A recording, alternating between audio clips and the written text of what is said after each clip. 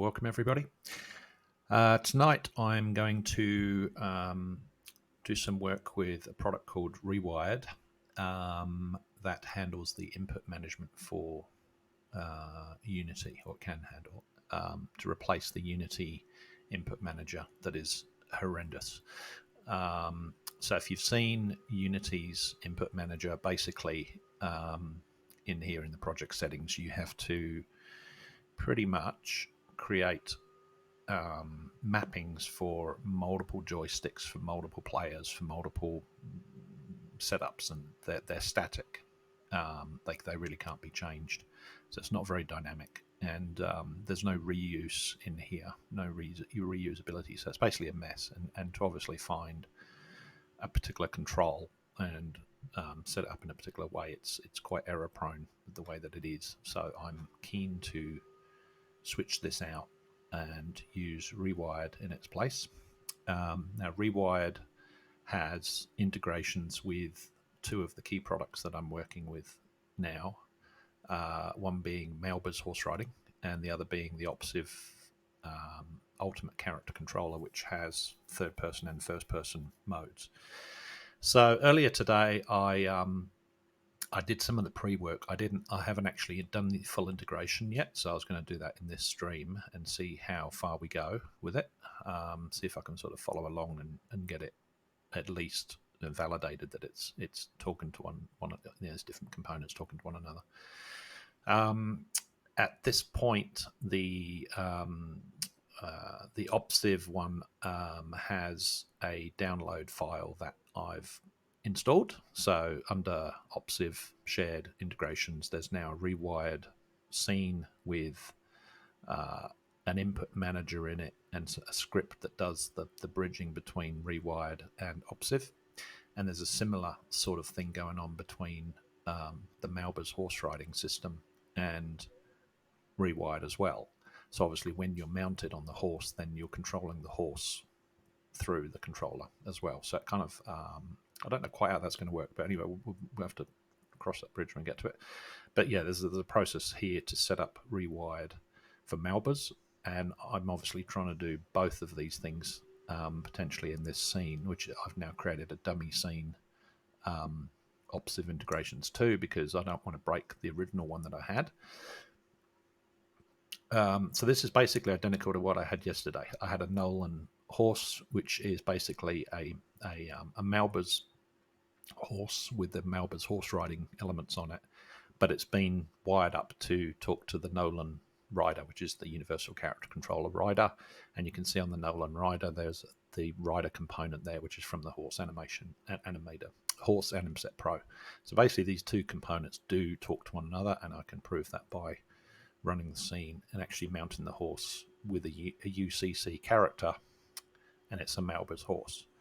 The part that isn't there, obviously Rewired hasn't been integrated with these two pieces yet, and the aim and weapon manager for Malbers hasn't been put in yet, so there's no weapons. I think if I can punch, I can do melee attacks myself, but there you go, I've mounted the horse. So yeah, if you jump onto the horse in the right way, you do actually mount the horse, believe it or not, if I can do it deliberately. There we go. So yeah, that's working okay, but apart from this horrible camera view that's just making me sick when I ride the horse, I think after playing a few seconds of that, it's just going to be horrible. So I've got to fix the camera position, I know that. Anyway, so at the moment, the controls are WASD, spacebar, F, mouse to look around, and the gamepad. I've got an Xbox One type gamepad thing here, and that's doing the same thing, although on the gamepad, there's no control map to actually dismount the horse. The V key on the keyboard does the first person, third person switch, and the left joystick push button thing, I think it would be L3, that does the toggle, but there's no way to actually mount and dismount the horse on the gamepad. So that's where Rewired would come in.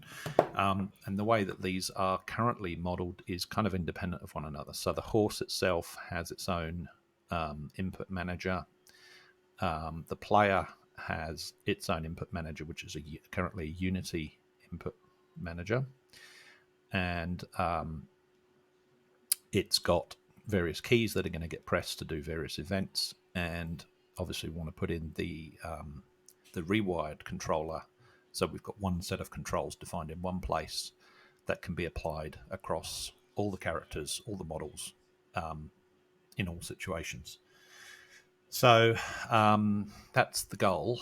I've not done this before on UCC. I've done it with Malbers previously. I've managed to get, but I've thrown away that project. That was a prototyping project, just to do some proof of concept stuff, really. But essentially, you have this thing called a rewired input manager. And if I quickly show you, if I bring in into the scene. Rewired, you can create in the scene an input manager, and this is it's a standalone thing at the moment. It's not a prefab, but what it can do is it can save all of your controller settings for all your keyboard, mouse, gamepad stuff in a file, and you can use this Rewired Editor to sort of edit all of the mappings to all of the different keys, all the different controllers, blah, blah, blah, blah, blah, all the actions that you can do, like move horizontal, move vertical, input behaviors, blah, blah, blah. So it's all edited here, and then it's stored in a file. This is generally not how you want to do it. What you generally do is you create a prefab and Rewired, create an input manager prefab, and put it in the project, edit it a little bit, and then you save it somewhere and put the settings in it. But you actually you don't want to be copying that between scenes. You don't want copies of it. So what you use is an initializer, and the initializer goes into every scene, and that's just basically that loads the prefab. So what you do is you'd call in this case a rewired input manager, and in that scene, when that scene loads, that's going to load the rewired prefab with all of the settings in it from the common folder, and then use them all basically. And if you launch the Rewired Editor, you can see that we're now working with this. If I look at the controls that are in here, I think probably keyboard maps is the place to look. You can see in this example, because I've used that, the one that's bundled with the Opsive Rewired demo, this one here, Rewired Input Manager, this has got all the keys mapped already for crouch, fire, action, grenade, blah, blah, blah, blah, blah, a whole lot of stuff, leaning, and these actions down here, they'd be under default. Yeah, so you've got equip. You've got different equip things here. So you can use the universal character controller actions on the character, and Rewired knows about them sufficiently here, and you can map them to the keyboard or to the joystick. And generally you do it to a gamepad joystick template, but it will literally recognize hundreds of controller types in a fairly generic way and map them through to the appropriate control. So you're literally managing all your inputs in one place.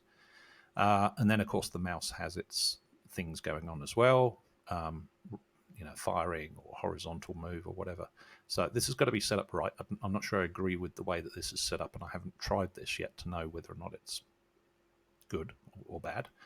But that's basically how Rewired's working. It's a thing that sits in the scene. You edit the settings, and as it loads each scene, obviously that prefab's going to keep it there, and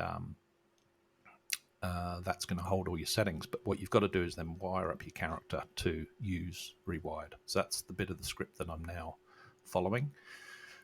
So if I find my page here, let's go back to the Opsive one here. So I've done step one, which is to install the integration. It was basically just this stuff here, this folder. I need to go to my character. And what I'm going to do, rather than hack away at this guy, he's not a prefab, he's just in the scene. I'm going to duplicate him because I don't want to break it completely. I'm going to make a rewired version of him. I'm going to make this one into a Unity input version. Deactivate him. He's the one I want to be working with. And there's the Unity input script that it refers to in the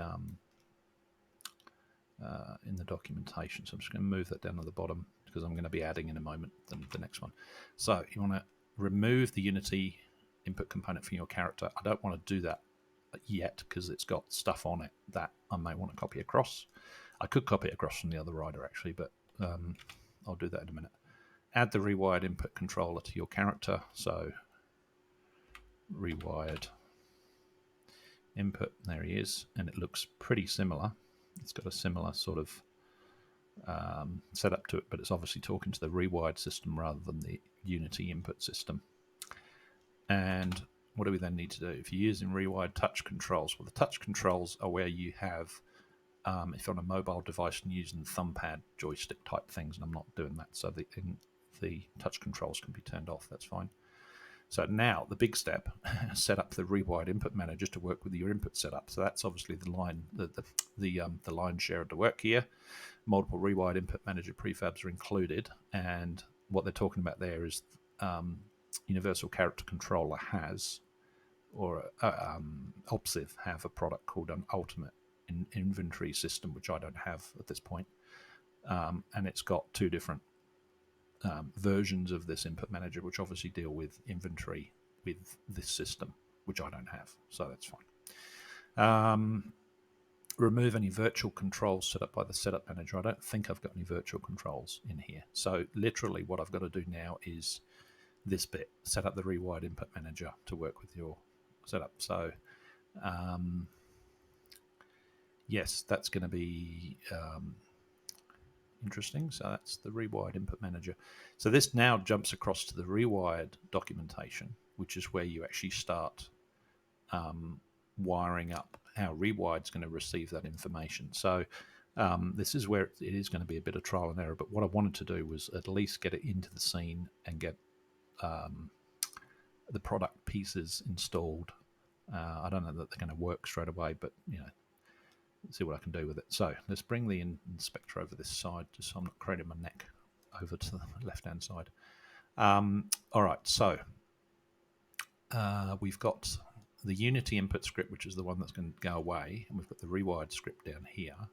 I think what I want to do is ensure that the, because I'm using, in the initializer here, I'm using this rewired input manager in the scene, which has been imported to work with UCC. So this should allow these keyboard mappings to send through rewired in the scene to the rewired input manager on that player.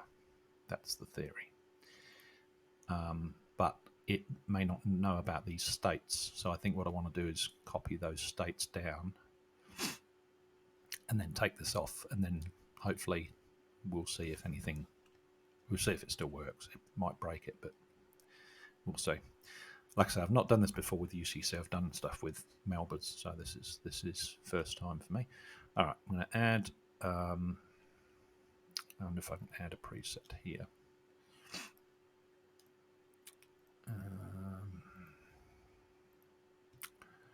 If I can add those states, create a new preset.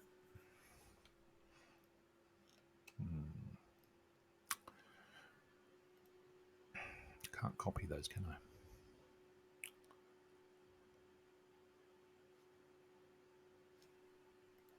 Well, the presets are there, but so this is something that Unity is doing the last few days. It's very annoying. You click on a file in here, and it should be jumping in the inspector. Sorry, in the project folder, it should be jumping to the folder where that file exists to take you to it, and it's not doing that, which is really annoying because I don't know where in the project that file is to be able to drag it in and things. So Yeah, I might have to restart Unity to fix that. Okay. All right, let's take a look at this. So without the states there, let's turn this. Let's just disable this Unity input script so it's not running. The rewired input is there. I've not deleted the other one. I want to see if the scene still works, because that would prove that rewired controls are sufficiently going through to this thing to be able to control it. I think it will need the states, but we'll see. We'll see. This may be a failed attempt.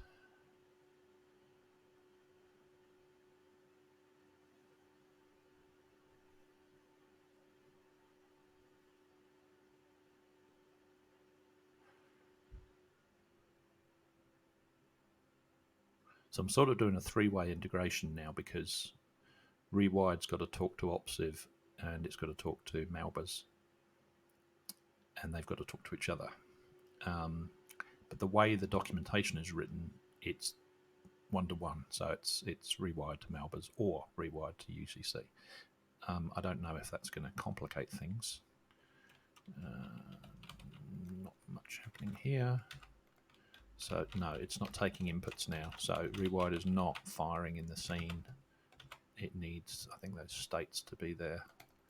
There's nothing happening at all. So, okay, well, at least we know that it does need those states. Not totally surprising, because they were there under the Unity script. So I don't really want to be creating them from scratch if they already exist.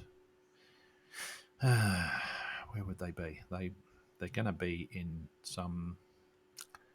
They're going to be somewhere in this Opsive structure state system. I want to pin that. I want to pin that there.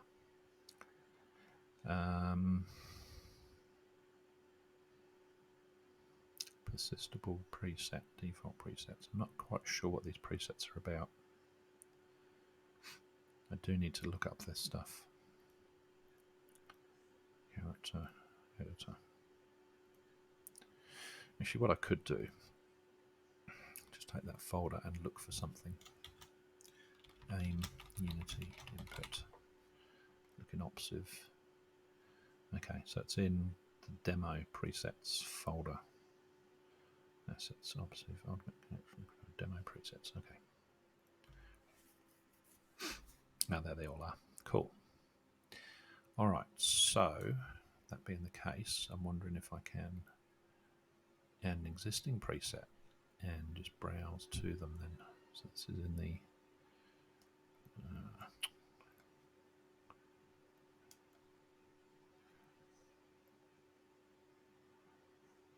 character. It's very, very nested. Okay, Opsive, UCC, demo. Okay. Characters, no, I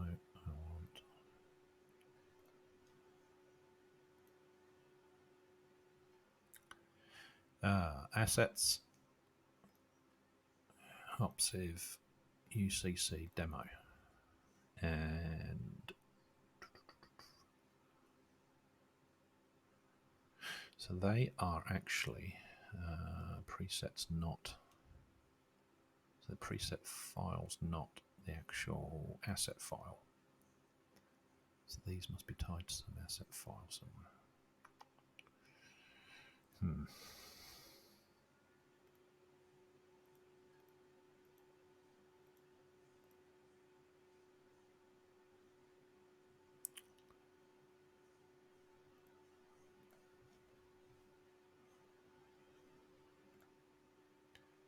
Opsive, control, demo.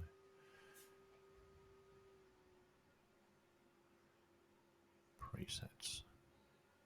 Demo state, there you go. Demo state configuration asset. Will that bring it in? Unable to add the preset. Doesn't have the same object type. Okay, so it's going to need its own one. All right. Well, I'm going to need to create one then. Create a new preset. Let's put it in the same folder. Copy it. And we'll call this Rewired Demo State Configuration.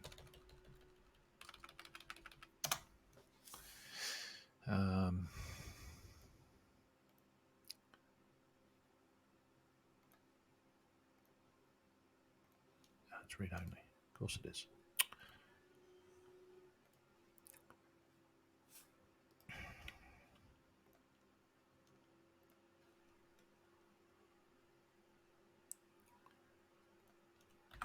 No. Create new preset.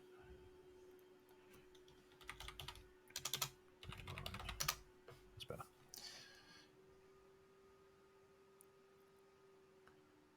Okay. All right, so I've got my new empty file. So I'm assuming now that I can add rows to the, so each one is a preset. Okay. It's a pain. Sounds like a lot of work. What's going on? Why is that not coming out of the demo like that?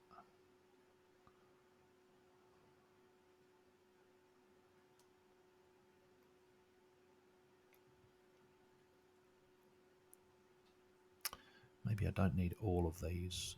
I probably need, certainly aim bow would be one. All right, well, let's create a preset.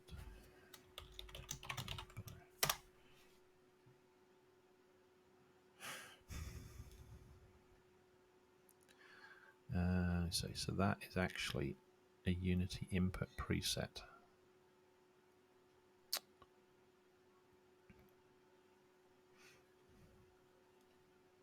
And that's calling aim sniper rifle. Oh, that's aim. I should have this one down here. Aim bow. So it's not doing anything. Okay, so let's do aim bow. That's blocked. Oh, that's blocked by. Okay. I'm not sure I understand what this is doing at the moment. I'm hesitant about going much further with this until I read up on it.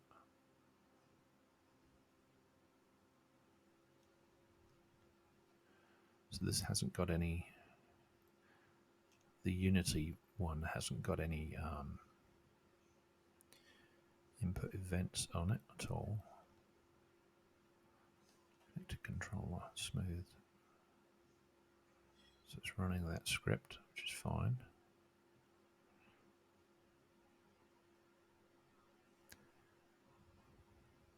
Very strange. All right. I think I'm going to have to look up the document, walk through the documentation and read up on this stuff. Rewired Initializer. So this thing here, let's unlock that. Launch the Rewired Editor. This, definitely the mappings are defined in this rewired configuration file. And because if you look at the standard rewired file, it doesn't have all of these necessarily. These are definitely UCC mappings that have been created. It's just not passing them through to the player, which is interesting.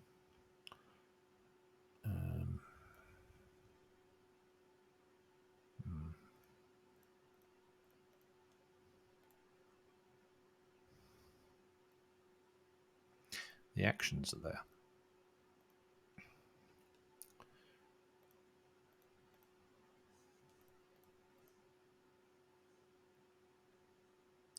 And it's really, it's a level of abstraction basically between the physical device. If you've got a gamepad controller or a PS4 controller or a Nintendo Switch or whatever, it's kind of irrelevant what the controller is, because in Rewired it's translating it back into a generic action like move horizontal, throw grenade or whatever. And these things are the things that the UCC player should be listening for. But obviously it's not passing through anything. I'm wondering if I've got an error in here that was missed. I think what I'll do is I'm going to remove these two here because they're not. Let's put it back to the way it was. I'm going to delete this because I think the way I created it was a bit chunky.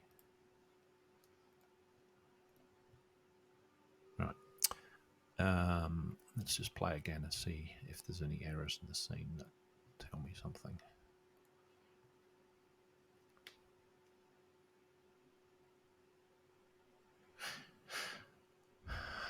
Ah, something's just occurred to me. And I think I might know why that might, well, it might be a factor. So let's just have a look here. So these issues are, okay, so the camera control, yeah, that makes sense. That does make sense. So the camera's looking at this guy, which should be the rewired guy, but I've deactivated the Unity input version, the original guy, and he is the one that the camera's actually looking at. So I need to repoint the Opsive camera to the rewired version of him.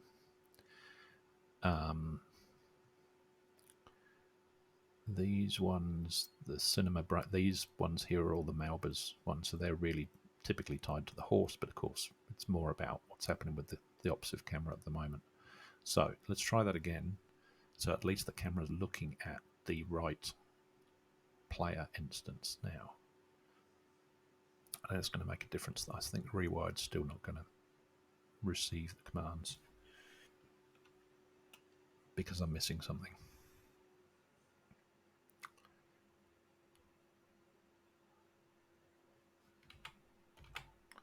Clear that. Oh, okay. Okay, he is working. Well, that is interesting. Now, is it because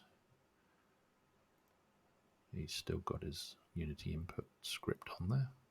I don't know. It's hard. It'd be hard to tell.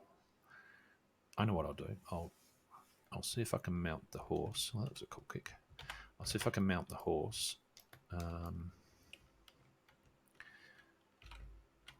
Okay, it's actually changed the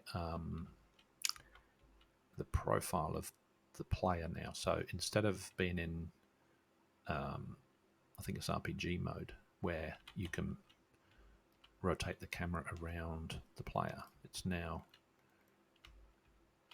you can move towards the camera. So F. Okay, so it does mount the horse.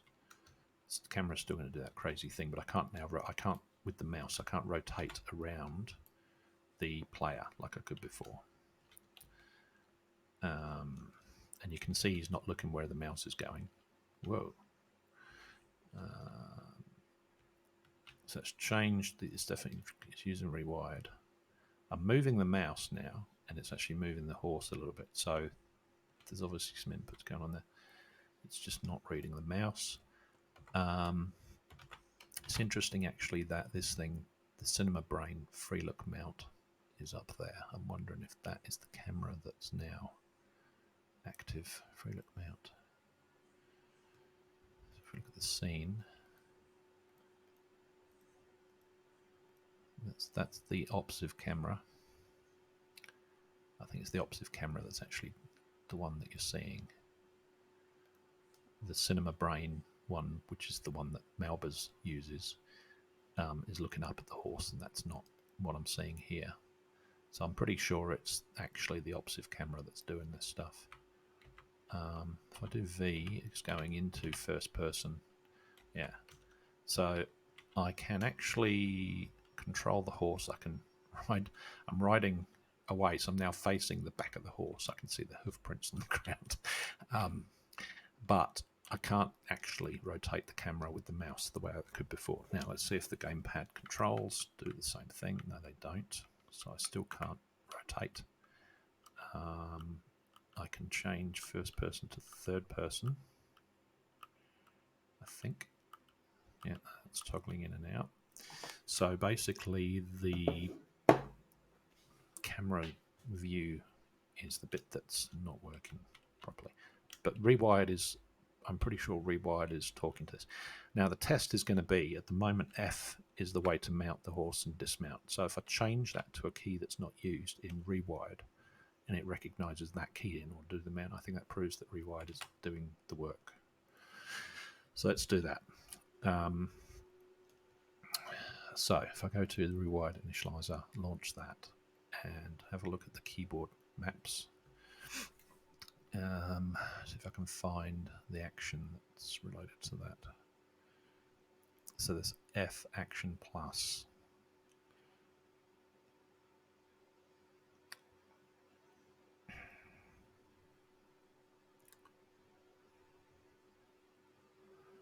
F action plus, okay. So if I modify that to, just look at the other keys that are in there, there's a grenade already. Something that hasn't been used. Is M for mount? That might be a good place to start. I don't think M's used there. Okay, so let's use M to do the same action. All right, I think that's done. Let's jump out and just go back in to make sure it's retained that. M action. Okay, so the UI will probably still display F because Malbers is showing the Malbers horse will show a UI here when you get within the mount trigger points, the areas around the horse.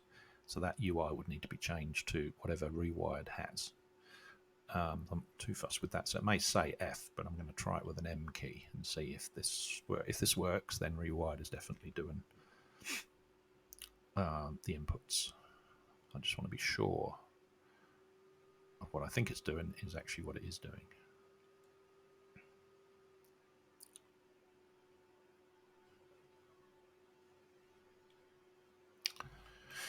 Okay, so I still can't move that. It's F. Okay, so F is still no, and I think this is where the Malbers input is actually probably calling the mount action rather than the player's M input. So let's do an M and see if nothing. So it's the Malbers part that's actually asking it to do the mount. Now, let's see if I can change maybe the jump, because the jump's definitely nothing to do with Malbers. This is to do with the universal character control. So I'll change the jump to M instead, and we'll see if that works. It's a bit of trial and error. All right, so let's go back into keyboard maps. Let's change that action back to, what was it? F. And the space key, space bar, jump, let's change that to M. All right, so now jump should be M. Okay. All right, let's give this another go. It would be very nice if we can map all these controls in one place, in one screen, literally. Because then if the player wants to customize the controls, you've only got to update them in one place too.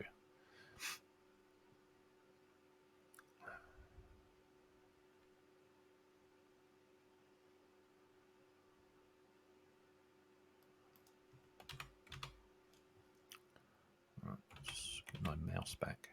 Okay. All right, so spacebar is still jumping. M is not jumping, so it's not using Rewired.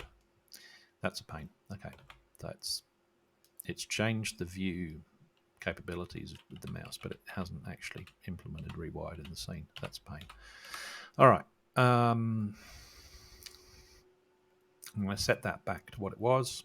It's just a process of elimination, really, to figure out what I've done wrong.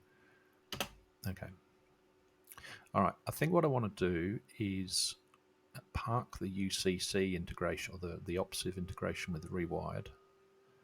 I'll come back to this scene when I figure out a little bit more about the documentation, because obviously I'm missing something with Rewired. That player,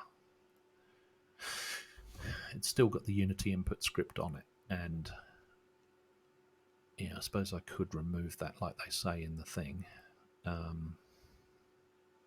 just don't know if that's going to work. I do know that Malbers itself has its own input monitoring as well going on, so M input So it might be coming from here. There's the F there. So I think when Malbers horse riding is implemented with Rewired, this changes. These change from keys to inputs in it, I think, from memory.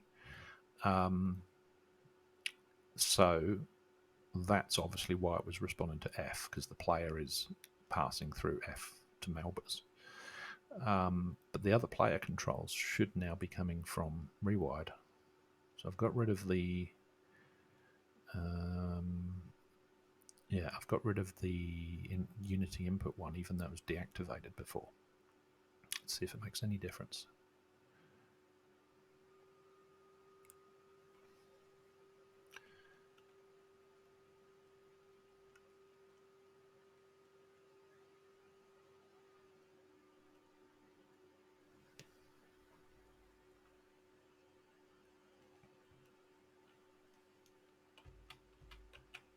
Okay, mouse is back.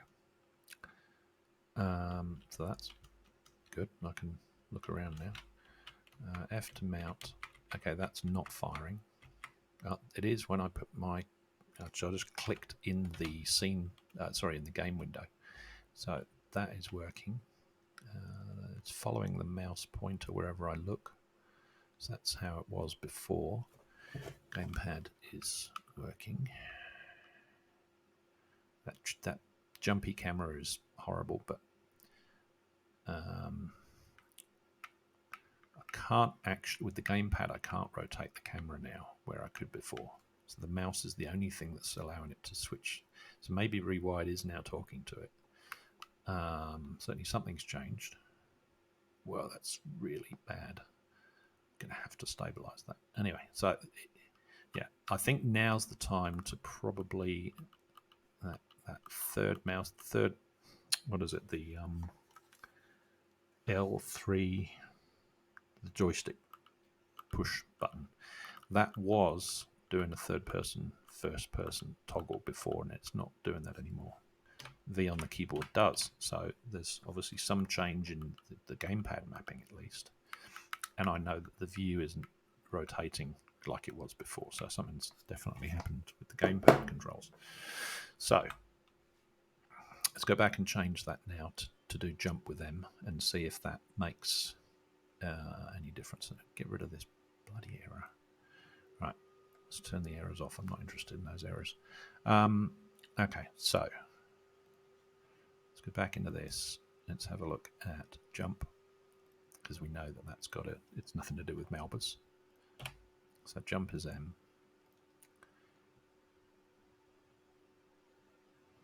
All right. Moment of truth.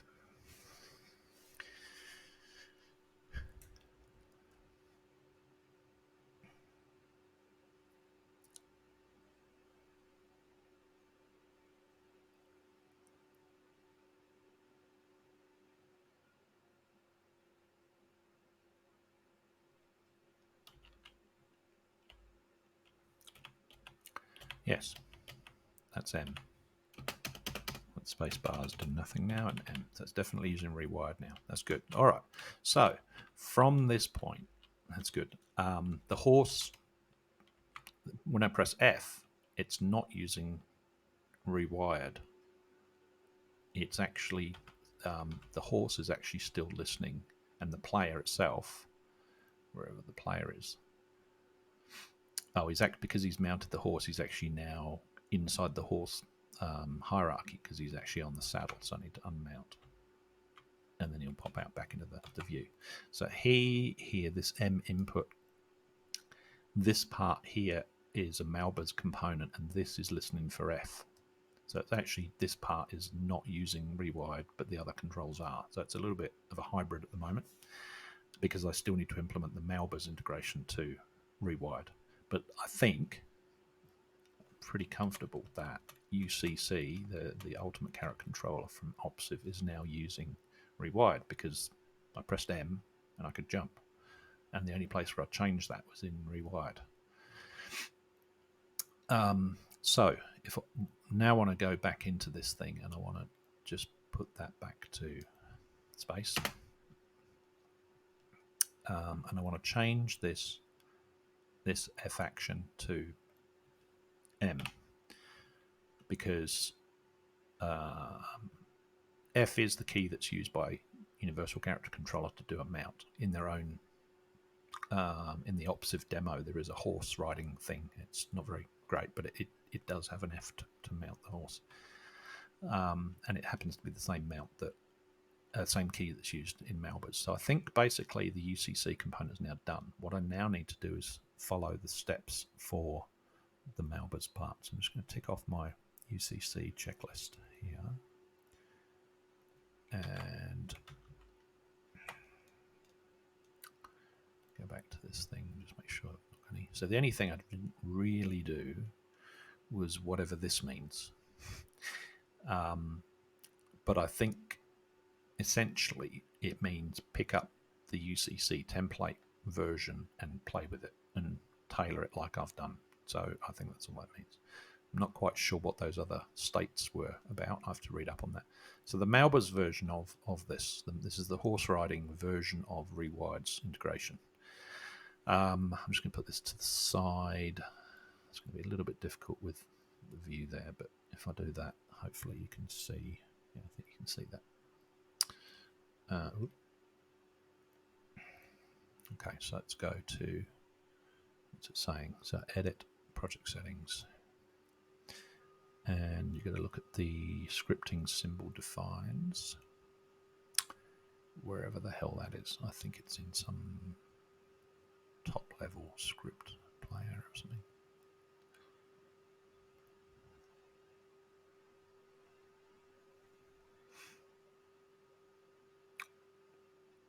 See, this thing here is supposedly using the old input manager rather than the new input manager, but this is going to go away because I'm going to be using Rewired for all input management. Where is this scripting defined symbols? I think if I go up the top, scripting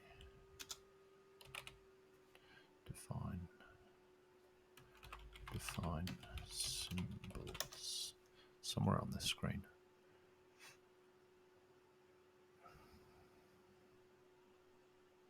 Oh, there they are there. Okay. So there's quite a few there. Is Rewired already in the list? I don't think it is.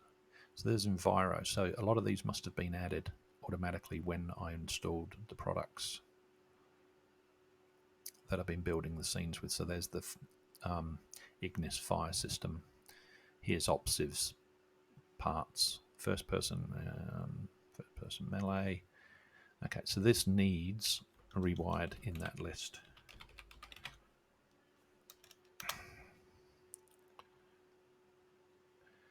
And what else do you need to do? Okay, so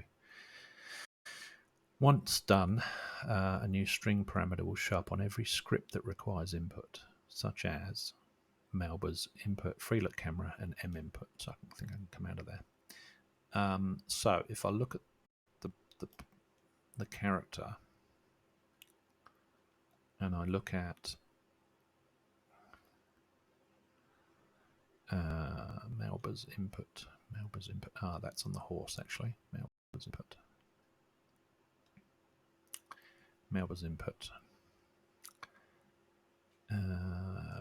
Player ID. I'm not seeing it.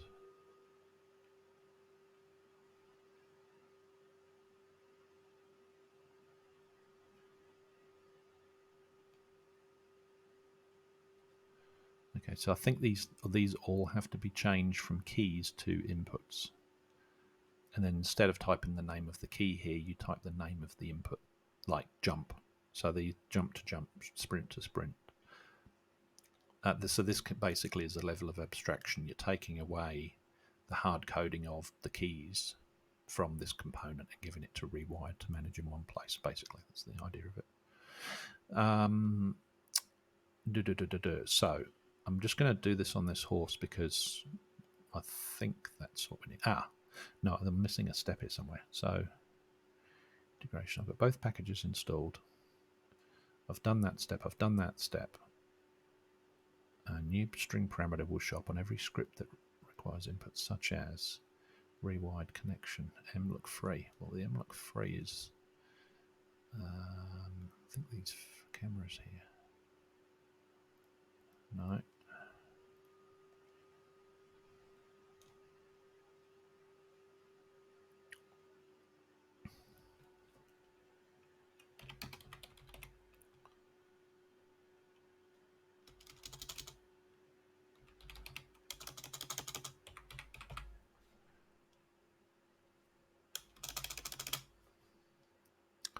Not seeing this M3 look camera. I think that's this thing, which is a prefab.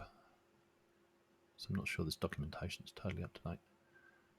Anyway, I know that this has to be mapped to player 0, which is the single player.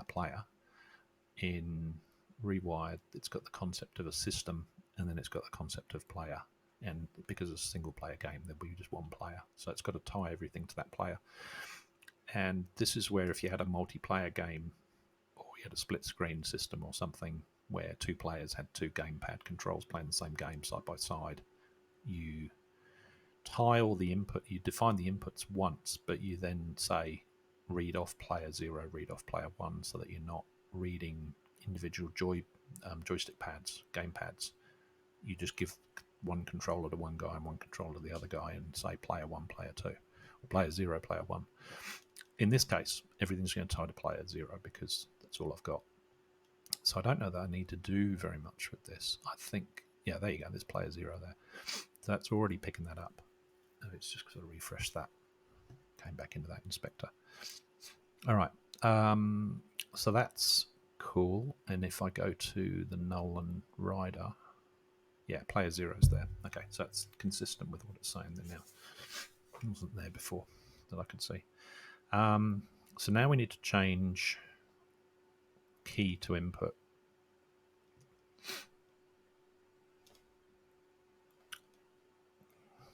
Change all the keys types from key to input on all the input to complete the connection. Okay, so input, and it looks like it's just copying across whatever the values were from here, which hopefully will be fine, so that they're just abstracted layers. The rider, there are things like the attack that I don't think it's on the rider. I think it's actually on the weapon manager and the aim, which I haven't got on this one yet. Let's look at the horse and do the same thing on the horse. Change these to inputs. Okay. So that step is done.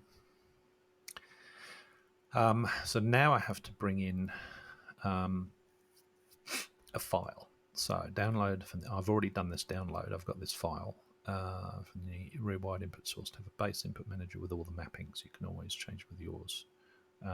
Okay, so this is now going to conflict with UCC because, of course, this is Malbers horse riding set of commands, and the other one is UCC's. So I need to blend them. I need to merge them together somehow. So I don't think I'm going to bring this file into this because it's going to conflict. I can only have one or the other, I think. So let's launch this and let's just see if we can do. So what would we need to do? We would need, certainly we'd need the mouse look system to be consistent when you're riding the horse, that it's using, but that's using the Opsive camera, so that's maybe irrelevant. I think it's the mount. I think it's the mount action that we need. Like I say, I'm prototyping here. I've not done this before. And on both of these, I've used the Malbers thing before. Let's create a new one. Let's create a new action. Call it mount and mount because that's what it's called in. That's what the horse is expecting. Malbers input. Okay, so these names need to be in there. Jump will already be in there. Fire 3 probably should be in there. So that's sprint. Okay, fire 3. So let's do a new one there. And do Fire 3.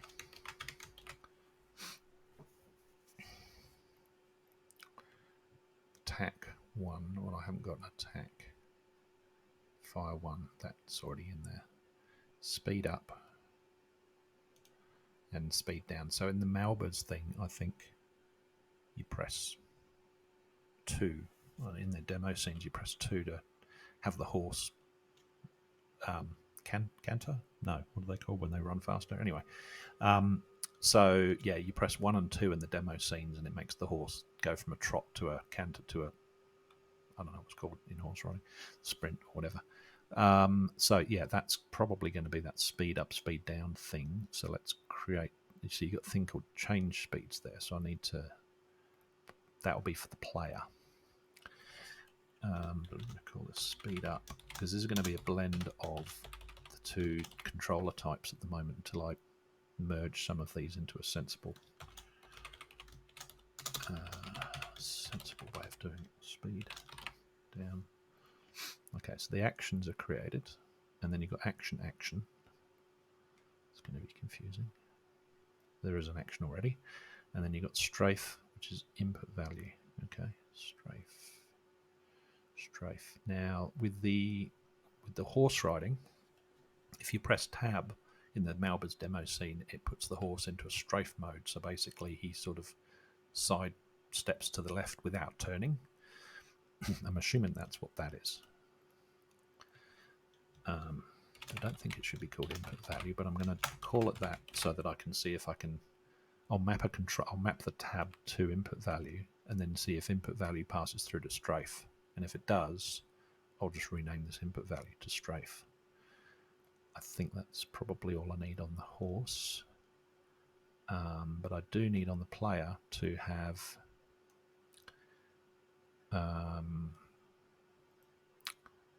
mount, dismount, and call mount. So I've got mount. I need a dismount,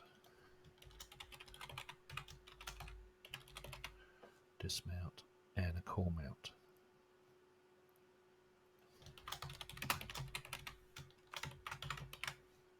Right. So the actions are there. So they should be pulled in from these. What I don't have yet are the keyboard controls to fire those actions. So I need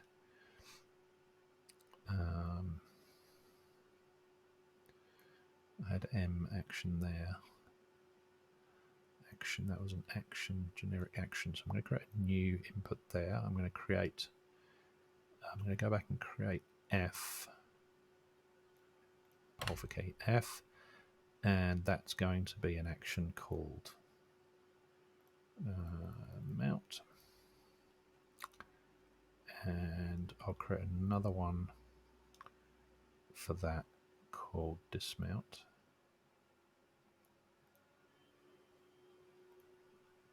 Okay, it doesn't like the fact you got the same key. You have to be assigned manually. Okay, yeah. All right. That may be a bit dynamic because it uses the same key to hide. So hold. One's a hold. One's instant. This contribution, default system, positive, negative. So I think it might be on the actions. Let's look at the dismount type button. Behavior category. Yeah, so that's probably going to be a tricky one. The dismount might be a bit fiddly. The other one I wanted to do is the tab to see if so that's not mapped to anything. Let's put that back to mount. This one doesn't do anything, so let's map that to the tab key and make this do a input value, which was the strafe, and that's fine. We don't need that. We can delete that one. Oop, no, delete that and delete that. Okay. All right, so it should be listening for an F now. The F should be received by Rewired, pass through an action called mount, a level of abstraction that then passes through to the player. The player receives mount, and that should, in theory, work. Let's put that to the test.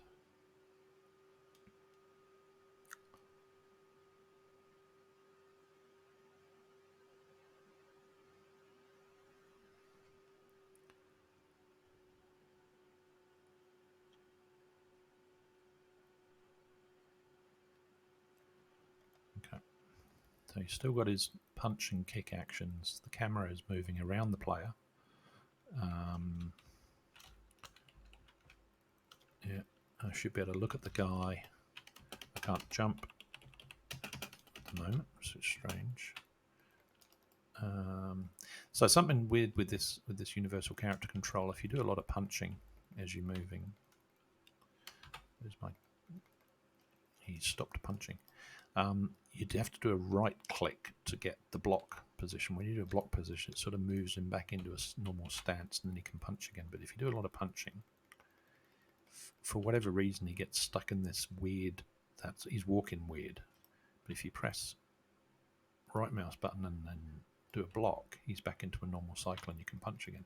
So it's really weird. There's something odd in the animation cycle. Like his arms clipping through his body there, which is odd to say the least. But anyway, that's obviously something with the Malbers template, not the UCC template. All right, so let's see if we can get him to mount, and he does. Okay, the camera is moving around. The V key jumps in and out. The tab, yes. Okay, so he's now, that's the strafe, that's the horse strafe, and it's making me feel sick watching it because it's just all over the shop. But that's what you're supposed to be able to do, is press tab and then you can kind of strafe along with the horse. That's how the Malbers controller works. So it's definitely going through Rewired with both the packs now. That's good. I do find in first person that the camera's nice and stable, and it doesn't make you sick. So I think that's pretty good. Obviously, I don't have the weapons enabled on either the universal character controller or the Rewired or the Malbers horse, because you can fire a bow and whatever, and you can throw a grenade or a fireball or something with the Malbers horse rider. So the aim and the weapon manager parts, which use holsters, they are not on this character yet. And of course, Universal Character Controller's got its own weapon system that I've got to try and integrate. But at least now, if I need to change which keys to press, or I can see that the mouse is moving, I'm going to try it with the gamepad control. First person's not doing anything at all at the moment now. That's interesting. Okay,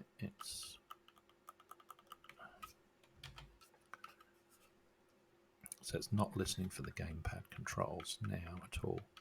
Where before I think the horse was taking inputs from directly from Unity, from the Unity input system. So now the gamepad is not recognised. Well, that's okay. It'll be an issue now with that rewired setup.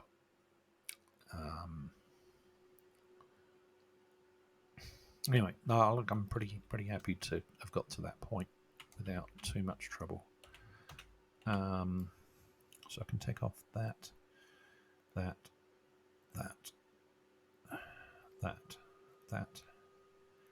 done. That's done. That's done. That's done. Drop the prefab to your scene. Okay, so it's saying in the Malbers thing to drop the Rewired Input Manager Malbers. Yeah, okay. So that's a way to put Rewired into the scene, is to actually hard code it and put the prefab straight into the scene. But the problem is you actually want Rewired to be dynamically loading that prefab. This is the preferred way that Rewired wants to work, is with this loader, this initializer. So I think the way I've done it's fine. It is just about now making sure that all the actions that the horse can do while the rider's on it can be recognized in those actions by Rewired. So let's actually do speed up and speed down. I can't remember if I was able to ride the horse at speed, so let's see if we can get that bit working.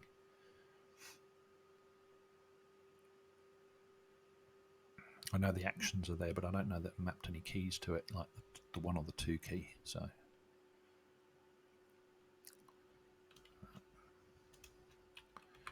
horse and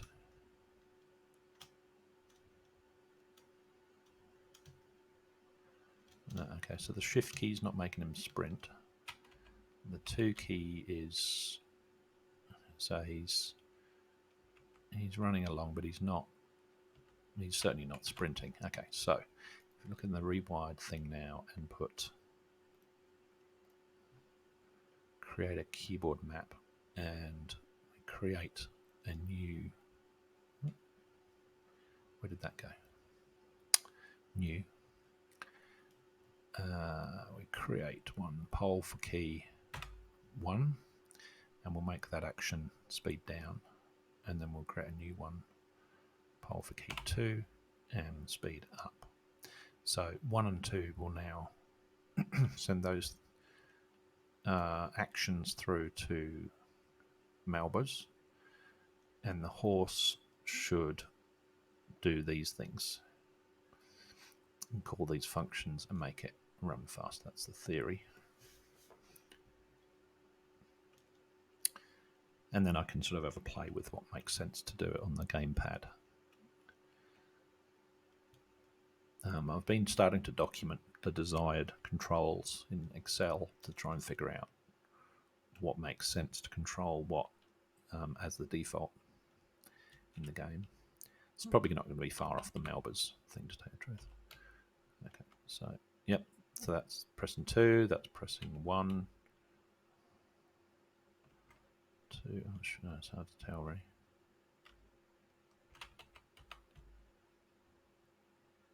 It's hard to tell because it's jumping all over the shop.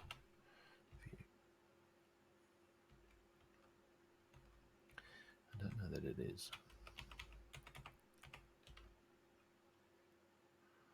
That it is slowing it down. I think there is a debugger on here. So on the horse, there is a way.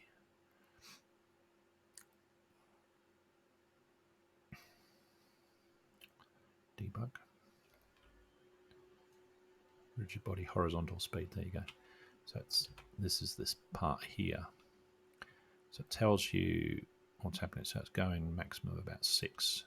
Whatever 6 is. If I press 2 and go to the maximum, it's still a maximum of 6. If I press 1, I'm still getting a maximum of 6. So it's definitely not speeding it up. Is there any other thing that's helping me here?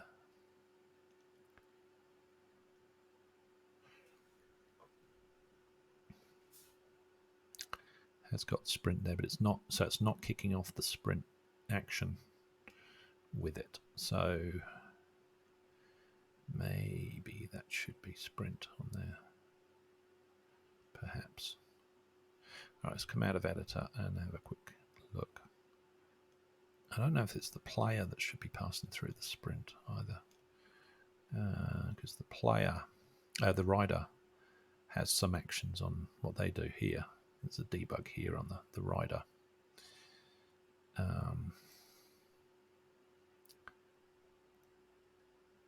I think that's more about just mount and dismount. And once they've mounted, it's the horse that actually is doing the controls.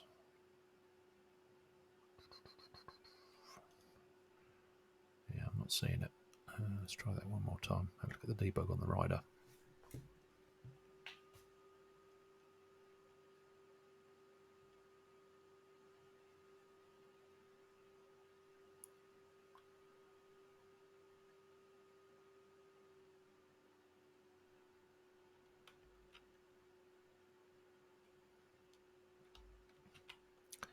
Okay, so you can see this is quite helpful stuff. Like I can call the animal, although I don't have a call. I don't think I've mapped a button to call. when I move inside, I think I showed this in the previous thing. If I show the gizmos, those are the mount triggers, the colliders that will allow you to mount the animal. So once the player gets within that box and collides with that box, then this can mount will tick, and that will then display the UI of whatever button I've mapped to it, which presumably needs to read it from Rewired rather than just be hard-coded at the moment. So now it's can mount, and I can mount the horse. So that's all working, and I can dismount. I can't mount, but I can dismount. So holding F doesn't work. So definitely that dismount, holding F doesn't work. I need to change the way that it's received in Rewired to do a hold rather than just a press. I don't know how to do that in Rewired yet, but there will be a way. Is on horse. So that's all good. So if I look at the horse and I look at the debug on the horse, there's more information obviously here. Can exit, movement detected. Yep.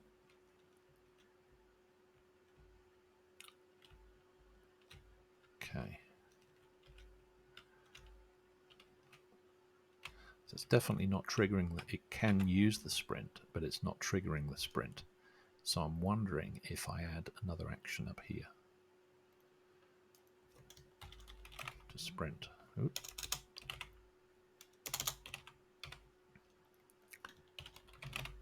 Sprint. In theory, that's the shift key. Shift and forward, I think. So let's give that a go here. When active. Strafe speed up. And then put down null and horse speed up. So these are definitely wired to actually.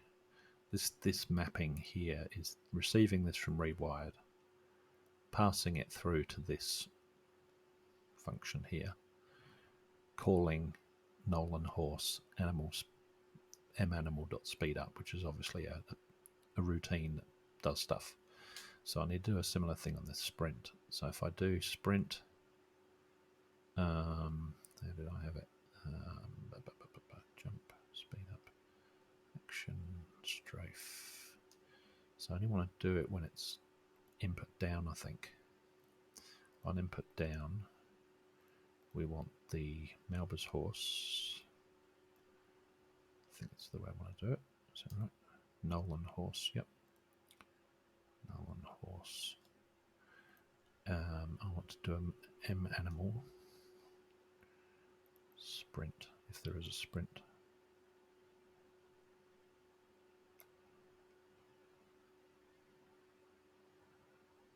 Sprint set. Okay, let's put that on. Let's give that a go. I don't know what it's going to do. I've not tried that before. Let me try and error. I need to probably read up on the documentation on these Malbers functions.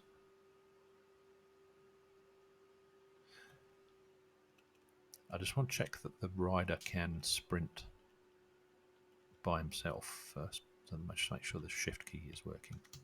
Yes, okay, so that's the sprint when he's running. Will that do something when he mounts the horse?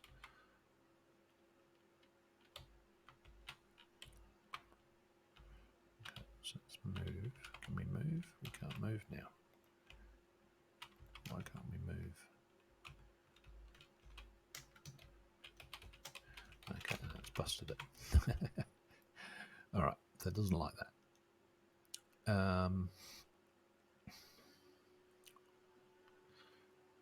Okay, so that's a down, long press. So maybe that's where the action happens. Anyway, I'm going to get rid of that thing because it's not helped. It really hasn't helped. Okay, let's make sure that's working again. It's going to be trial and error. But I'm pretty pleased that I've got the three-way connection between those components now through Rewired. That was, I don't know if you've seen my Visio document on my design, but I'd identified that as a pretty crucial piece here. So having rewired talk to Horse Animset Pro and this. So these two lines are now green. So they're definitely talking. That's in the project, and so that can go green. It's obviously got to be wired up to all the other things as well, and we still have a conflict with Blink RPG Builder. But at least it's starting to turn green now. So yeah, that's promising. All right. It's odd that the attacks stop after a while. I need to debug that a little bit. So there's a lot of things going on in the universal character controller. Let's just make sure that I can. Yeah, I can control the horse. Tab, and I can sidestep. Yeah, that camera's going really bad. It's actually not using the Malbers camera here, which it probably should be. So I think if you go into first person, I think it should be using the universal character controller camera. But when you're in third person, ideally it should be using the Malbers version, or at least the Cinema Brain controller. It's doing some very sketchy side view. Don't know what's going on there. Anyway, all right, so let's come out of that. I'm happy with that for the moment. I've solved one problem, which was how to integrate those pieces. Now, the other piece I wanted to try and crack on with tonight is, again, some more characters. I've got some non-player characters that they've been converted to the universal render pipeline already. They are going to be wired up with Salsa Lipsync, Eyes, and Emoter. So I was going to do that, and I've sort of worked on a couple of these NPCs today just to get them fixed up, and I've realized that some of the models have, whilst they don't have rigging for the face, they do have mouth and whatever inside the head. So I'm thinking that it's just a rigging problem to be sorted out in Blender rather than actually creating a mouth mesh. So that's promising. So one of them is this forest huntress type. There's a witch, and there's a whole lot of them that have got the same sort of thing. So they've got a mouth in there. Come around to the front. Turn off the gizmos. There, so you've got a mouth. It's pretty ugly. But there's no rigging on the face. So you've got rigging to the head. So you can move the head, but there's nothing in the jaw. And there's no facial blend shapes or anything to be able to move. I don't think even the eyes can be moved at the moment on this particular character. So that the eyes can be selected. I wonder if I can rotate them. I don't think I can rotate them. Not easily anyway. So yeah, I don't want to do any more with this character until I sort out what I'm doing with Blender. But the other ones I can actually move forward with. Let's have a look at my list. I've actually got three models that I can move forward with. One is the butcher. The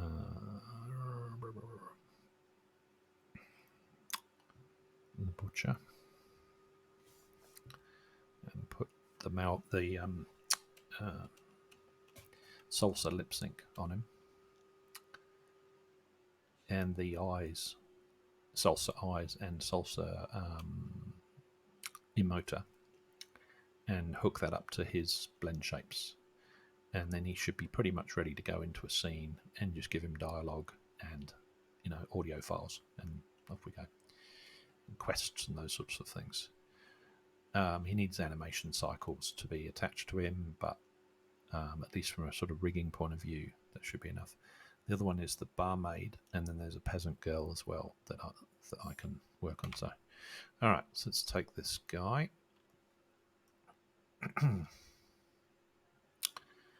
I want to turn off these other bits and bobs in the scene. Don't really need them. Okay, so let's view there. So I don't know if you've seen this process before. What I actually want to do is to create him as a new prefab, so that the one I'm working with is the one in this main NPC folder, which I'm going to call NPC Butcher, just to be clear and consistent with these ones. I'll get rid of him out of the scene, and I want to put him back in there. There's one of them. Okay, so he's now my prefab, and I want to add the salsa. Add salsa to him, and we need to configure a few things here. So a lot of it's pretty straightforward. We can add an audio source to him, add a cue processor, add an emoter, and already those things are starting to turn blue, which means they're configured enough to start using. The visemes I need to do. Let's give him an audio source file to work with, so that he's got some audio that will play, even though he won't do any lip sync yet. So I'll use one of my packs where I've got voiceovers for various things. I'm going to use a night, which I think is a fairly generic. Let's use custom line. I want to lock this guy all the time now. Let's pick something that isn't too offensive to everybody. Something that a butcher would say.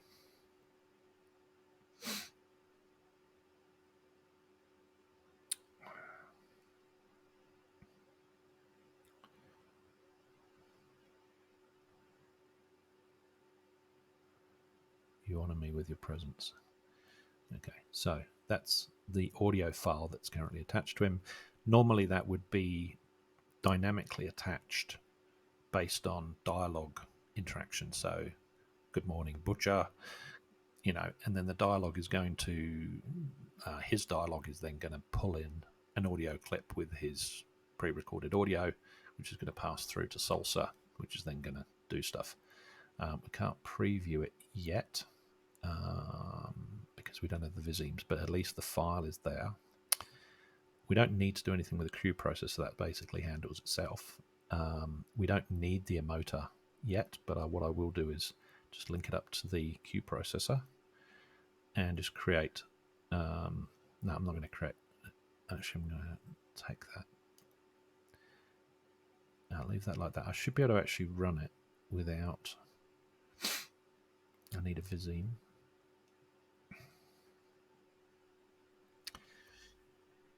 I'm just going to do this the easy way. Say small mouth, and we need to get the skin mesh render on him, which is probably going to be one of these. Yeah, okay, so I need SK head. It's going to be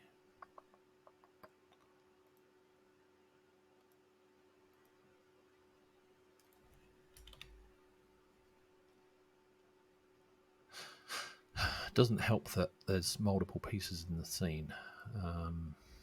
Okay, that one I think is the one I want.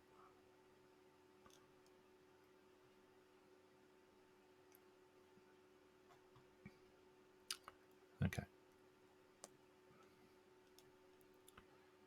So that is now happy. Okay, he's blinking. Okay, so he's doing something.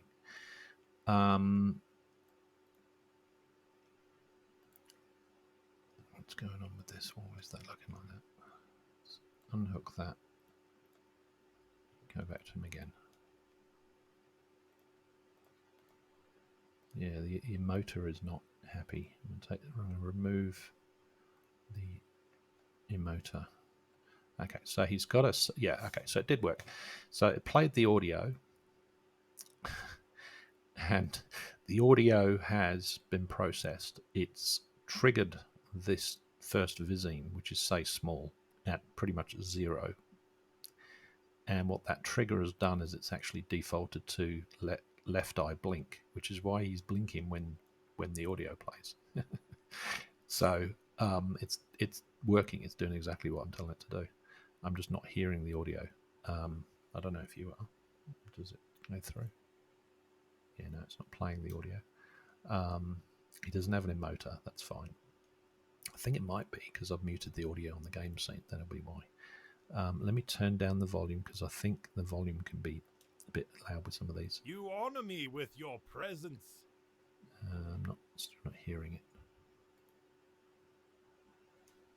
And of course, not in play mode, so that's probably not going to do very much at the moment. Anyway, I actually don't need to hear it in order to honor me with your check that it's working.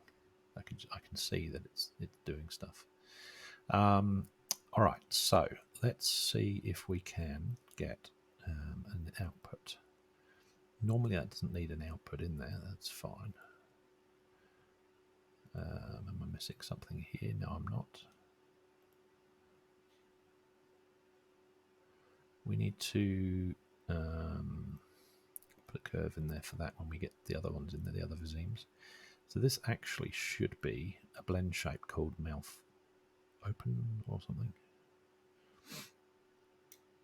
Jaw open. So that should make him open his mouth. You honor me with your presence. So he's opening his mouth whenever it fires this this particular vizime. You honor me with your presence. Is doing, as he says, this "you honor me with your presence" part. You honor me with your presence. Okay, I'm just not hearing it. Why am I not hearing that?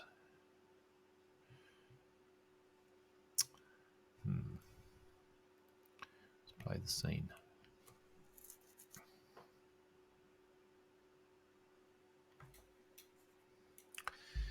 And the other thing is whether it is actually playing it, and I'm just not hearing it through my headphones, perhaps. You honor me with your presence. It is playing it. Okay, so it is playing it. I've got my microphone, headphones, is plugged into my microphone, which is, I'm hearing myself, but I'm not hearing the audio. Okay, that's better. So. You honor me with your presence. Okay, that's good enough for me to start wiring that up. Right. Let's do some stuff and get him to say some stuff. So I'm going to use a bit of a cheat sheet here, which I have.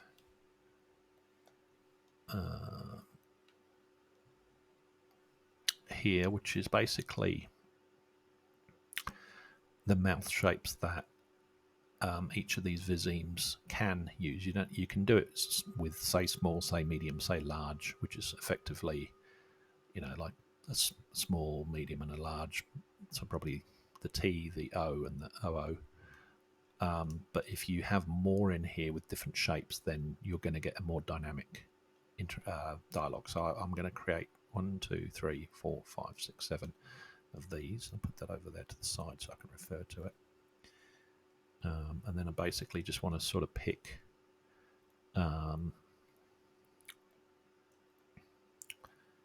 I want to change the name of these. So it's going to be Vizime W. Vizime 2. That's an F sound. Let's number them so that they are very clear. So it's a W, F. Let's do a Vizime 3 is a T sound, and obviously as we're going up the list here, the vizimes are getting, the mouth is getting wider and more open and louder, which is exactly what's going to match with the audio file. Even though it's not a phoneme, so it's not going to know that a T and a P sound are going to be, it's not going to match to them exactly, but from an approximation, it seems to work quite well. It's a TH sound. This really doesn't take too long to actually get a result. It's not necessarily a good result, but you can get a result. It just requires a bit of tweaking to make it more realistic. So I get E sound, and then we need one more, which will be the Visime 6, this will be Visime 7.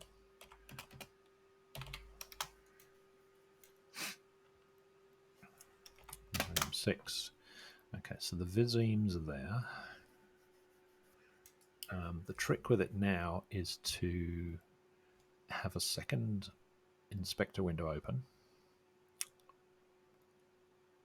and put that in there. Click on his face and pin that so that I've got his I've got control over the blend shapes in the inspector, and in this inspector I want to go to the main butcher and pin that so that I've got the salsa stuff here. So now I can figure out the shapes that match with these things by just sort of fiddling with these blend shapes to get the right settings and the right amounts. So, you know, it might be 20% rather than 100%. I can plug those values into the Visime's controls here.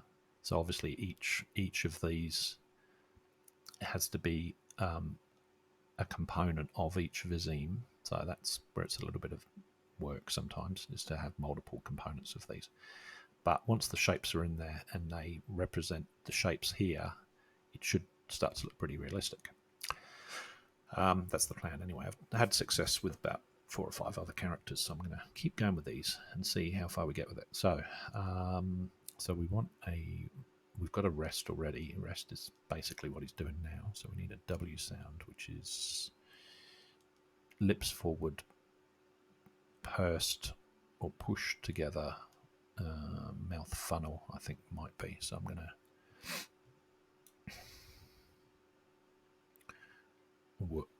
let's get a bit closer to him. Let's see what we're looking at. Let's go into that mode and see if we can get. Actually, what's sometimes useful also is to create a second scene window and actually have 2 views of him. Yep. So in this scene window, I'll go in and I'll go in from the side of him there. And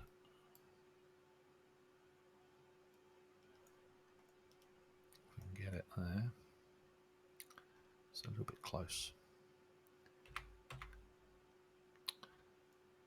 Can't quite get close enough.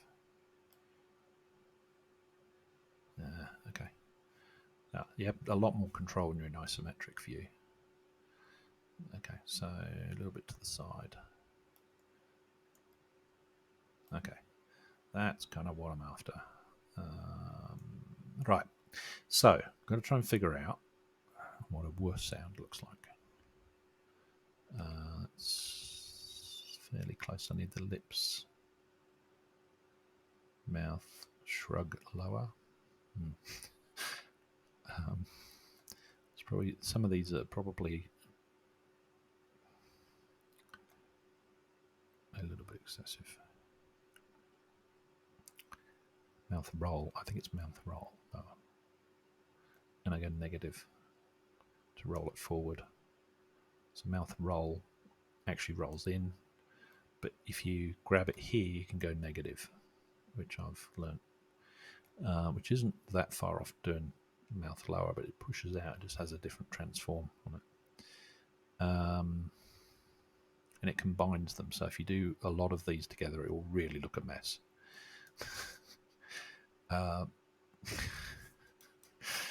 So pucker, let's put that back to 0 and just find the right thing here. So just trying to refer to this cheat sheet.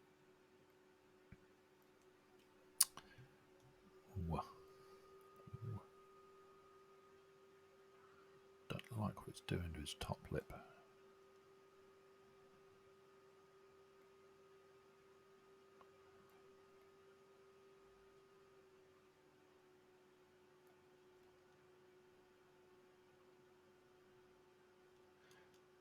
Pucker.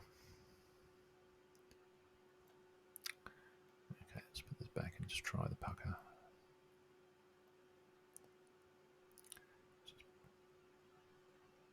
A bit of that. of that. It's probably not far off it. And then that's probably about it, actually. Okay, so here all we need to do is we've got one component already called mouth. Actually, that should be mouth pucker. So I'm going to make this component match the name of the blend shape, which makes it really easy to work with now. Mouth pucker.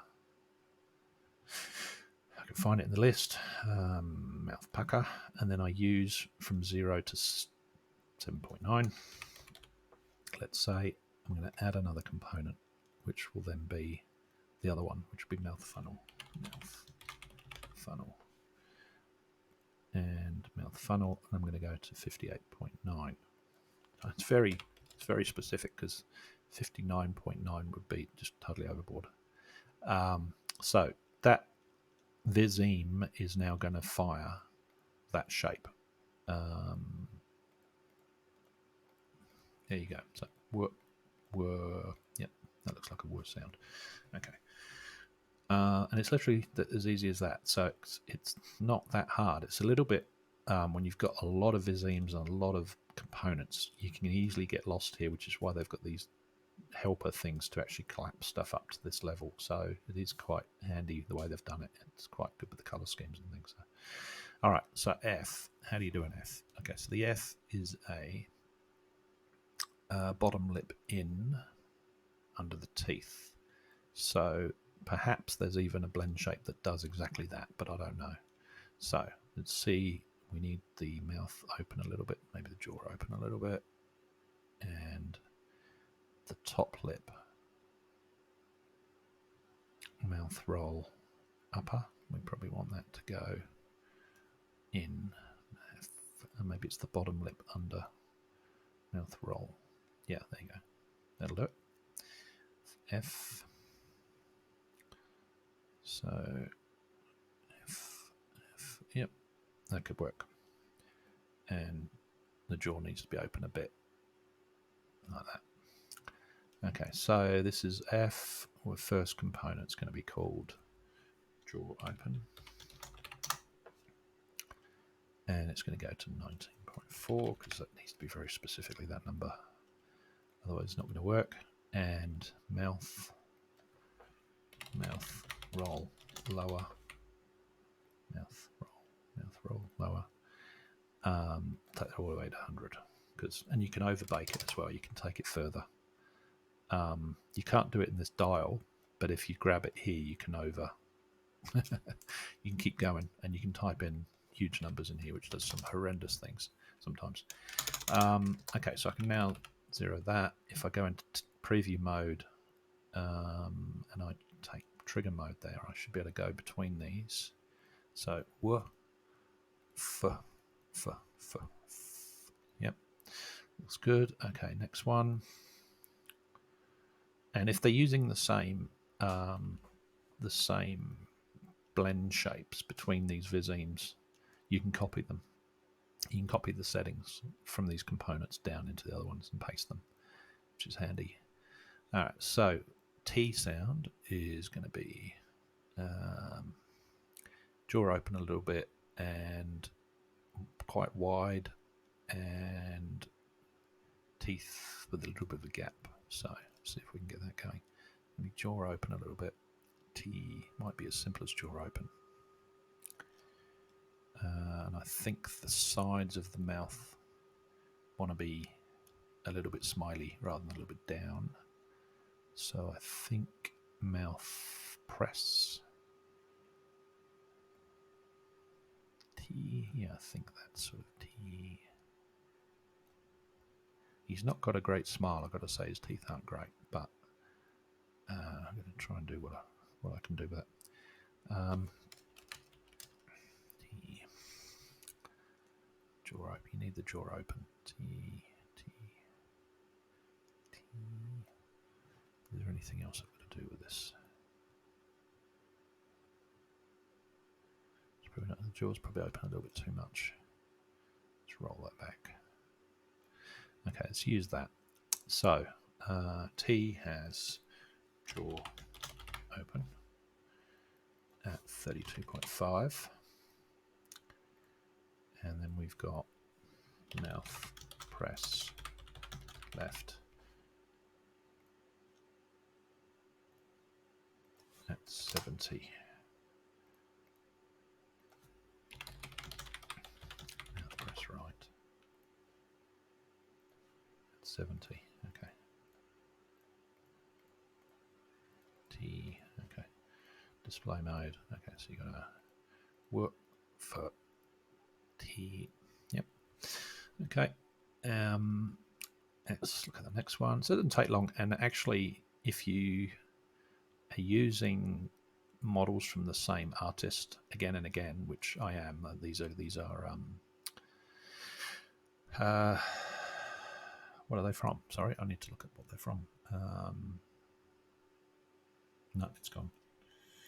They are from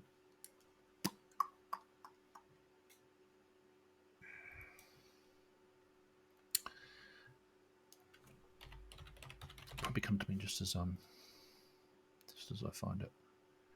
Dari Pulaski. So yeah, this one doesn't have the blend shapes. This one doesn't have the blend shapes, which is a real shame because I actually need the monk. But these three are the ones I've worked with so far: the blacksmith and the merchant. So the butcher's obviously this one. And what I was going to say is, when you are working with the same artist models again and again, and they use the same blend shapes, you actually remember which names of blend shapes go with which regimes, which is helpful. Because these names are arbitrary. Like another artist might have a completely different set of names here, and some of them put in the blend shape names, like TH will actually be a blend shape sometimes. Anyway, all right, getting off topic. TH looks like this. Sets down at the sides of the mouth. Mouth is open a bit more. The bottom lip is pushed in, and the tongue is on the bottom of the teeth. So there's probably a few parts to this. So jaw open.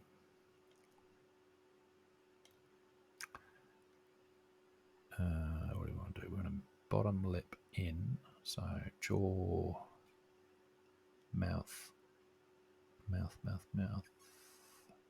roll lower. No, roll up and roll lower.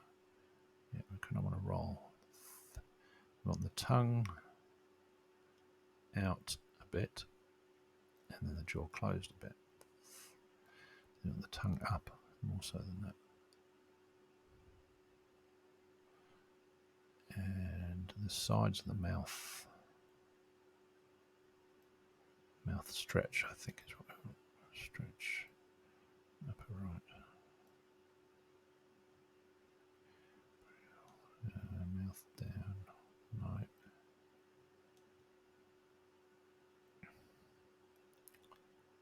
Mouth left. Yeah, I think it's these ones. Actually, that's not far off.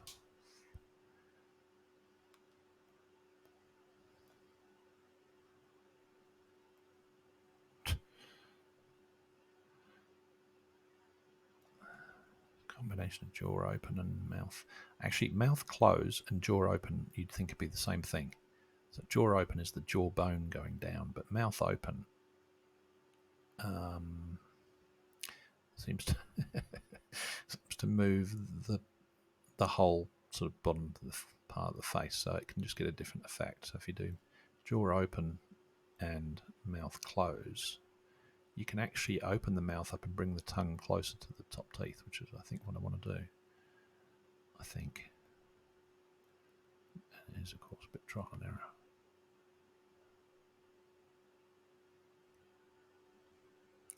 It's probably a little bit too excessive for that.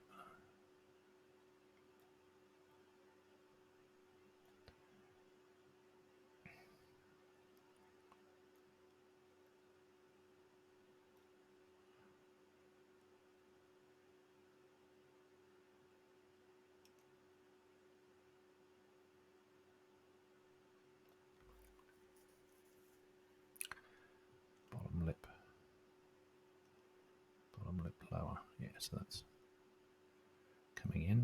if I overbake it. Yeah, so I can certainly push it past. I just don't overdo it. I think 100's fine. Okay, I think that's the.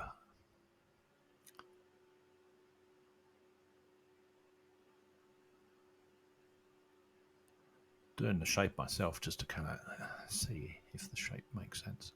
I think a lot of artists who draw cartoons and things, they actually have a mirror where they make a face with their look in the mirror and make a face and then draw the face to try and get the parts of the face in the right position. That'd be quite helpful with this. Not sure about the top lip, but I think it's just the way his top lip is modelled. Roll. Top.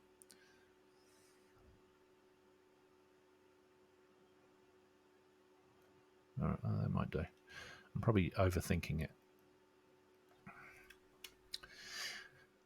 Okay, so we've got jaw open again. This time we're going for 24.3. We are using whatever the next one is, mouth close. Just going to get a negative 27.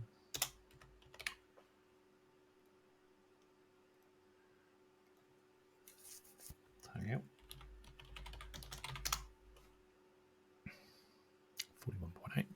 Because the 0.8 makes all the difference. Mouth roll lower.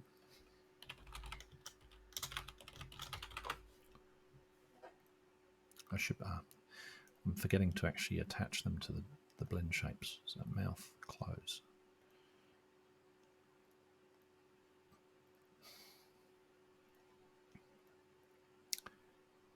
Mouth roll lower. Mouth roll lower goes to 100. And last one is mouth roll upper. Mouth upper. That goes to 36.9. Right. So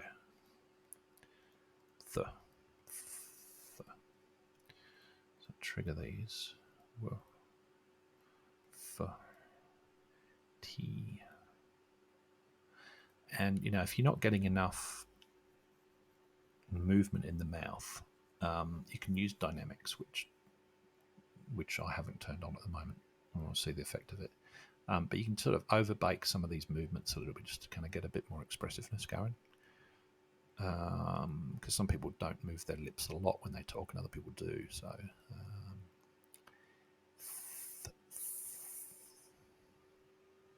not totally convinced with that bottom lip. I think the bottom lip's actually supposed to be higher. But anyway, we'll see. Because it's used in, you know, you see it for milliseconds on the screen, so it doesn't hang around for long. Okay, the owl sound is number 5. Is that right? Yep, number 5. So it's basically jaw open, I think. So it's nice and simple. I think that's going to be.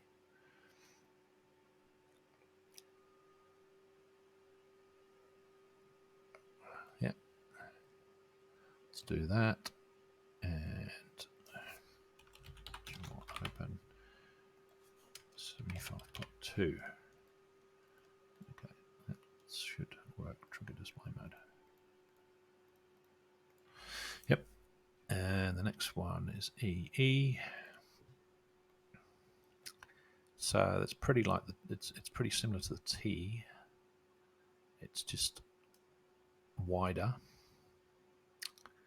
and the mouth is open a little bit more. So I think what I'm going to do is copy the components from the T one, whatever I've used there, the jaw open, mouth press. So I need to add the 3 components, and then copy that, paste that, copy that, paste that, copy that, paste that. It doesn't copy the component name, which is a shame, because that would save a bit of time. But it does save time having the copy and paste there. Mouth, press, left, mouth, press, right. And so then it's probably going to be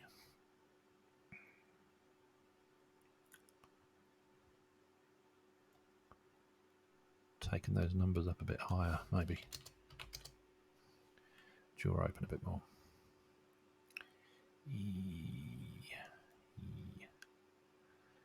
And something's happening here with the side of his mouth. I'm wondering if I add stretch right.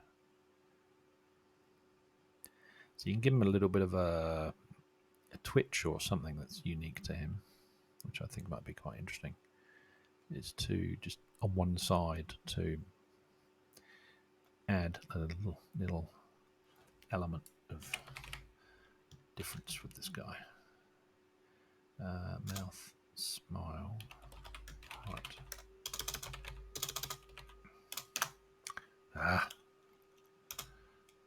32.1. Mouth, smile, right. E. All right. So trigger display mode. E. T. It's not a huge amount of difference, but E. T. I think we need to bake it a bit more and open up. Oh, I didn't actually edit the numbers. That's why. I edited it here. I didn't actually type them in here, so I took them up to 90. And the jaw open more. What did I take it to? Let's take it to 50. Whoa, 50. 50. Right.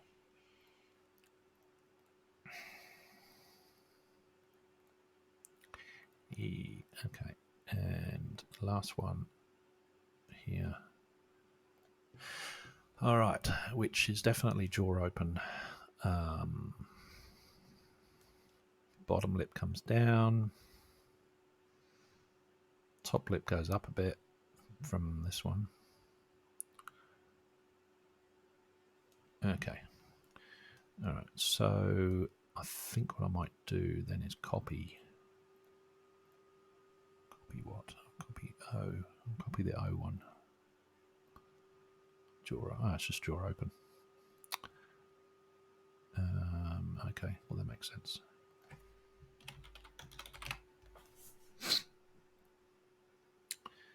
Now that jaw open we took to 75, so this is going to take it to 100. All right, so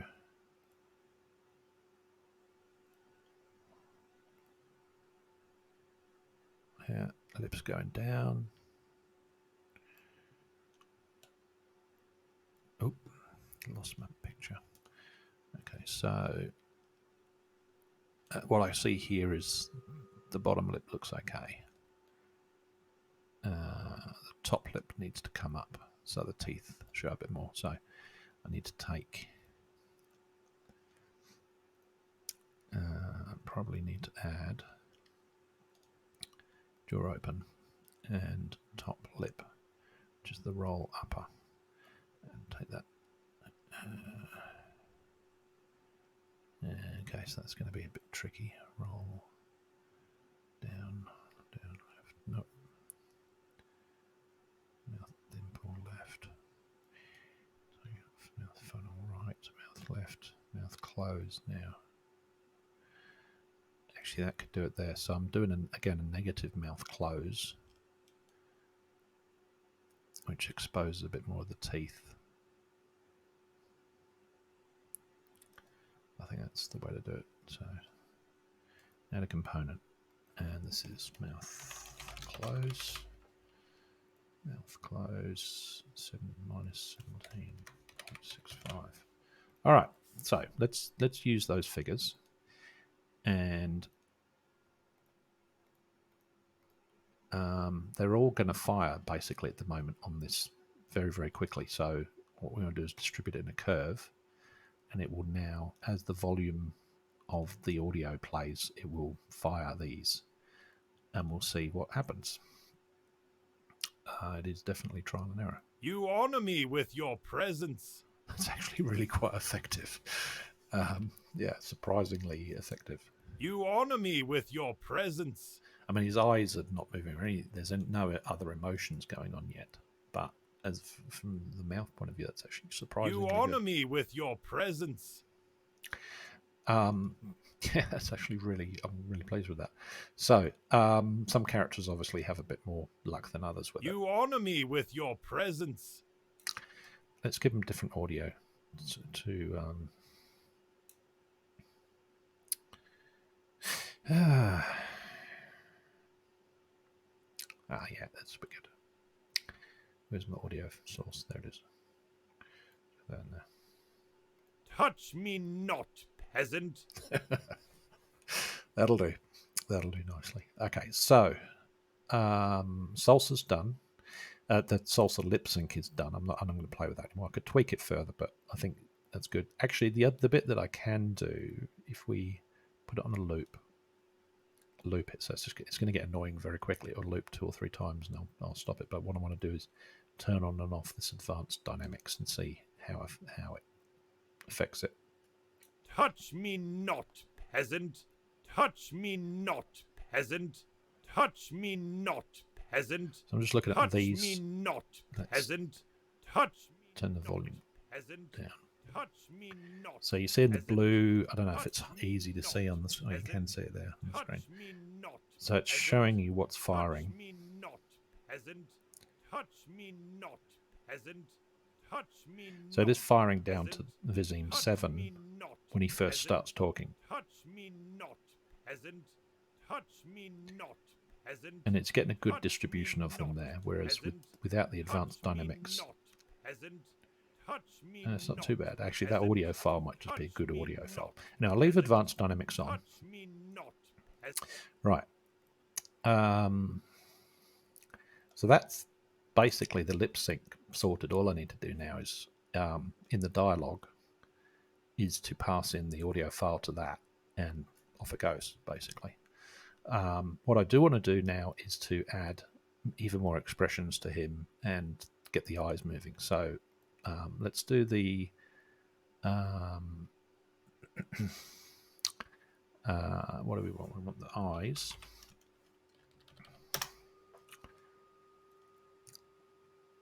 And yeah, let's just do the eyes before we move on to the other one. So we link it to the existing cue processor that's already there. We don't have to give him a look target, but typically the look target's probably going to be passed into the player that's talking to him, because this is an NPC. So he's going to look at the player sometimes. And you've got this affinity thing, which is basically what percentage of time he looks at the player and what percentage of time he's looking away. So all that can make the behavior of him more realistic. And you can parent random targets, so you can look around the scene and look at stuff, which is fantastic. So that's good. We need to give it sufficient information to be able to control his head movement and the eyes and the eyelids in order to be able to blink and look around and move his head. And this stuff won't work in the editor. You've got to do it in play mode. So because the preview here, the Salsa can do the lip sync in editor mode, but in order to do this part, you've got to do it in play mode. Okay, so I'm going to choose bone rotation Z. I think that's what I've used before. We don't need to play with any of that now. The yellow is showing where I need to configure something, so I just go down, down, down into the nest, and I find head 0, where he's only got one head, so that's nice and easy. And there's only one component called head, and he needs the bone transform of the head, which I'm assuming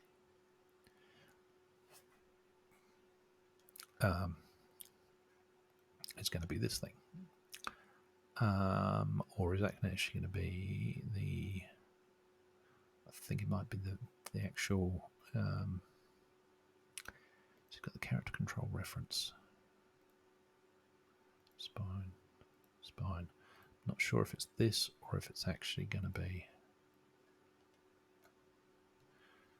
That might work okay. Yeah, I'm not sure. Because with these models, they have these character control reference points, and they've also got the armature in here. And normally I would tie it to the armature. Actually, let me tie it to the armature because that's cleaner. It just says head transform. Okay.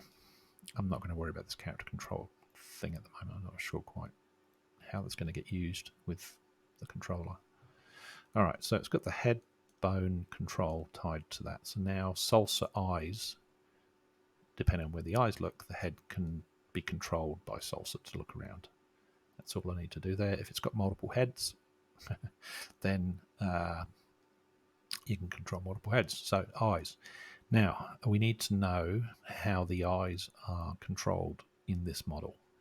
And I'm pretty sure they are blend shapes. Yep, look up, look down. Okay, so that's going to be blend shapes. It's nice and easy because we just map them to the blend shape position. So there's quite a lot of things here. The head configuration's done, so that's fine. All right. Let's create an eye gizmo. Sure, I haven't used this eye gizmo thing before, so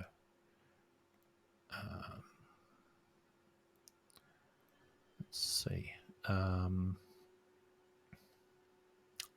eyes do get a bit more complicated. Right. That's going to be left eye. Let's start with the left eye. And then this one's going to be the right eye. Eye. And then you've got eyelid configuration, which I'll get onto as well. But this should be moving the eyes. And I think what this does is it tells Salsa Eyes what the maximum extent of the eye movement is in each direction and where it needs to move to. So when you do look down left, that's as far down as he's going to look. Right, so I need the skin mesh renderer, which would be... Is it the guy itself? No. Probably pick him out of the scene, but we've got multiple ones. It's going to be the head. It's going to be the head. It's going to be this thing here. Okay, and it's probably going to be the same on all of these. So let me just plonk that in.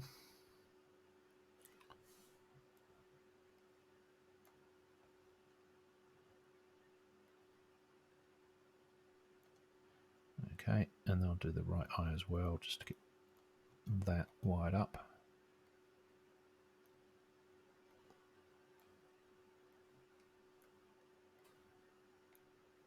Okay. The right eye needs a gizmo too. All right. I don't like what it called that. Right eye gizmo. That one should be called left eye gizmo. All right. So let's take a look at the left eye, and eye 1, 2, 3. So this is the upper. So I think this is eye. So let's just do look up, look right, look down, look left. Now I did have some issues with the blacksmith, because I think I did these back to front, and of course his eyes were going in very weird directions. But I'm going to take my time with this one, do this one properly, I think, or a bit of trial and error, get it right at least. Look down, and these are eyes individual, so this is the right eye doing stuff, looking down, looking left. Look left. Okay.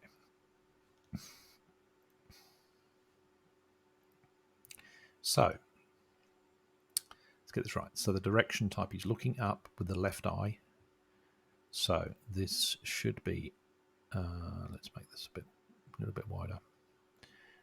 Eye look down left, and we want to start with eye look up left. Okay, so that one. So eye look up left is the blend shape we need. Eye look up left. And let's assume it goes to 100. And look right. So his left eye, and this is where it gets tricky, is, yeah, so That's his left eye looking out left. So this is this should be going right. So left eye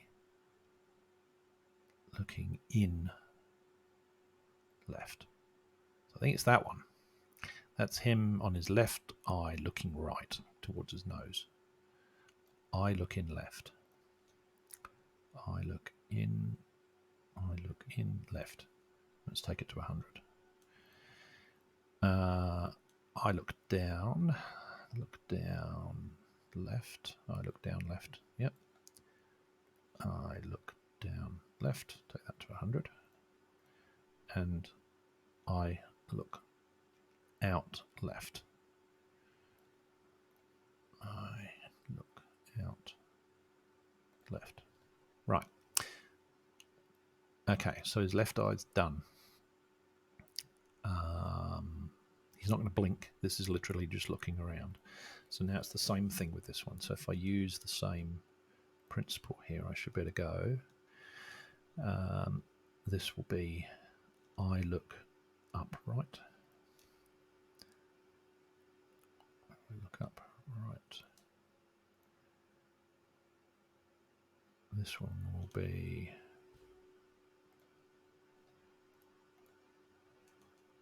I look. Now I've got to check this. So I look in left. I look in left. It's towards the nose, but I think it works clockwise. So from him looking towards me, he's going at 12 o'clock. Then he's looking at 3 o'clock. That's 3 o'clock is for him that way. And then 6 o'clock and 9 o'clock is out. That's 9 o'clock for him. Yeah. So I need to do the same with the right eye. I've done 12 o'clock. I now need to do 3 o'clock. So 3 o'clock on the right eye is going to be look out right. Okay, so look out right. Look out right. That's easy. That's going to be look down right. Look down right. And then look left is going to be look in right.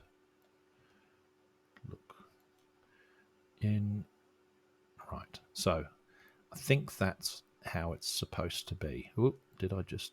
No, I've just stuffed that up. I just put that on the left eye. Damn it. Okay, look up left. Look in left.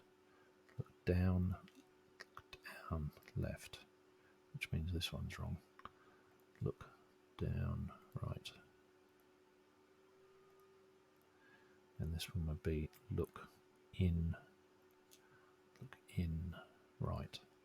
And this one here should be look out left. Because that's the look in left, right? I think that's correct. We'll find out very quickly if this is wrong because it just won't. It's going to make a mess. Now, I think that's all I've got to do. It takes the expression, whatever the expression is, from one eye and does it to the other. So the left eye is the one that's driving it. I don't know that I need the renderer on there. I'm not sure about that yet.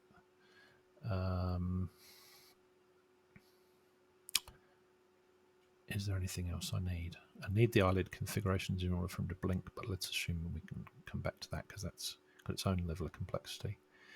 I think he should, in a scene, he should actually start looking around. So let's bring the camera in pretty close. So let's grab the main camera and let's grab this view, main camera, and then game object align with view. Yeah, that's too much. Okay, so I need to bring that camera down. Down the Y. Is it too close? It might be just the camera settings.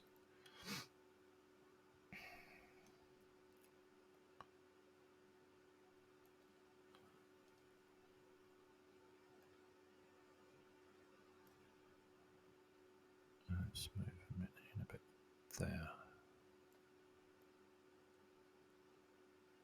Okay, so in the game view, we should now have that sort of thing. Let's play and see if he looks around.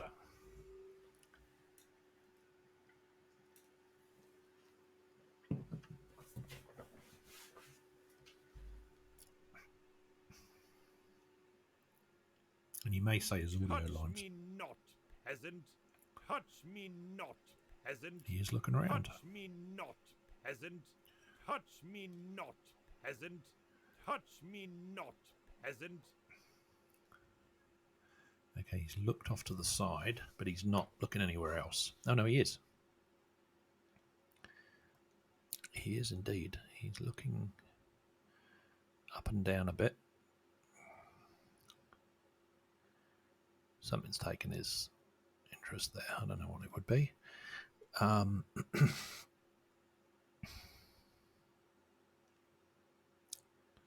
The head is moving.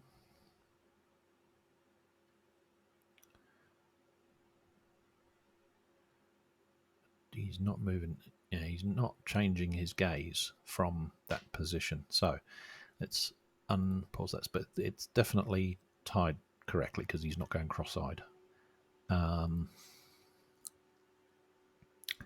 Let's look at the target offset, facing camera, field of view degrees, target gizmo. I don't want to play with too much.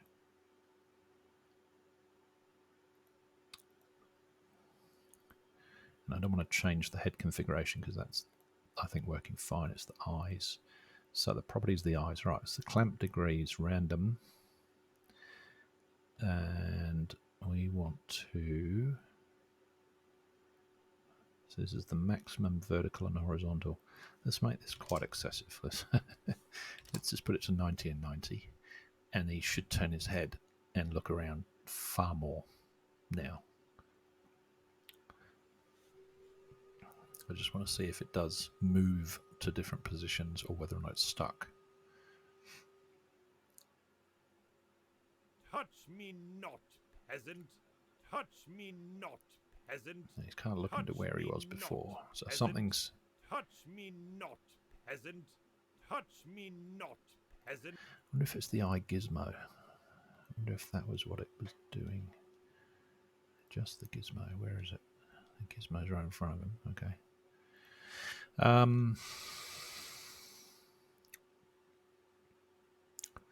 Right, so what's causing him to look only in that direction? Is it the target? It should be random.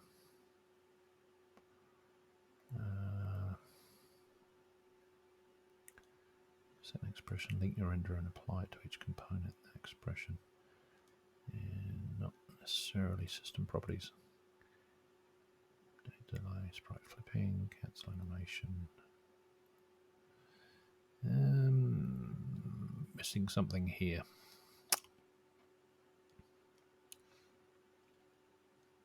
I thought it was at the eye configuration level.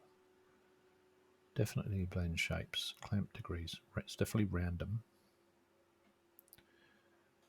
But that doesn't seem to be having a great deal of effect.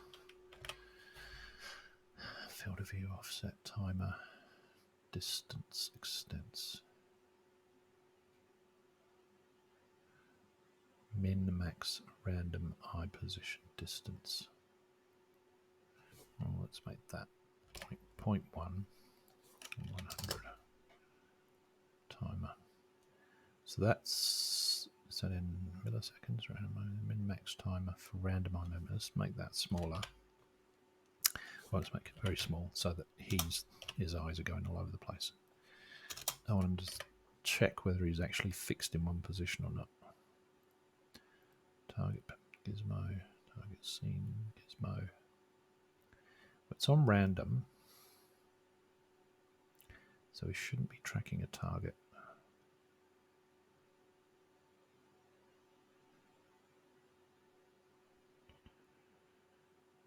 Use when using shape controllers. It must be okay. I guess position and orient the gizmo to match your character's eye position and orientation, then parent it to the character's head. Do not use this Gizmo. It's available to managed by the system. Yeah, okay. I'll have to read up on that. All right. See if we can get him to do something other than looking down and right.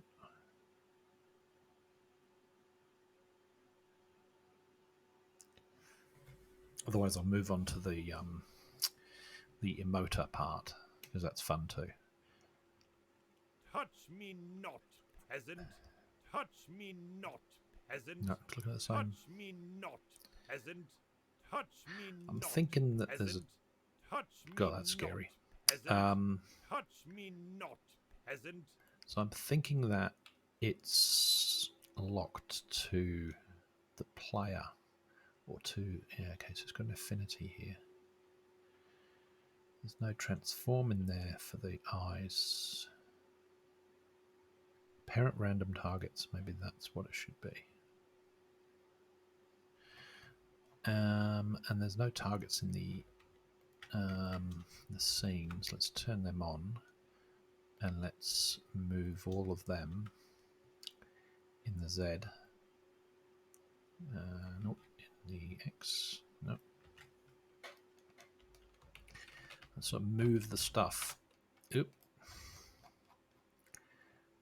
in front of him, so that maybe he picks those as targets. That's what I'm thinking. Let's see if that makes any difference. Go down there.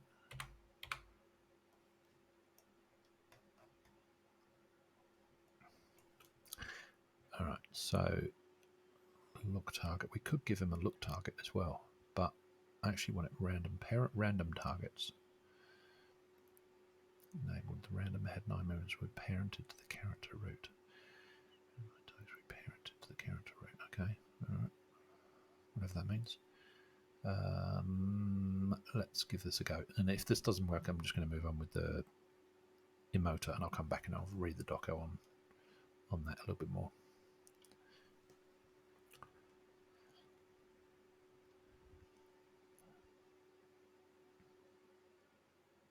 Touch me not, peasant. Touch me not, peasant.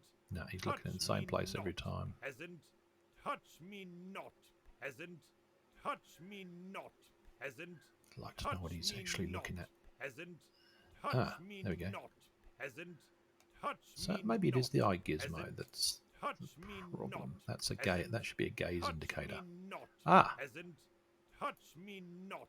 That's what he's peasant. doing. He's looking Touch me around not, inside that peasant. box. Touch me not. And now he's moved up there, peasant. which is why Touch me not. he's peasant. at the Touch me not. shush. Peasant. He's at the maximum extent of his right eye, so he can't look any further right. And it's of course directly to his right. So yeah, it's the look gizmo. That's what it is. So I need to move them way out in front, and then that should work. So if I grab, don't think I can do it that way. I think I need to do it in the editor.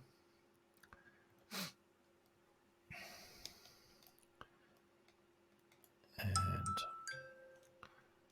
I wonder if I just move that out here. Left eye gizmo, right eye gizmo. Let's put that out there and just see if that actually makes a difference.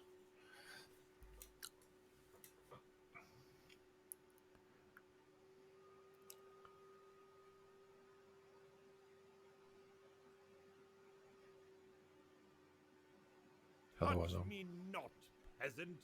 Touch me not, peasant. no, he's doing Touch his me thing again. not, peasant.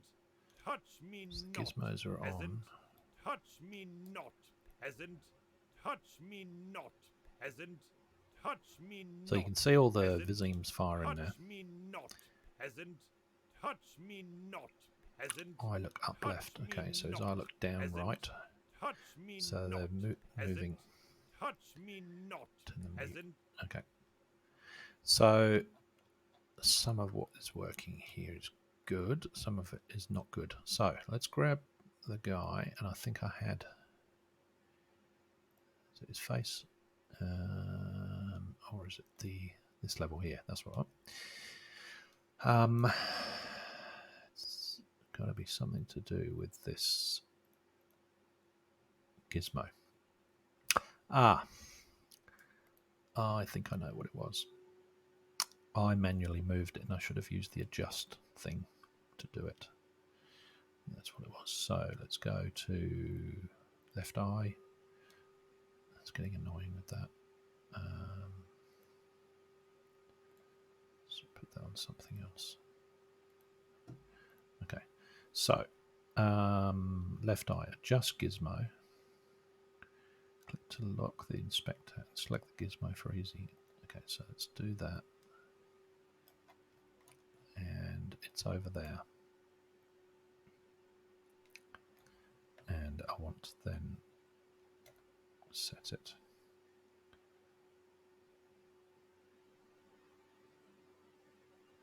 Okay, and then we'll do the right eye gizmo. Release the gizmo. Okay, so now I do this one, just the right gizmo. Move it around. Let's move it up. See if he looks up to that. And release. Right, so I've moved them.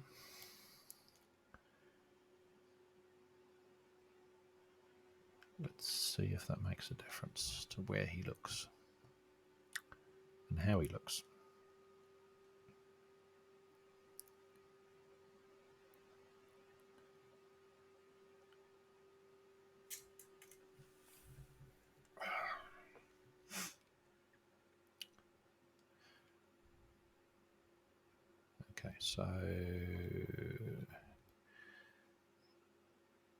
Okay, so the orientation is off. Whatever's happening, it's happening.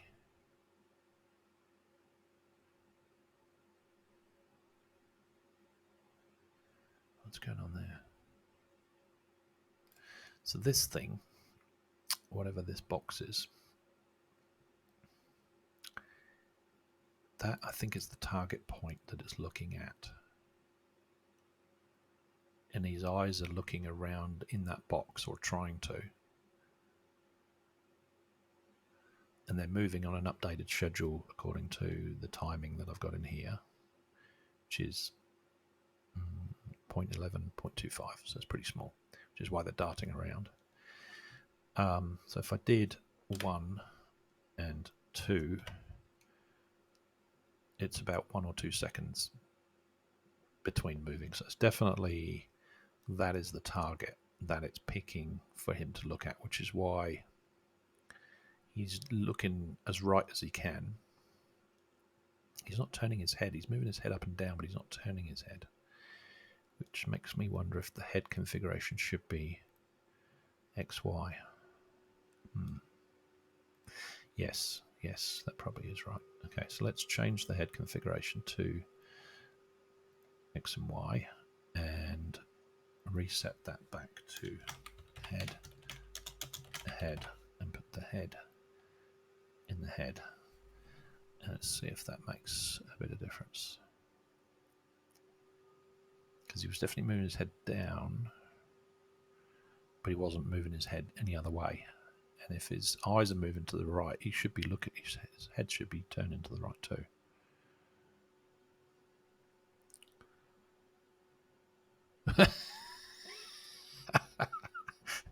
Okay, so he's gone cross-eyed. And his head's not moving at all. So maybe the Z was right. After all that.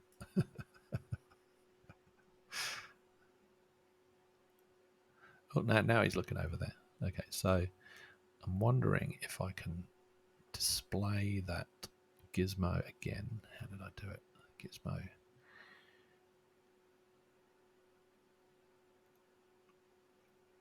We definitely want to know about the head, and we want to know about those gizmos.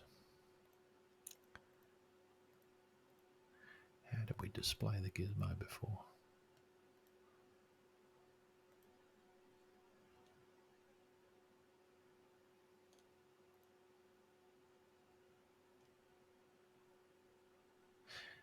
Right, so Adjust the gizmo. So the gizmo is right down there now. Right, okay, so, and that's given him quite a wide field of view. So I think something's happening here. I'm just not sure that these. I think I understand how these gizmos are supposed to work now. All right. Yes, I think I understand. So left eye, adjust the gizmo for the left eye. That should go where the left eye is. It's not where he's looking, it's where his eyeball is. I think that's, which is why it's got an eye logo on it. I'm so stupid. All right, so let's put that in here.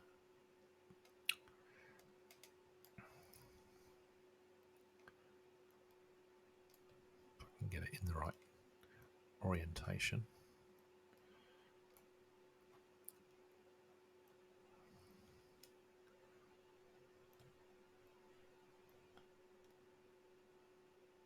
This is left eye gizmo, so this should be there.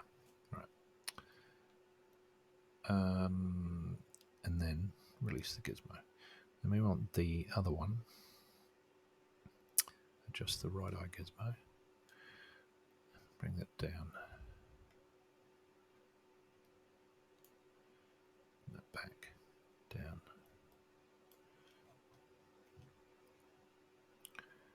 And it looks pretty strange. I think that's what you're going to do. Release. Okay, so because those two lines were pointing at the target, which is how I interpreted it. So let's see if this makes any difference.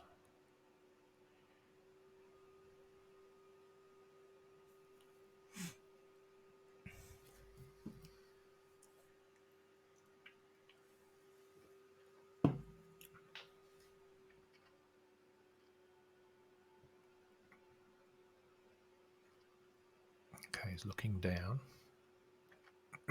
Actually, his gaze is now exactly where it's supposed to be. He's looking down at a very, very steep angle.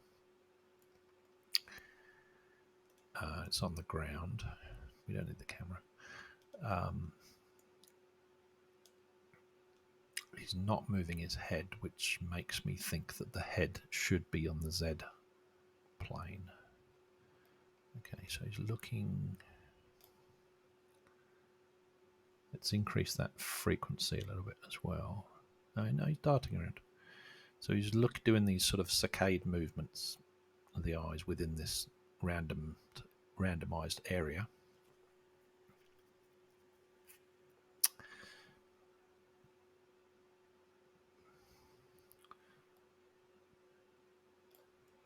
We just need to lift this up off the ground.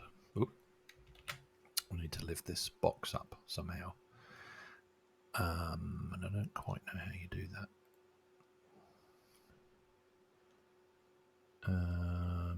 Right, so let's get his head back into, so his head moves. So we put that back into a Z configuration. If I get this figured out, I can actually go back to the merchant and the blacksmith and redo just this part, or reconfigure it, just this part. Okay, so that needs to go in there. So that's Z.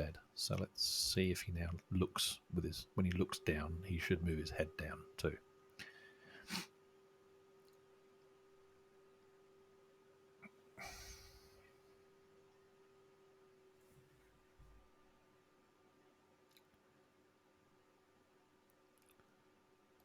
Okay. It's in the wrong position again. It's off to the side. That's not right. But it is coming from his eyes, which is correct. It's come forward now. Okay. Okay. Is this something to do with system properties here? No. Nope.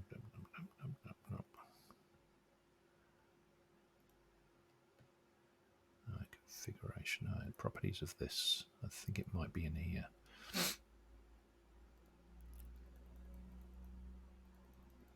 Okay, so it's only it's generating random ones, but it's not where they should be. I wonder if I can change the degrees here. 90 degrees. 90 degrees. Oh, not 900, 90. Take the random off. Target Gizmo. Okay, so you can generate a target Gizmo.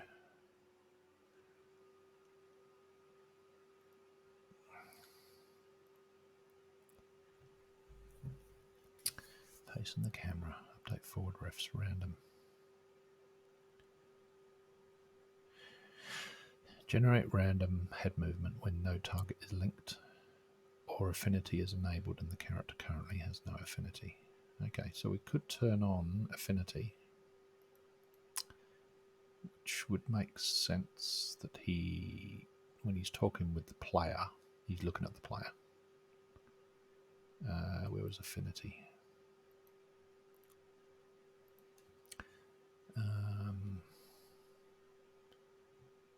Properties.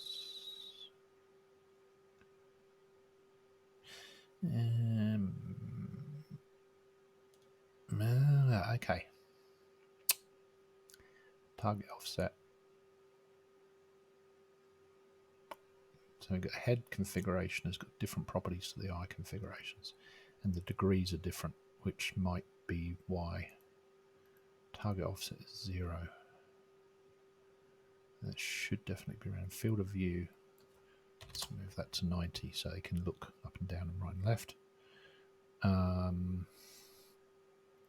Let's give him these values that we had for the eyes too. Timer, so he's going to move his head between 1 and 5 seconds rather than 5 and 10. Field of view is wider, so hopefully he should actually move his head. The target Gizmo, what does that mean? Scene, target, Gizmo, radius. Okay. Radius, so that's okay, so that when it draws the target, that's the radius of the circle that it draws in the scene. Okay. If your character face can use this to flip the head tracking calculation automatically when track target moves left to right. Okay. Yep, don't need that rotation clamp. Head maximum rotation degrees. Let's put that to 90. Target offset.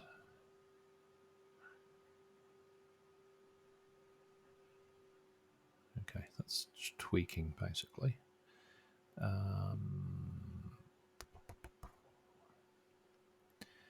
Alright, so the head should move with this more and more often and to a greater extent. He'll probably still look to his right to this 0 position down here, whatever that is. Why that's doing that, I don't know.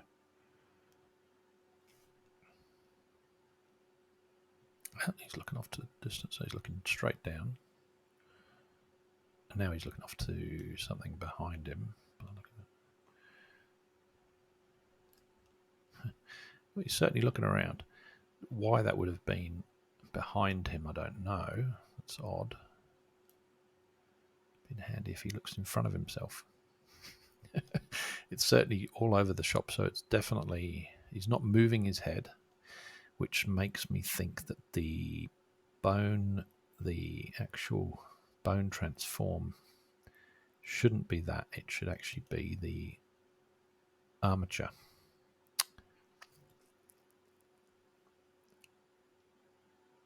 Because you're telling it which armature to move. So I think it's going to be that one.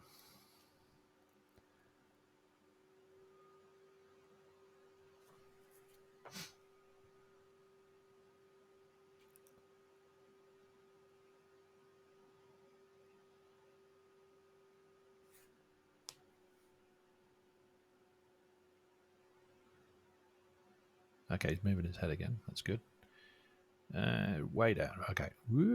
Okay. And the transform, let's take that out of isometric. So wherever he's looking,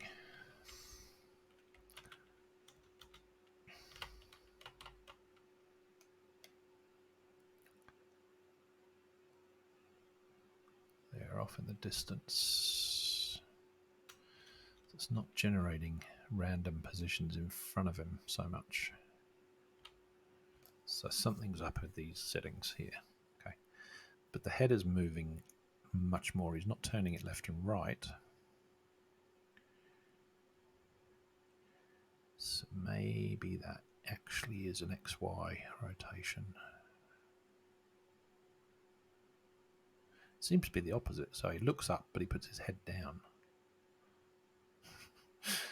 All right, let's switch this to XY again. Trial and error. I'll eventually get it right. All right, this should be the armature head position. We'll leave the rotation clamps as they are. So he should move his head. Let's see.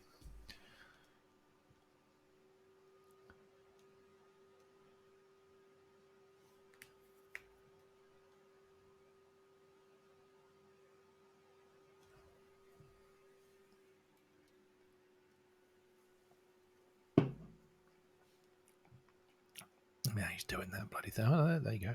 Ah. Yes. Yes, yes, yes. Perfect. I think what we saw there when he went cross-eyed is that it generated a random position, but it was right in front of his nose.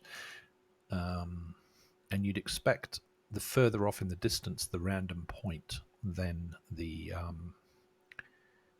more his eyes are just looking straight ahead. But obviously, if you're a character that's fairly close to him, his eyes are going to point inwards towards that. So the eyes are independent.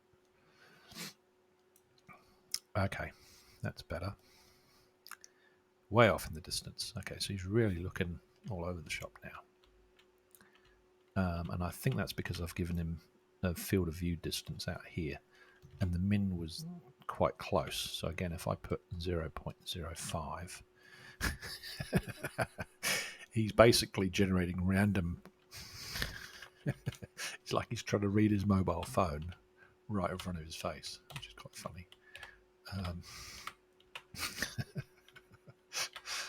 Let's see if I get that working. Let's go like 1.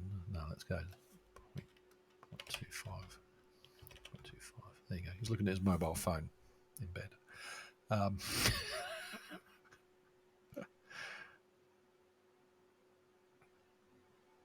So I guess you could use that sort of thing if you wanted to make someone look like they're reading.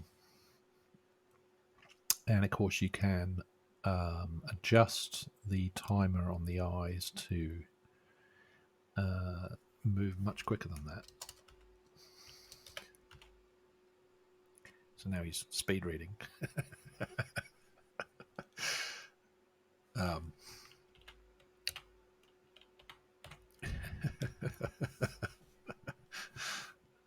Yeah, I'm glad I've got that sorted. Okay, so it was XY rather than Z.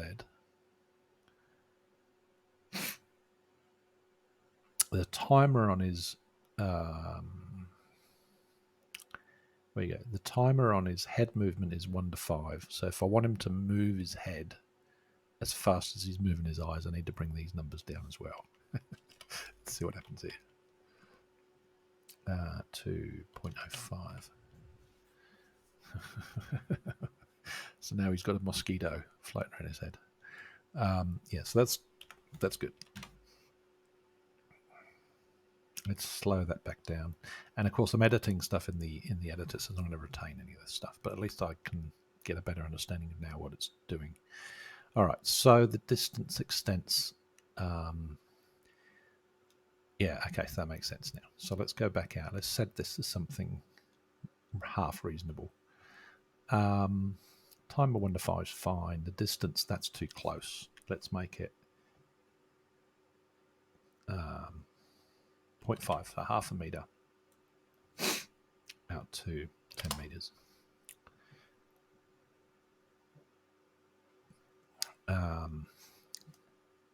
The eyes are moving too quickly, so let's make it 0.25 to 0.7. Let's make it to 1. Distance extents. This also needs to be pretty reasonable here, down to 100.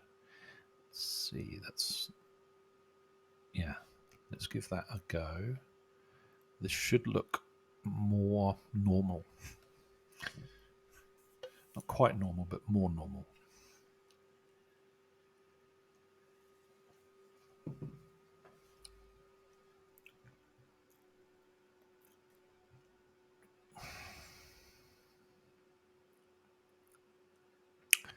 Yeah, cool.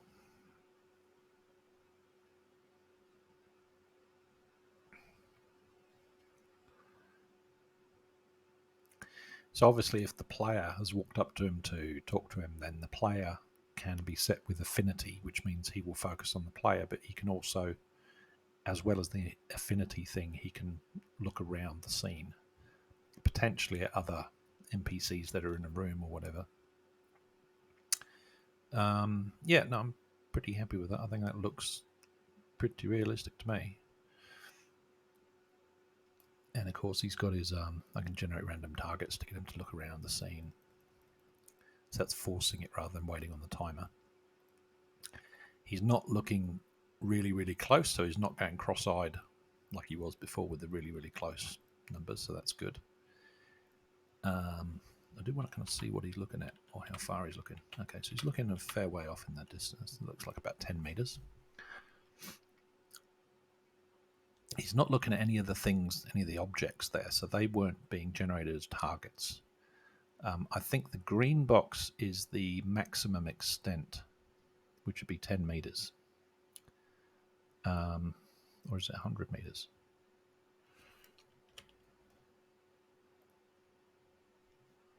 Is it that one? 5. Yeah, okay, so it's this one. It's the head move. Okay, so it's 100. So if I bring that in close, yeah, so you can kind of see the effect it's having there. Again, if I put that number very small, then he's going to go cross-eyed when he's looking at anything. So I think there to 10 is about right. It looks like horizontal. So that looks, maybe that's 140 degrees turning his head. So he's turning his head a bit. If I made that 180, what's that doing? And I need the field of view. So let's make that 180. Okay, so there you go. That's how you get it to really turn his head. So that's the breadth of the area that he can turn his head.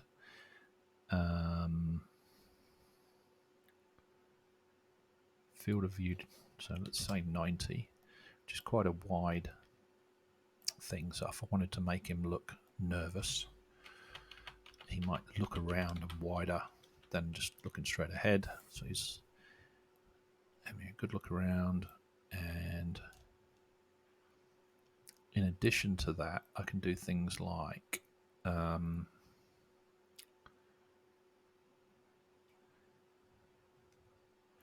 make him squint. And of course you can make him look off in the distance, so he's not looking up close at all. He's darting his eyes around, looking at distant things, trying to keep his eyes on it. So these are fixed amounts here. They're not being controlled by the by Salsa at all. So these blend shapes are independent that I'm fiddling with. So that's working really, really well. I'm really pleased with that. That's got quite a lot of fine-tuned control. And now that I know how to drive it properly, I think I can use that to effect.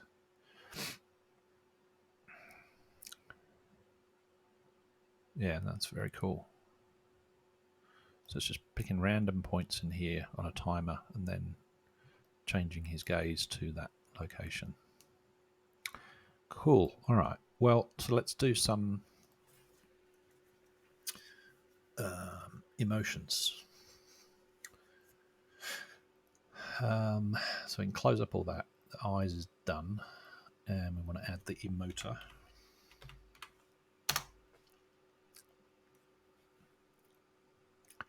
Link it to the Q processor again. And literally, this one's pretty straightforward. You just create emotions or emotes. So the trick is to figure out what he can do and what makes sense to do when he's standing there looking around. So blinking obviously is... Oh, far out. I didn't do his eyelids. So, yeah. I just removed that. I just want to go back to the eyelid config because we haven't actually set up blinks. So, eyelid templates. These are going to be blend shapes because his blink was in there. Let's grab his head and pin that and then put that on that side. Right. So again, I need the skin mesh renderer for his head, which would be this, this, this, and this. Okay, so 2 eyes, 2 eyelids each, 4 eyelids. That's how I understand that.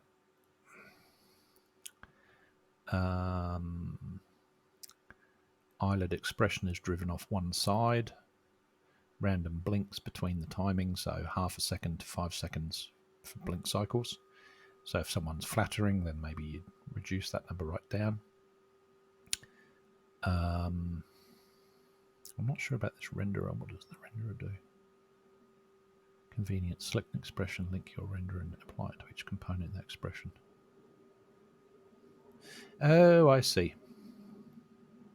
So put that there, and then you click set, and it sets them all to the same skin mesh renderer. Okay, that makes sense. That's probably a bit quicker way to do it. All right, so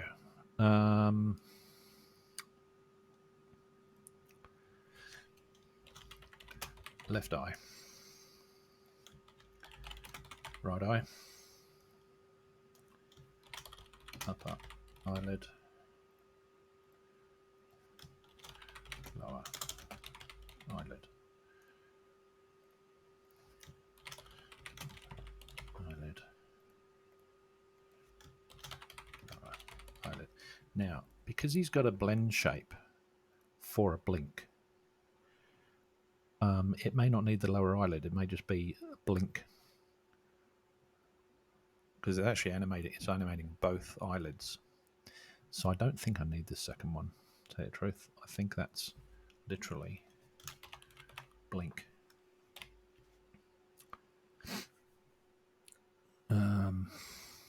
Direction type is, it's kind of center. Blink left, preview. Yep, so it's just going to blink. Okay, I think that's how you do it. Which means I do the same here. Blink, center, blink right. All right. Track processing. And I would disable eyelid track processing. Percent of eyes. Okay. All right. Let's play the scene. He should now at least blink while he's talking and looking around.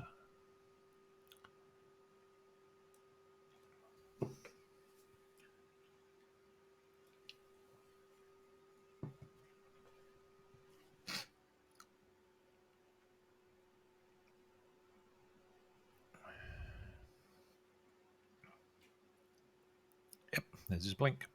It's not very often, but we can fix that. So he's going to be flattering people.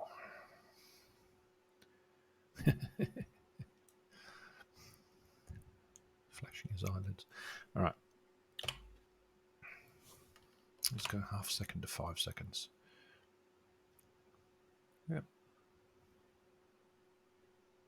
It's very cool. Very realistic. Let's put his sound back on for a second. Just get a sense of how it feels. Not peasant, touch me not, peasant, touch me not, peasant, touch me not. Cool. That's starting to come together. So the blink's done. Good. Actually, you know what I really should be doing? Save the scene. I haven't saved the scene in probably 2 hours. That was bad practice. All right. So now I can do the emoter. And this is where all the sort of facial tics and those sort of things can come out to make it even more realistic. So, all right, now we can fiddle with some stuff. So we've already got blink. We're already look at the looking everywhere, but we can do a squint. So I quite like the idea of a squint.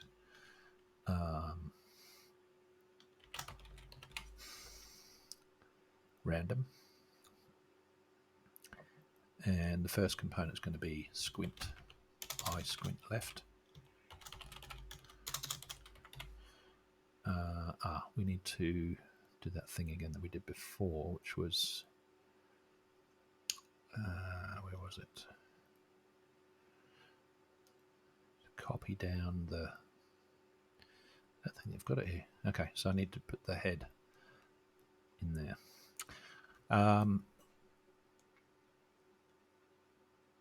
I squint left. What does it look like when it's at 100%? It's pretty squinty, I think. 40% is fine. Okay, let's do the left. Let's do both eyes. Otherwise, squinting with one eye could look a bit weird. We want to do eye squint right, 40%. Okay, so we should be able to preview that. So every now and again, randomly, he's going to squint.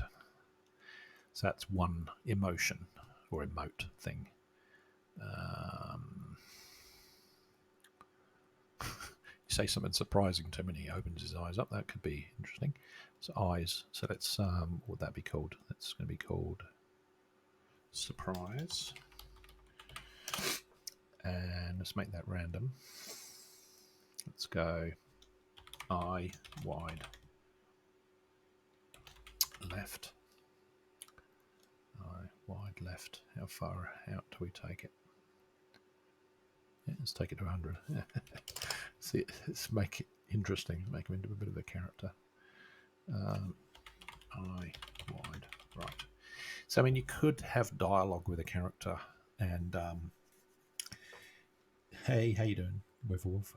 Yeah, you could have dialogue with a character, and you get to a point in the dialogue where you say something, you give a particular response, and then it triggers a setting here that's going to change it, and obviously he's going to look surprised. So you can actually have the dialogue trigger animation on the NPC. All right, so eyes wide right. So we'll take that to 100. So that should look quite interesting. So that's the surprise one. So squint and then surprise. But we need more than surprise. We need the eyebrows up as well. So it's starting to do that. So let's add some more components. And we'll do brow.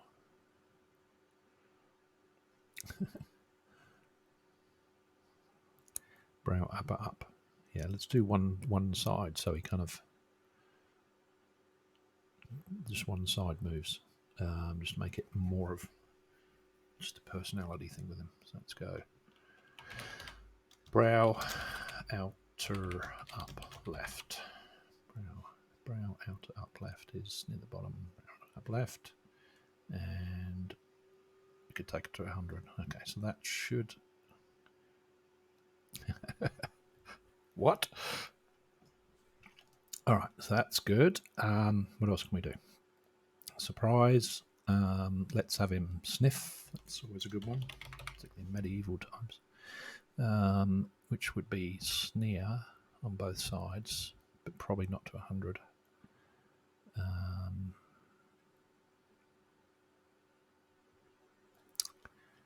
So that'll be nose, sneer left, nose, sneer left. Let's take that to 50%.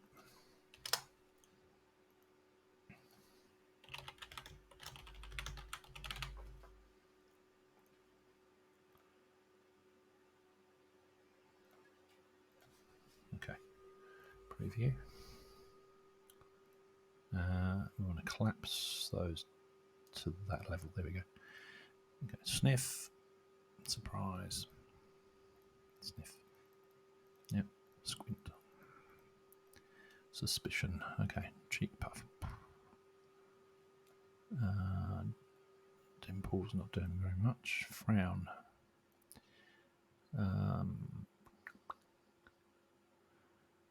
Squint, upper, brow, upper. Okay, let's do whatever that emote is. Don't know what you call that. Eyebrows up, inner brow, inner brow, inner brow up. Random. And you can do random, but you can also make it a lip sync emphasizer. So as he's talking, it'll fire this, and you can make it so it's randomly does it or always does it. So it's got a lot of control here. So this one will make a difference. Inner brow up, which is going to basically do this. So as he's talking, this stuff's going to happen. Let's put it to 100 because it'll pick values between that and 100.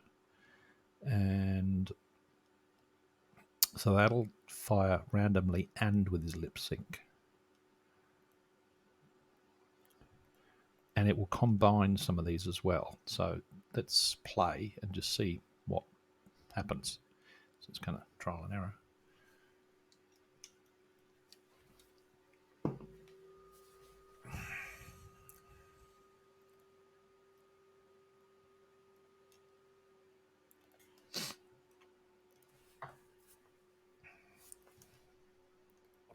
Peasant, touch me not, peasant.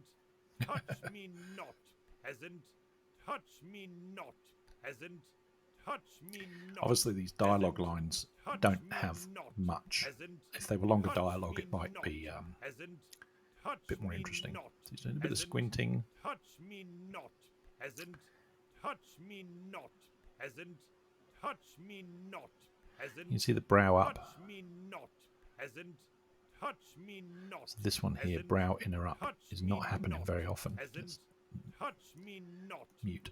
Brow inner up. If we do always emphasize, so he's going to do that as he's talking much more. So it's firing more often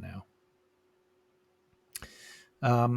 So yeah, that's really working quite well. I think he's getting a bit of character.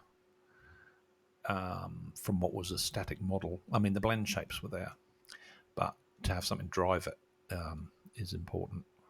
And of course, this isn't the character animation. This is not the animator that's attached to the character here. This is not this butcher avatar thing. There's no animation controller. This is Salsa doing all of this stuff.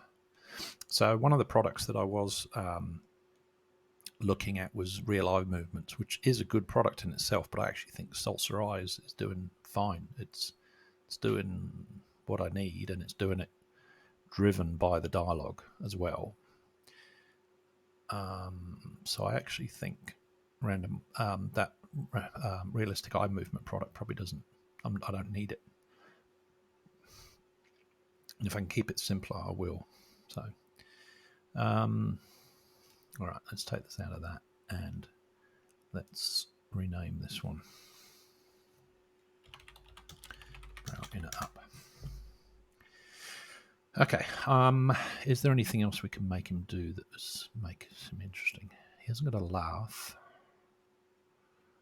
I could do a smile. That would be a good one. Smile. We need to figure out which parts. So smile left. So that's more of a smirk. And we can do a mouth stretch left. And we can do a mouth upper. So we can make him control all sorts of things, basically. I think what we want to do is smile. Mouth smile left and right.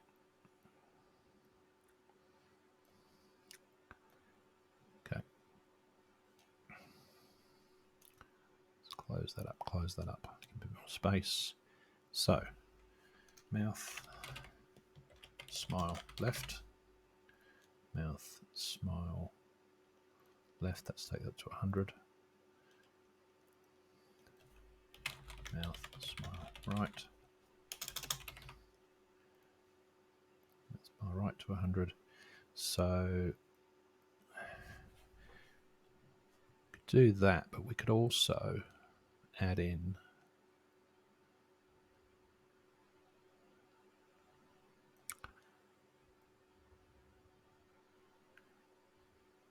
some other dynamics to it to make it.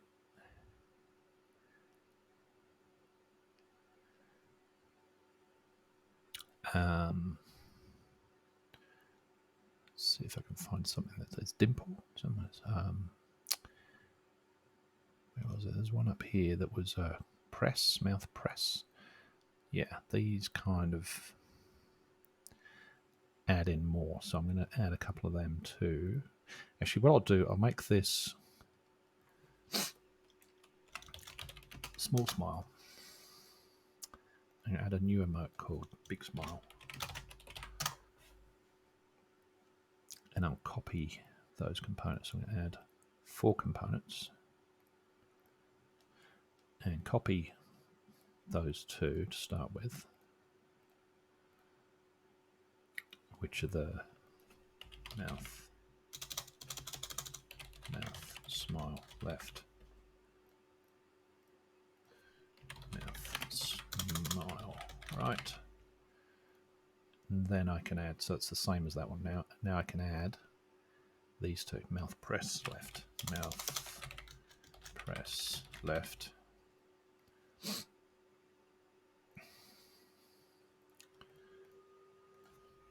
mouth press right. Okay, so if I look at the preview of this, that's normal, small smile, big smile. In fact, I could probably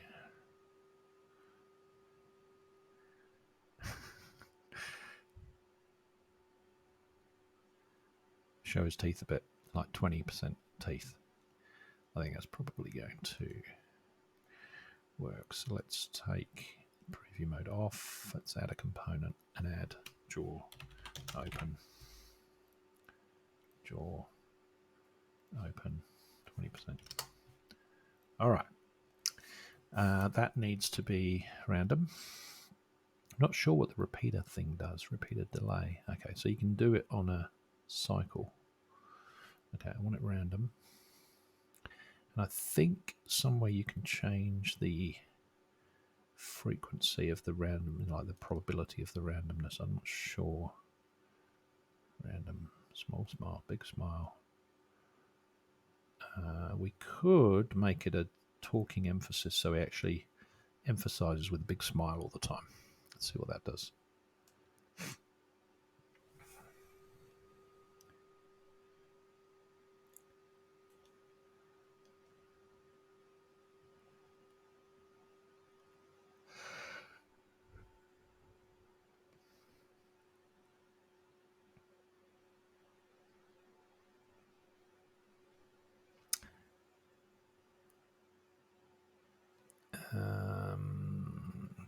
It's happening pretty quickly. The smiles are here. So it is firing them. Take the emphasis off and just make it random. And if we take off the salsa, just stop it playing repeatedly. Audio source loop. Okay, so that's, he's finished talking now. He's just looking around. Every now and again he should smile. He's looking in and out and whatever. So this is obviously the eyes. It's not firing sniff.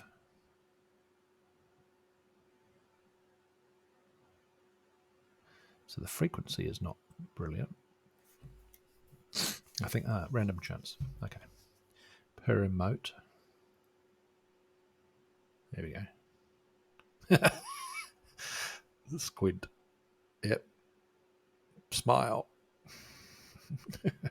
Okay, so this is where you control the random events, and you can actually have them trigger 2 events at the same time.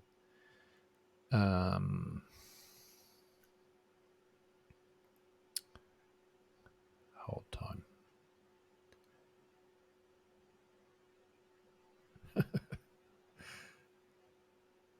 Big smile. Yeah, cool. So we should see these firing down here, I think. Not sure if it displays it when it does it.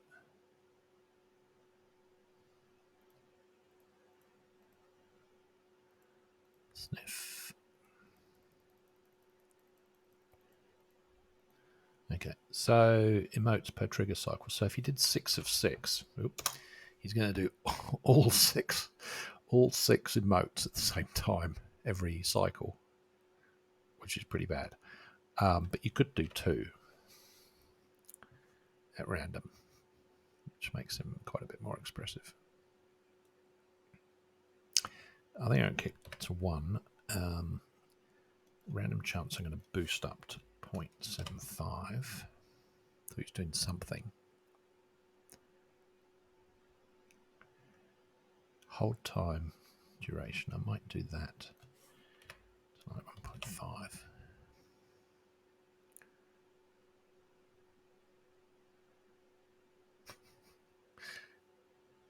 Okay, so I need to. I'm going to snapshot those settings just so that I can type them in when the editor finishes, so it retains it, because I don't think it saves them. So we want 0.75. One of. Oh, did I lose a? Oh, there we go. Sniff. Yeah. Inner brow. Small smile. Turn that off. 1 of 6. We want a hold time variation.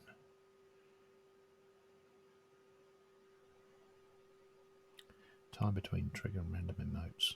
Yeah, okay, so we probably want to reduce that down and take that to 1.5. Okay, let's see. This should now work pretty well. Oh, and I want to turn off the looping audio, because generally people don't say stuff over and over and over again. And we want that to be triggered by dialogue interaction. So it's not going to generally loop constantly. So he says his thing.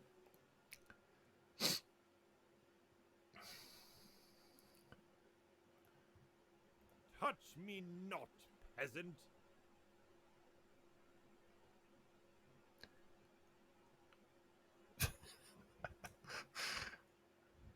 I love the eyebrows and the eyes. What did you say? Yeah, that's working really well. Interestingly, okay, so that's not linked to the emoter. Why is that not linked to the emoter? Emphasis trigger. Okay. Maybe that's why he wasn't firing his emphasis on talking. Okay, that should make a difference now. Let's turn the loop off. So he should actually emote with his eyebrows when he's talking. More.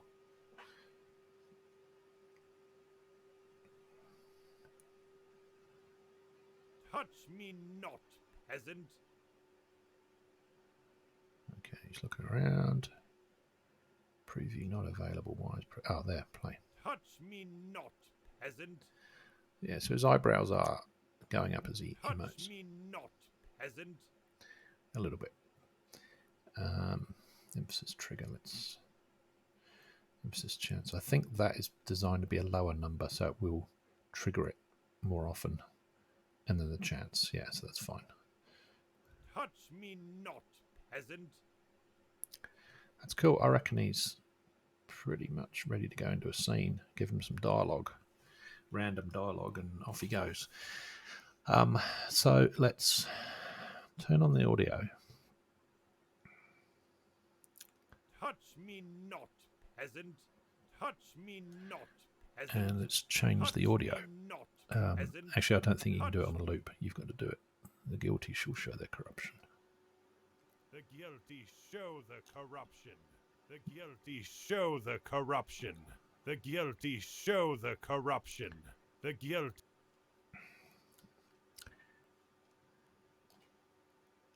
Tis only a flesh wound.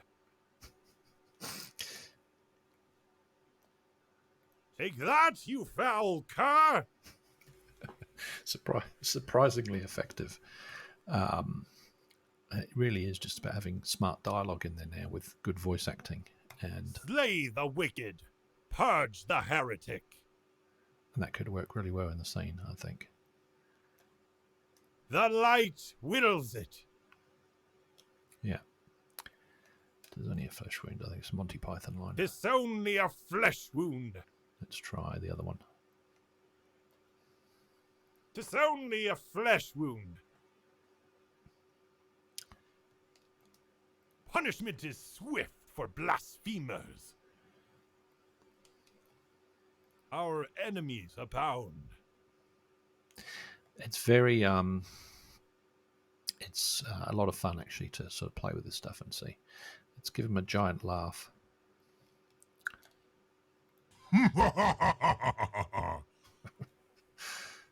Probably a little bit too gianty. But what you can do is change the pitch.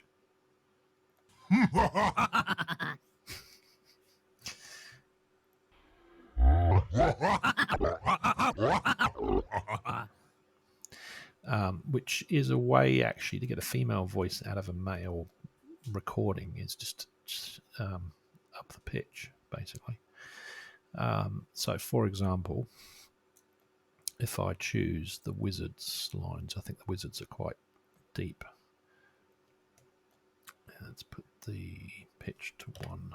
So it's now, A noble sacrifice. it's sort of Gandalf-like. A noble sacrifice. If you make it, I think, about 1.3, you get like a female voice. A noble sacrifice. Or a little... a noble sacrifice. A noble sacrifice. Yeah. Have a lot of fun with this. At your service. Or... At your service. Oh, that's volume. Bring that down. So if you bring it... You don't need much, but if you bring it down about 20%, it... Oh, 0.2.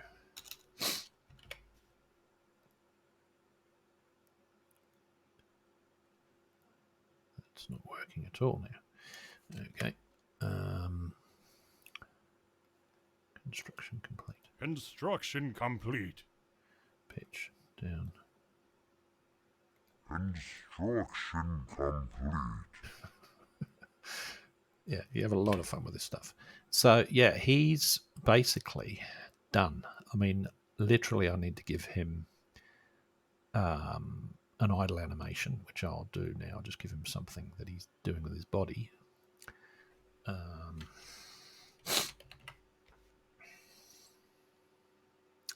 Human rest override might be the way to go. So he should stand in an idle stance now, rather than just in a T-pose.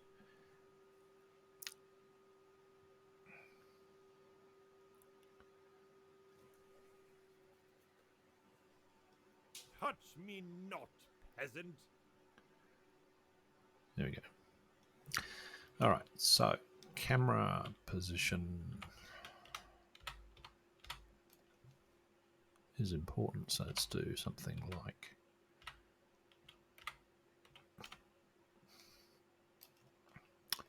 that sort of camera position, and then if we choose the main camera and then game object align with view. Okay, so now the camera I can get rid of that second scene. I don't need that now. So we've got the game scene, which is what the camera is seeing, and that should look pretty realistic for the game. So put the scene in there, go to the game scene, and now play.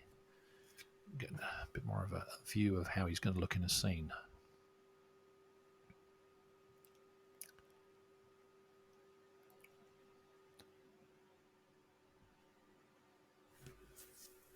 Touch me not, peasant.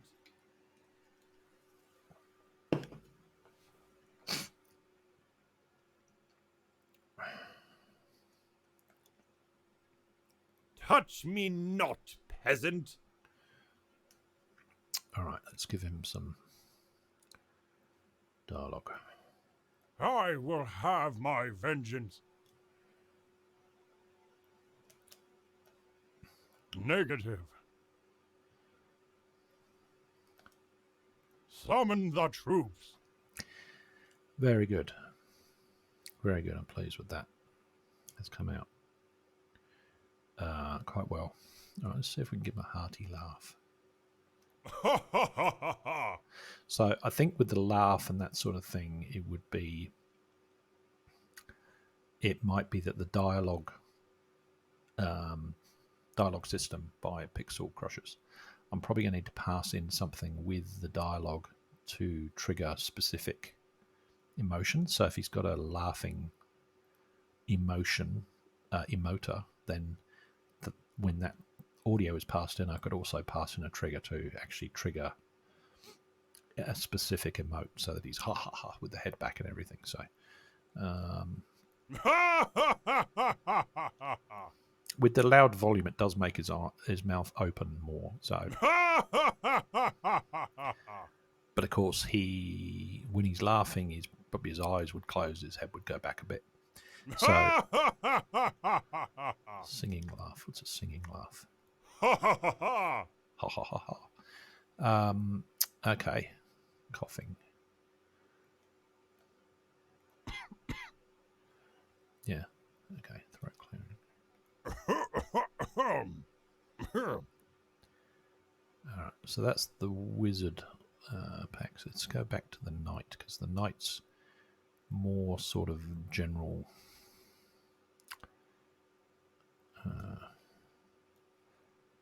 Defender of the innocent. Get behind me, I shall take the blow. I do not say knee. I do not say knee. Yeah, so that's working really, really well, actually. I'm really quite pleased with that. The only other thing that I think I want to do is to close that out and take this guy,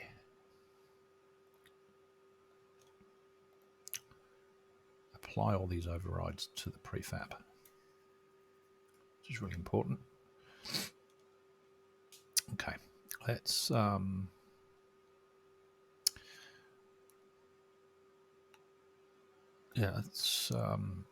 move on to something else. So he's really ready to go. He's got his idle animation. I mean, he might have other animations as well, but depends what's required. But at the moment, he's an NPC. So the player's going to walk up to him, do some dialogue interaction with him, fire off some audio clips for the dialogue lines, and the rest is taken care of in terms of what he looks like, what he says, how he says it. So that's really good. I'm pleased with that. So he's in my main folder here. I need to go back and fix up the blacksmith to do the same sort of thing with the eyes, because I didn't. The blacksmith and the merchant actually got the same issue. They're by the same artist, so they're going to be set up in exactly the same way as the butcher. But now the butcher's done correctly, I can go back and retrofit the other ones. What I do want to do, though, is move on to the barmaid, because she is going to be giving a lot of quest information and information to the player. So I need her to be wired up as well. So let's go to, what is it, barmaid. Again, by the same artist.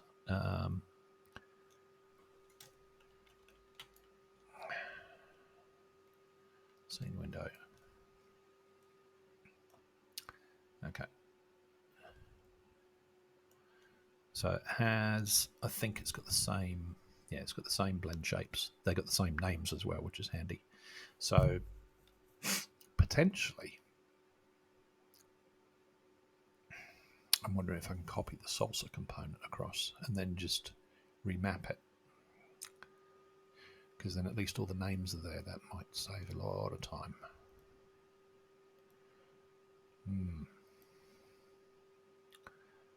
Okay, first of all, the lighting is not right. Directional light.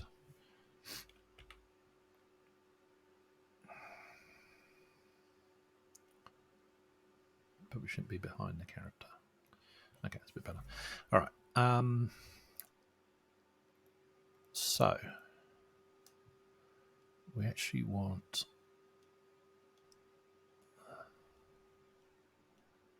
Several in here. I don't know why I've got several versions. One's got a controller. Basic controller. Okay. Not really that interested in that one. I'm going to take that one out. I'm going to use my own prefab in this scene, just to avoid any confusion with what I'm doing. It's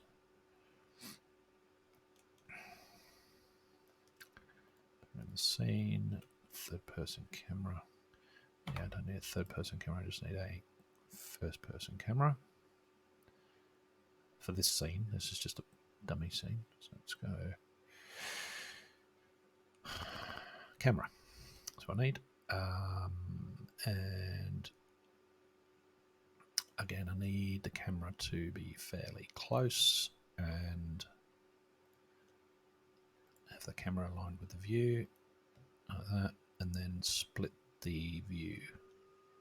So new scene window, one scene there and one scene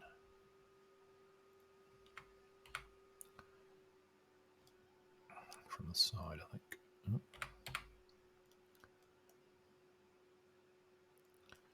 Okay. Yeah. Isometric view.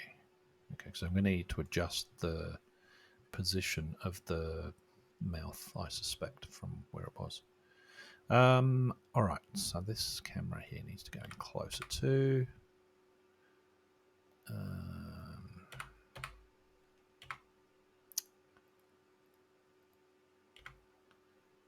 Isometric. Okay.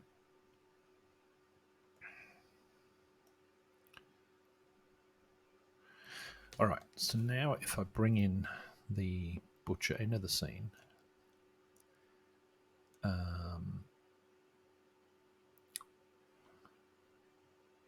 can I copy these components to the barmaid is the question. I should be able to. Actually, I don't need that.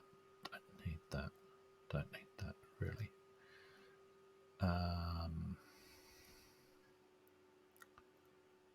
So on here, we want... Actually, I'll do it. I'll copy this. Yeah, I'll do it step by step, I think. And then copy the Emoter over Salsa. So this needs an audio source, needs a Q processor, needs an Emoter. And the Vizims will come. The audio source, I do have some female voices in here somewhere. Female voices pack. I need to pin her. Like that.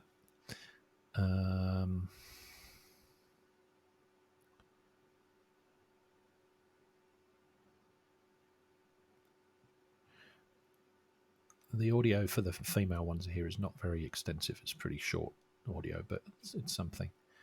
And the Q processor's fine. The Emoter I'm going to copy across, I think. Wonder if I can copy those.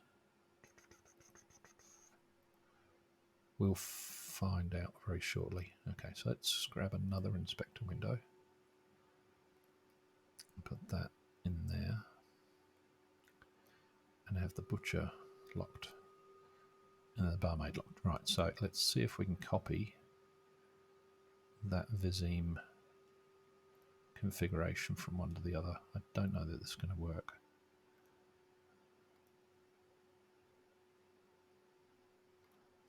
Oh, it has. But it's picked the butcher. Okay, so if we now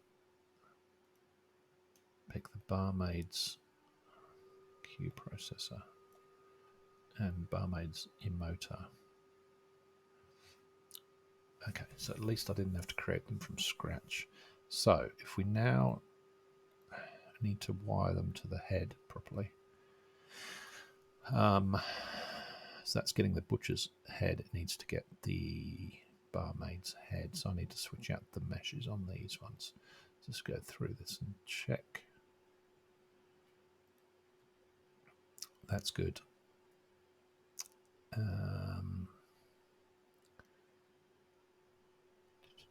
Body. What is that? That is base mesh body. Body base mesh. So it's a different. Ooh, it's a different body mesh renderer. I think it's that one. G body is going to be the one. Skin mesh. Nope. Base mesh. That's not base mesh. Okay.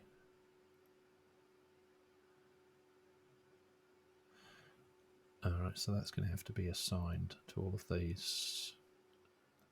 But it... Okay, no, it's lost. It's actually lost the blend shape mapping, so that's a bit of a pain. But anyway, the settings are there. So if I now pick the one of the names, so the mouth funnel, I'll just do it that way. This one should be mouth pucker, mouth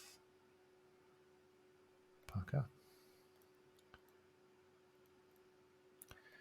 So the percentage movement, or the amount of movement, is the same as the butcher, which may not work with this model, but at least the names have been copied down and the Vizime settings are copied down to some degree, so that's going to save me a lot of time. Okay, so let's do these ones. So base mesh.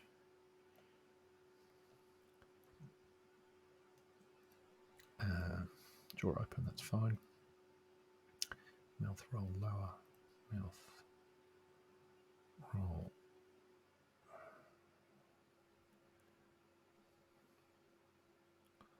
I mean, it's good that the blend shapes are named the same too. It's very handy.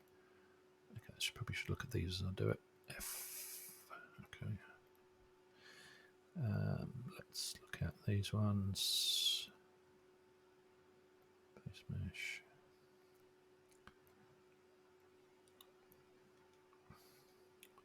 Jaw open is good. Mouth press right, left. Mouth press. Mouth press left. Mouth press right. Okay.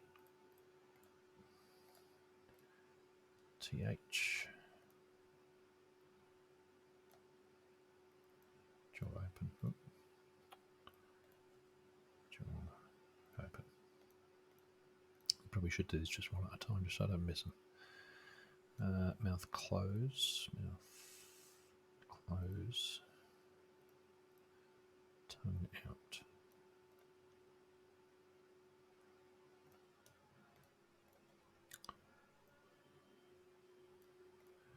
Mouth roll lower. Mouth roll upper. Okay, I mean the might be a little bit extreme on this model, but it's certainly saved me an awful lot of time. Jaw open should be straightforward. Yeah.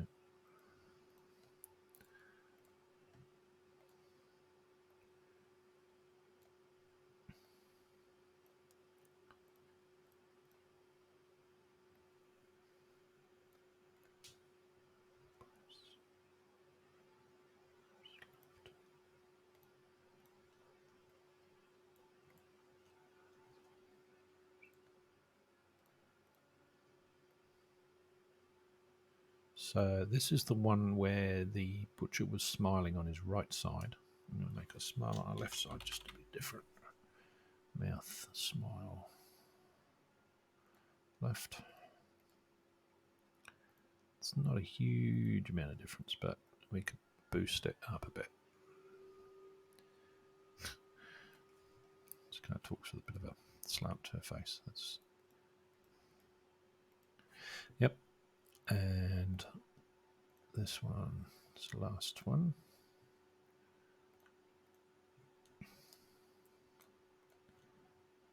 Mouth close. Where are you? Mouth closed. Okay. So let's do a curve again. Let's just check these out. So work for that doesn't look right. It's the TH definitely needs fixing. O E O, that's probably a little bit too much as well.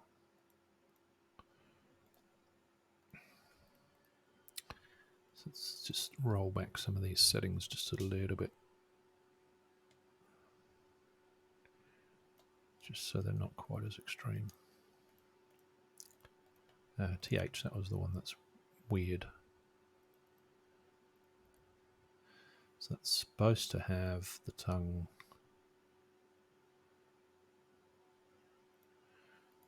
out.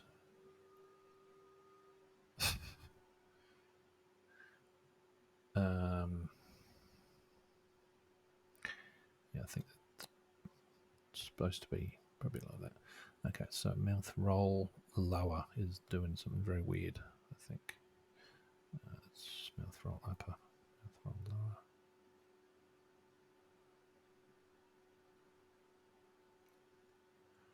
Okay, mouth roll upper. All right.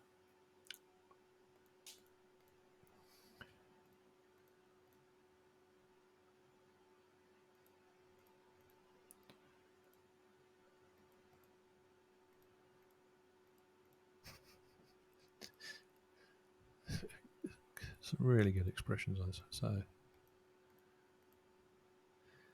yeah, okay. All right, so the Vizime, let's give that a go. I want to sort of do the eyes and the emoter and the blink all in the one go before I even click play, because I've not heard the audio line either, so I don't know what it's going to do. It's just going to be a bit of an unveil on what it's going to do. Anyway, so that's worked pretty well. Let's remove the emoter, because we can actually copy from the other guy, which surprised me that could work. So let's copy the eyes, paste component as new, and then wire up the eyes on this one. So it needs to be the NPC barmaid in here. Look target is blank, that's fine. Head configuration will be the same as what it was on the other one. But the bone transform needs to be here, so it needs to come from the armature down to the head. So root, pelvis, spine, spine, spine, neck, head in there. That should be enough for the head. And then the eye configurations. Blend shapes, that's fine. This is where we actually tell it the renderer for the head, which I think is this base mesh thing here. So we do set. Hopefully this is now, for all of these eyes, has actually set the base mesh, which it has. So now I've just got to get the name of these to map. So look up. Blend shape. So this is left eye. Left eye. Eye look up left.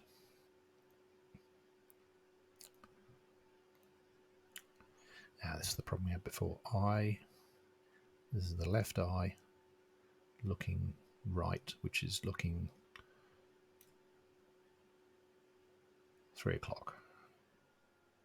So her looking 3 o'clock is going to be the left eye looking left eye. So it's the left eye looking 3 o'clock is going to be looking in. Look in left. Look in left. Look down is going to be straightforward, because that's going to be eye look down left.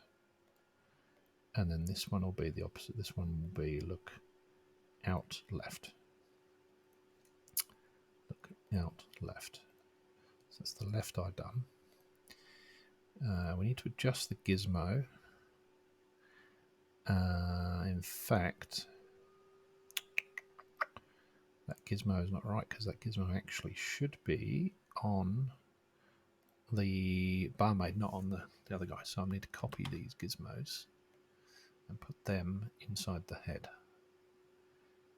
which will be there and there.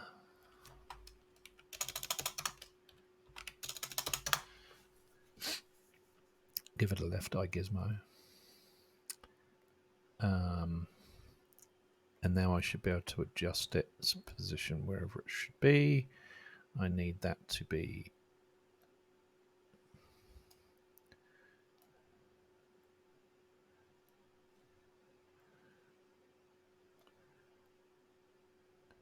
in there.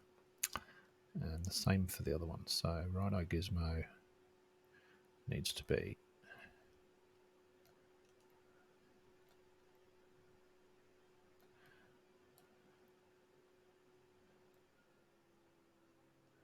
why am I not seeing that? Oh, it's not over far enough. All right. Oh, it's because I haven't done the adjustment. Right, so that one is, I can release that. This one, right eye gizmo, needs to be there. Just the gizmo. Right eye gizmo, release. Not sure why it's left eye, right eye.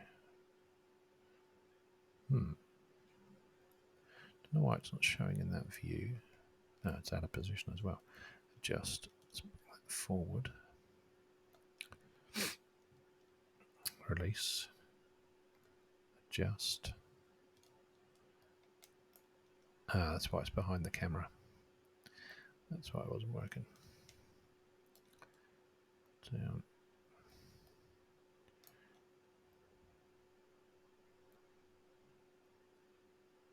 Okay.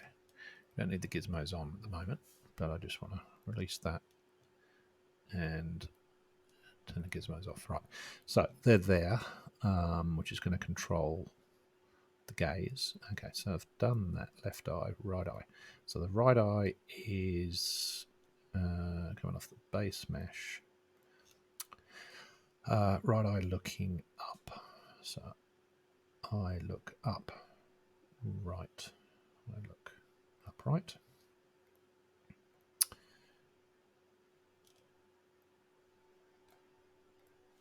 I look. Now, so it's the right eye looking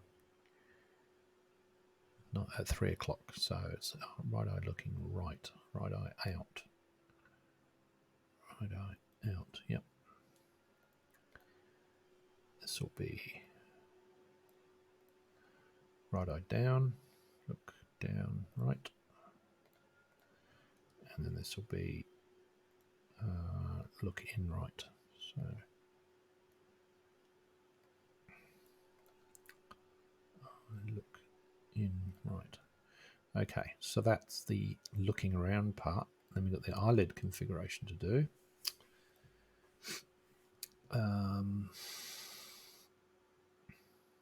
So we need the renderer, which is the base mesh there, set.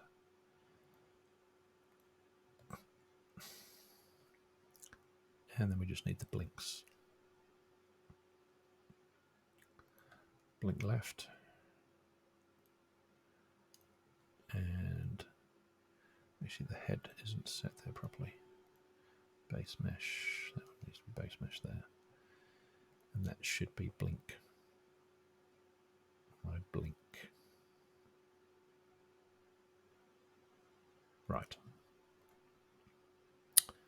Okay. So the blinks are done. Okay, so now what I want to do is actually copy the butcher's emoter, and let's see if we can get the same emotions going. So let's copy that component, paste that component as new, and again wire it up. Same deal all over again. This Q processor is going to be the barmaid's Q processor. These settings are all fine, and then these all need to change. But because I've got the names of them, it'll be a lot easier to do these. So I need to put the base mesh in there each time. Eye squint left. Eye squint left.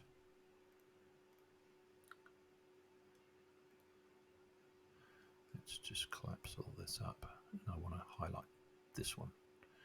Okay, so base mesh. I squint right. Good, it's remembered that.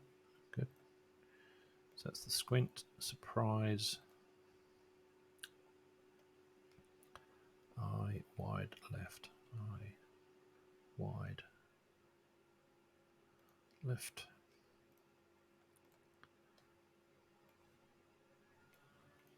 Eye wide right. Brow outer up left. So this is one of those ones that was lopsided. So I'm going to flip it to the other side. So brow outer up right, just to make it different from the other one.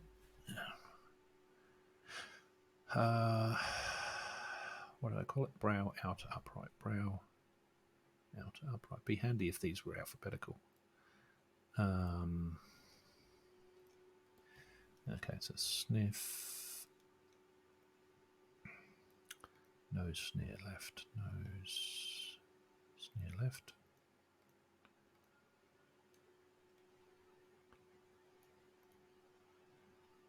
Nose sneer right.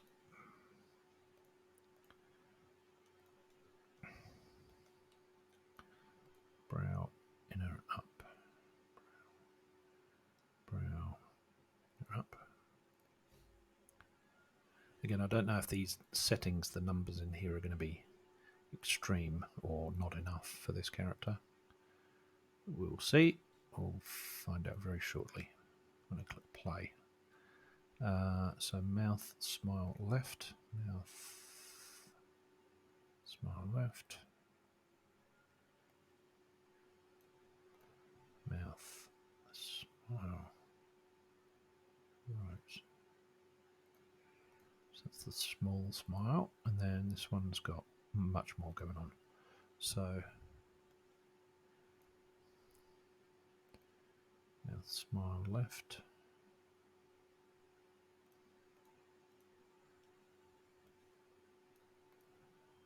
Mouth, wrong one. Mouth, smile right.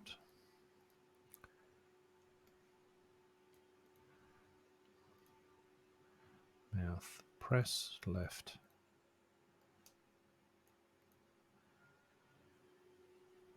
Mouth, press right.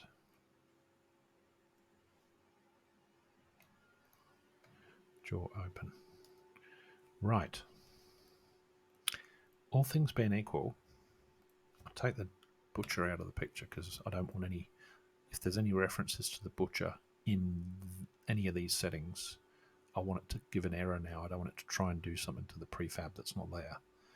I think everything's been wired up to her. We'll find out very, very shortly. Let's save the scene.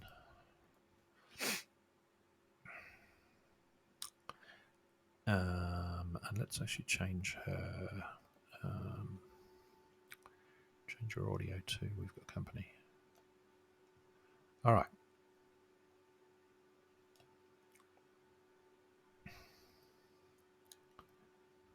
Let's see what happens. Fingers crossed.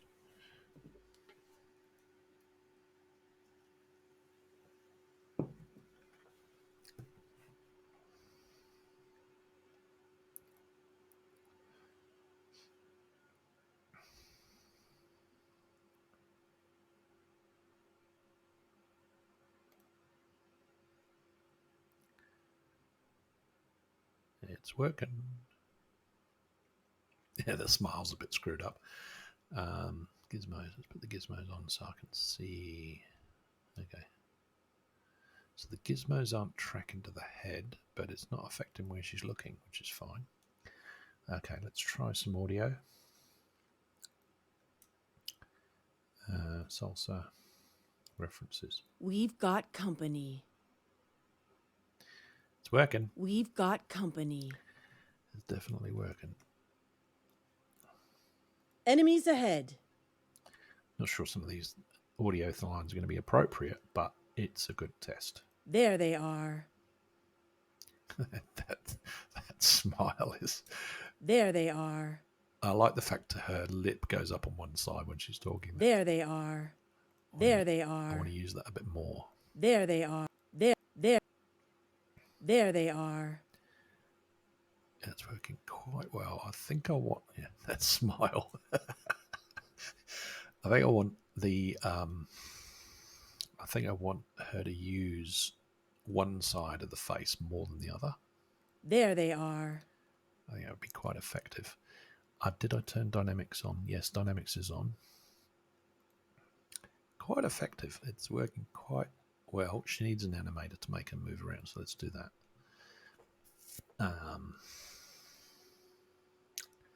So let's give her a female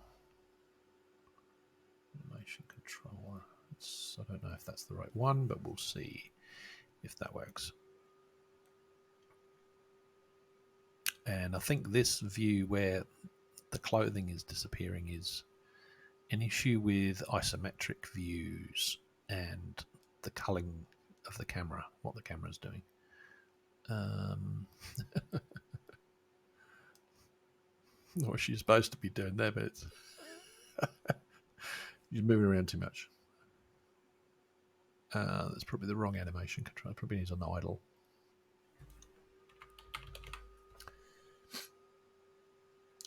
Human female. Let's just try that.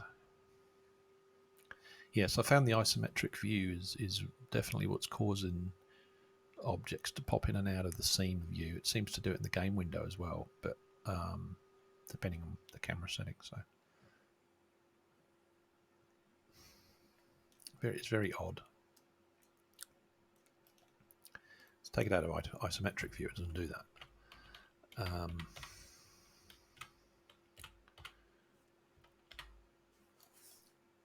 Okay, so it's breathing a little bit too heavily, which looks a little bit odd with that. So I'm just going to use an idle,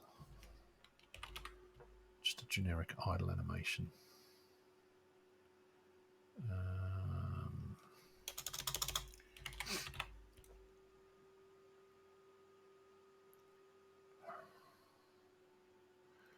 Human, male and female, does that work?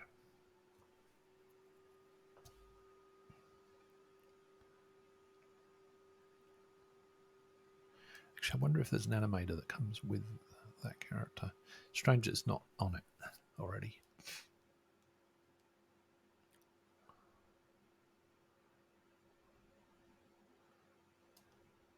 Okay, she's sort of in a fighting pose, which doesn't look great.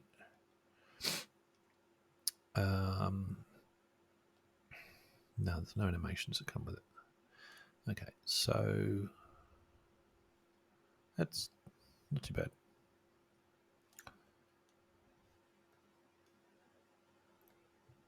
We've got company. So the other, the only other female audio that I've got in the voiceovers is Robin, which I think is a higher pitched voice, which I don't think helps with this character. Out of my sight. Oh, no, that could work. If I drop the pitch a bit, that might work. Out of my sight. Yeah, that could work. Out of my sight. That could work well. Okay, so Robin Archer out of my sight. Robin Archer out of my sight. Drop that down. Or did I have it? 0.7 was it? Assisting Emoter. Out of my sight. That's too much. 0.9. Out of my sight. 0.8. Out of my sight. Okay.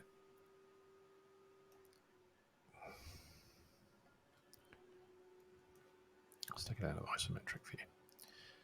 Actually, I don't need the second window anymore because that was only used for getting the blend shapes right. Okay, so it's got the emoter tied to the salsa, so it should emote with those emotion things, those emoter things, as she talks. So let's bring eyes down. Let's bring the emoter down. Why is it not doing that?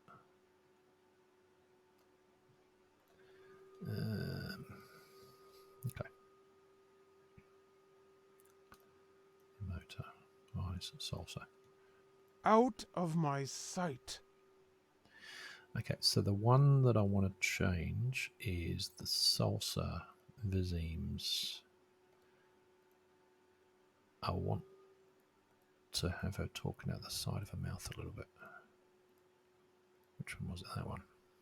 So there's something on that Vizim that is doing it. Mouth, smile, left. So let's put mouth, smile, left on some of these other ones. And see what we get, just to make it a little bit more interesting.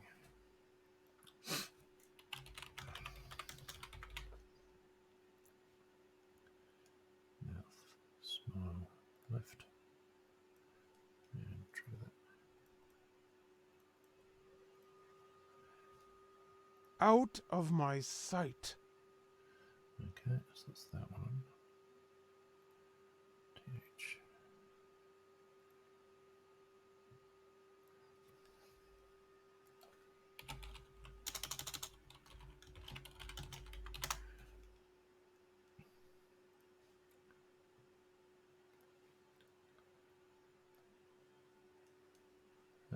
What do I want to do? I want to trigger that and adjust it.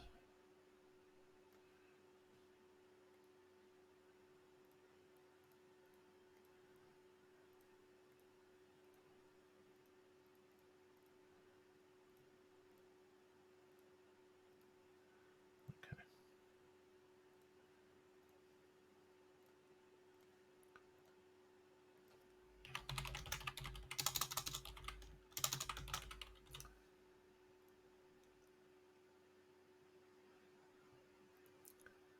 Mouth, stretch, mouth, smile, left.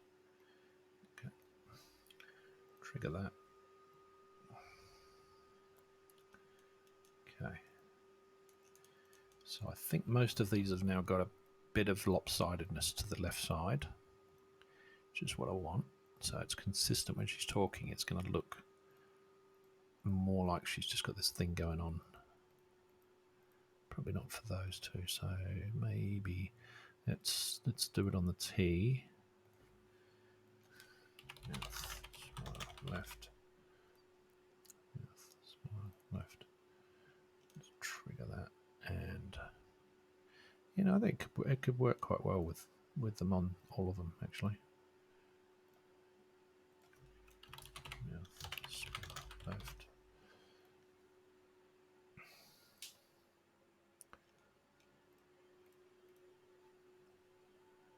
Not too much though. I don't want to screw up the settings too much. But I can always bring down these numbers so they're less excessive. Mouth, smile, left. Okay. Trigger that. Alright. So she should have a bit of a slant now on. Out of my sight. Certainly. Out of my sight. Out of my sight. Okay, so I think what's interfering with it a little bit is the fact that the Vizims and the Emoters are not. The smile is probably already interfering with it, although it's not. So it's random. See, I could make it that she doesn't smile out of her right side. That's the one that's looking a bit odd. But I actually think it looks pretty good. It looks pretty funny. Yeah,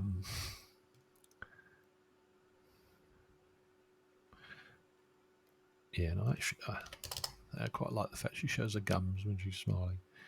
So we do collection mode. So squint. I want the squint a bit more than that. I want her to be distrusting of these adventurers coming in. So squint. She's squinty, but she's not that squinty. So that's 100. Squint left. Is that 100?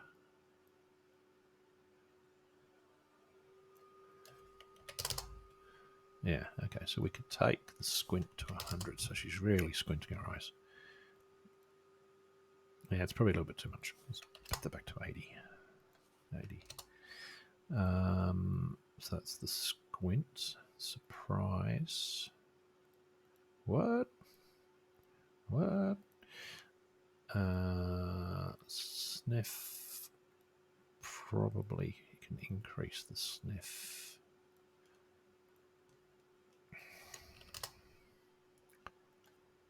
It's just variations between the models that works.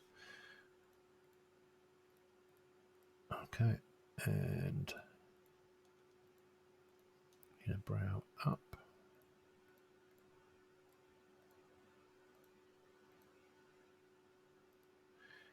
I'm going to make that brows up,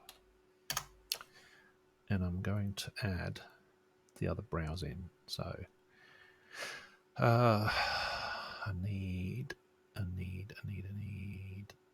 to pin that. I need the face thing, that thing, pin that. Right.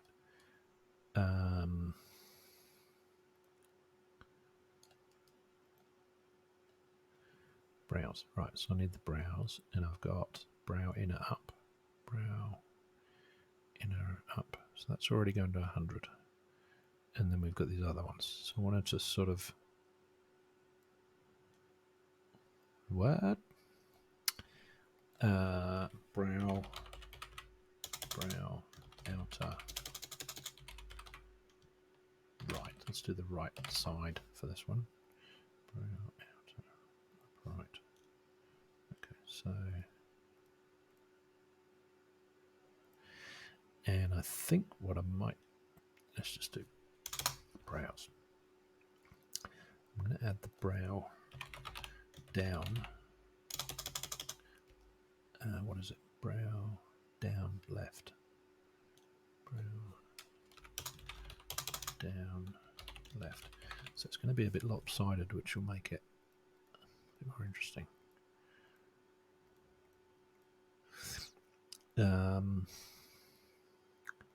Small smile. Let's just check these. I think that's fine. I could probably dial it up a bit even.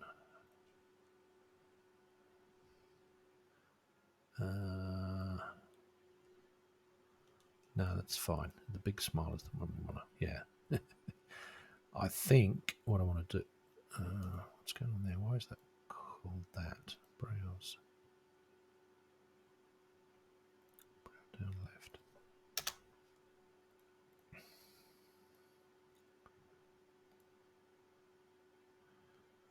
Big smile. Right. So, take that out of there. I want to kind of get dimples going in here as well. So, mouth dimples. Without breaking the other one. So I need to do mouth dimple left. Mouth dimple left.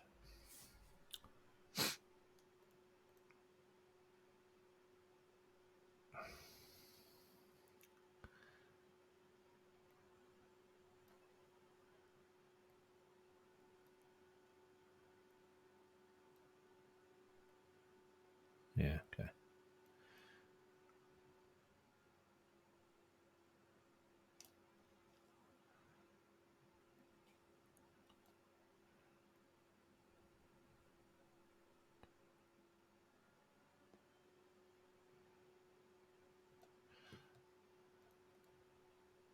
All right, I think that works. Right, let's give this a bell. Save the scene. Because you end up fiddling with this for hours. And see how it goes.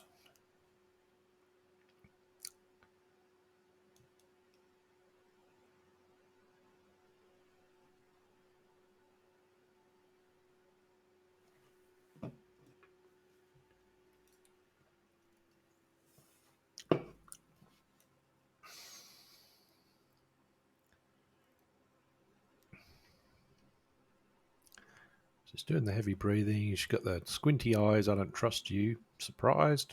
Bit of a smile. Sniff. Big smile. So they're not lasting long, these little expression things, but that's fine. It's making it varied.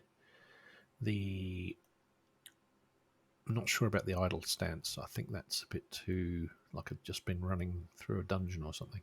So I think I need a more of a just an idle animation.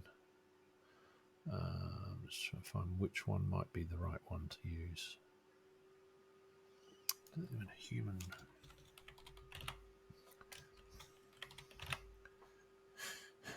Human rest override. I think that's a fairly generic resting state.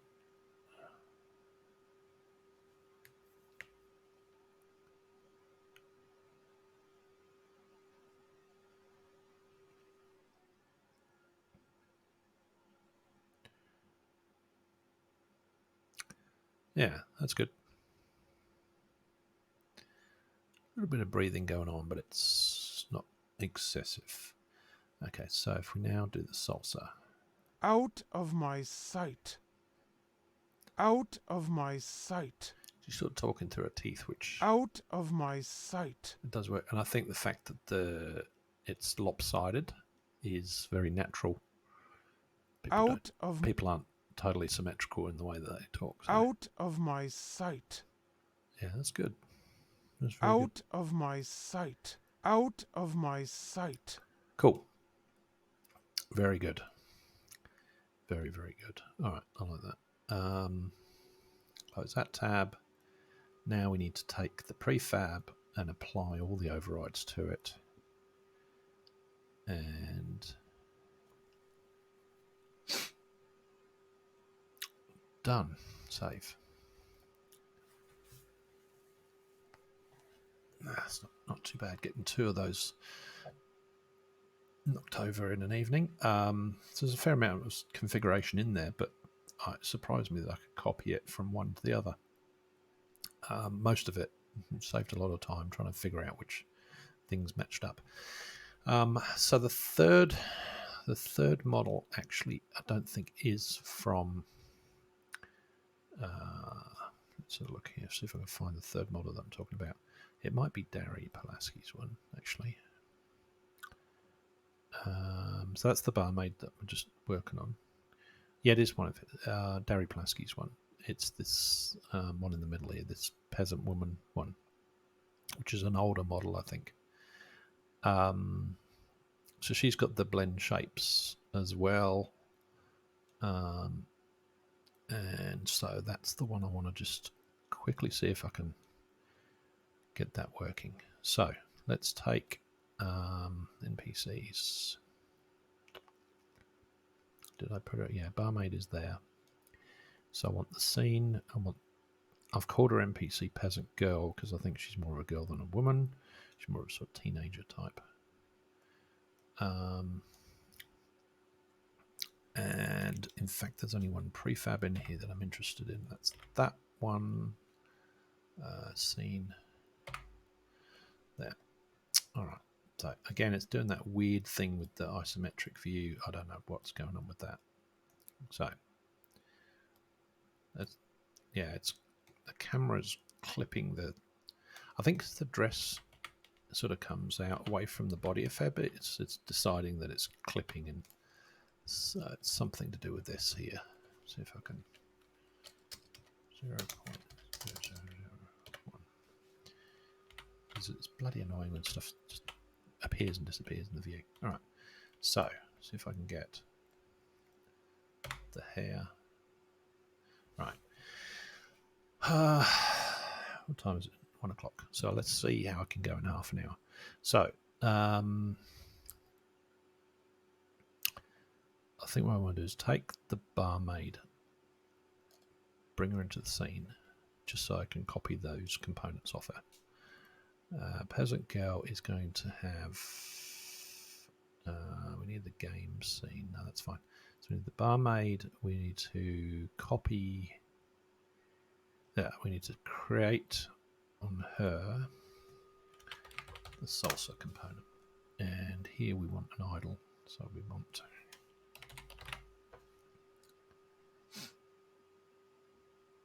Human rest override. Okay. So salsa needs a new audio source, a new cue processor, and an emoter. And the visemes will get copied in shortly. So take that, copy component, paste values, paste component values. Cool. The audio source is there. I'll come back to the audio source in a minute.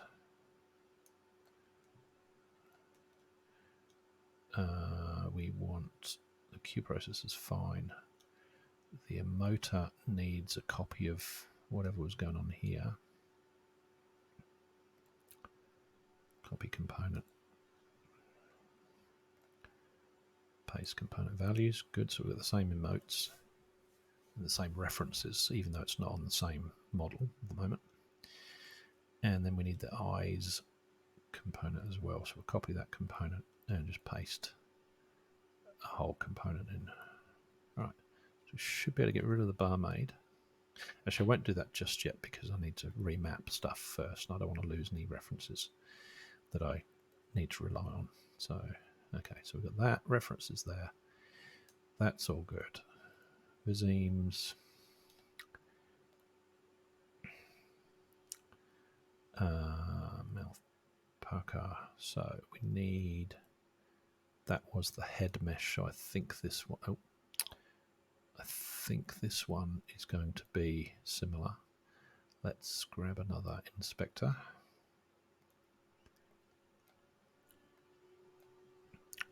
And pin this to the body. So that with the blend shapes available. Right, so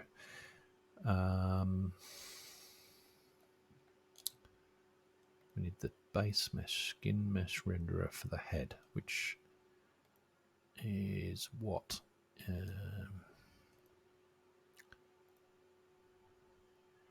Body 6. I think it might be body 6. Yeah, okay, so mouth pucker, mouth pucker. Okay, so let's just test that. Not seeing anything happen.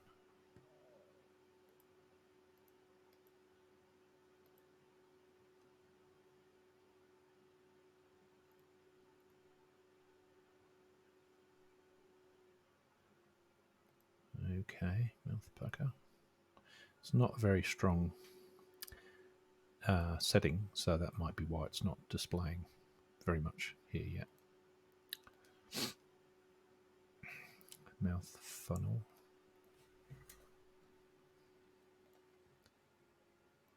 That's better.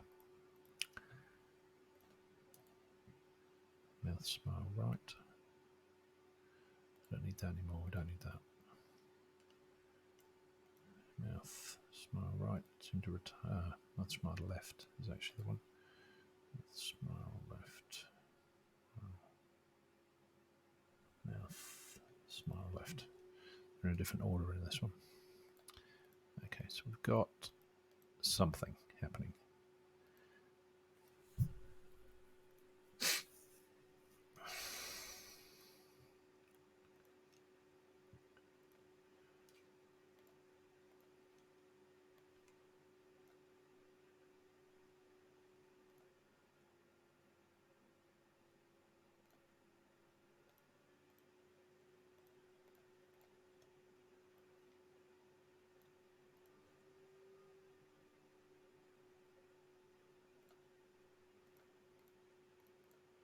A bit of a skew face, but that's okay. That kind of makes it interesting. Of course, we've copied the settings from the barmaid, so she's going to have the same. Maybe that's her daughter. She's got the same expressions. So the F's done. The T won't work yet because it's not wired up to this character yet. So, jaw open.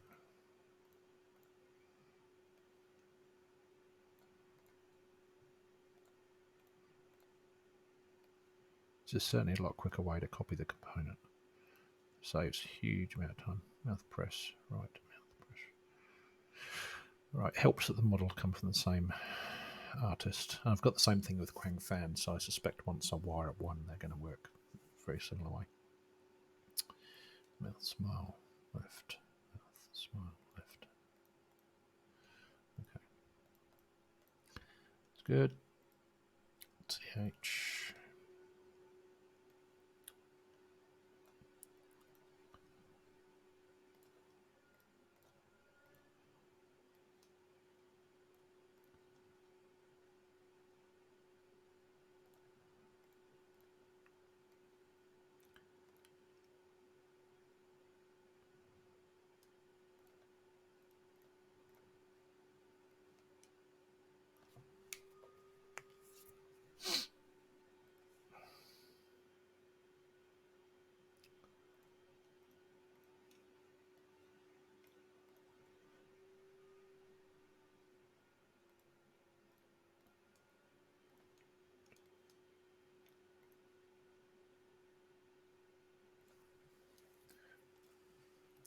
Cool.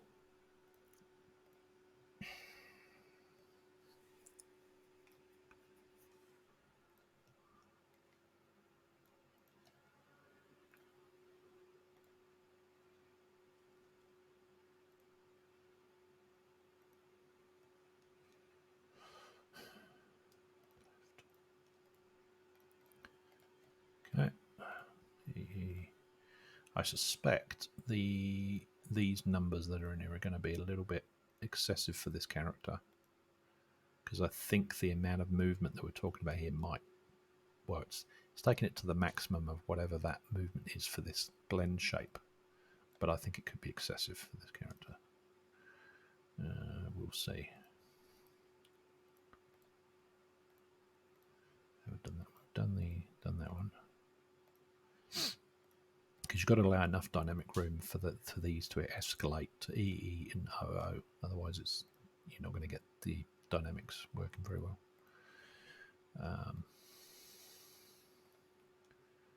Draw open, but that just may be a question of just scaling back some of these numbers a bit.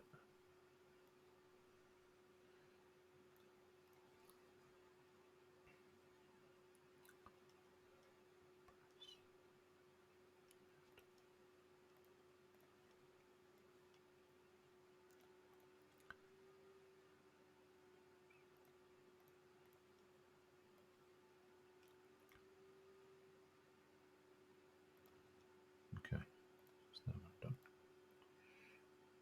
Yes, it's a little bit. Oops, it's a little bit odd on the lip, so that's possibly needs a bit of. This one here is probably a little bit overbaked. That was above 100 as well, so. And it does seem to affect the other side of the mouth too, so just be careful with it. Just going to roll it back a little bit. All right, last one.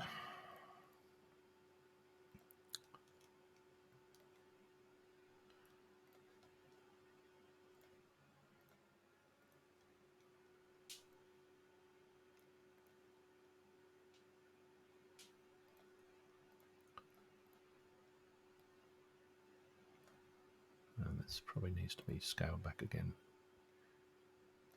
It's mouth smile right, we want to keep it on the left. Okay, all right, so the visemes are done.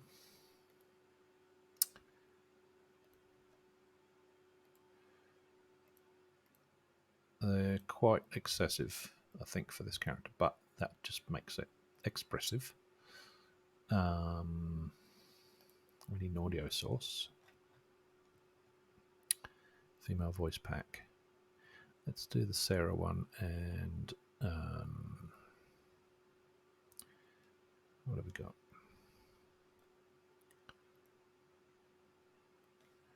Okay, so we've got an audio source in there. Q processor we don't need to touch. Let's do the eyes next. Okay, we need the so we need the peasant girl there and there. We don't need a look target. We need head configuration to pick up the head, transform in the armature.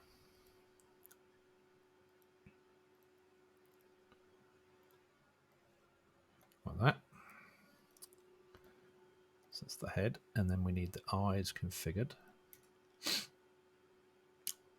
We need the base mesh, so this will actually be that one there. So it's odd because the base mesh is not always a head. as you can see, it's body 6 in this one, and it was something else in the other one.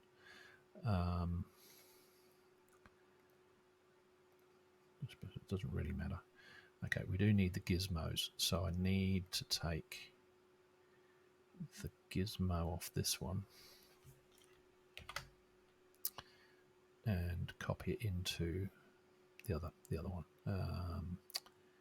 And it needs to go inside that bit there. So let's do the right eye and put that in there.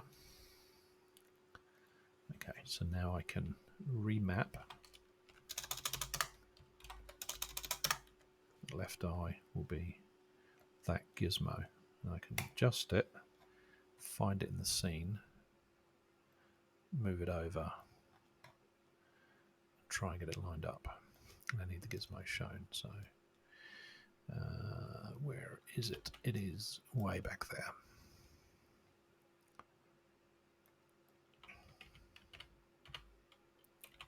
Where's it gone? Where's the gizmo gone?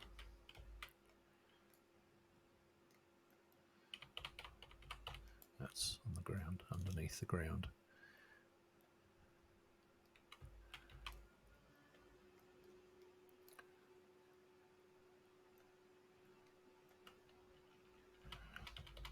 Okay, that's better.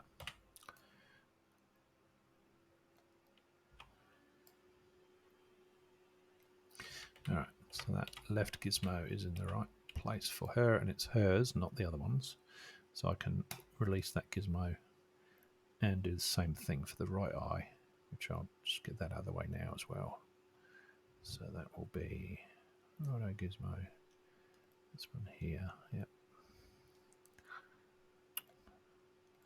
Peasant girl lock.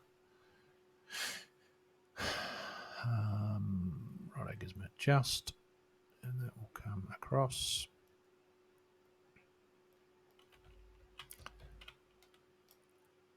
Forward.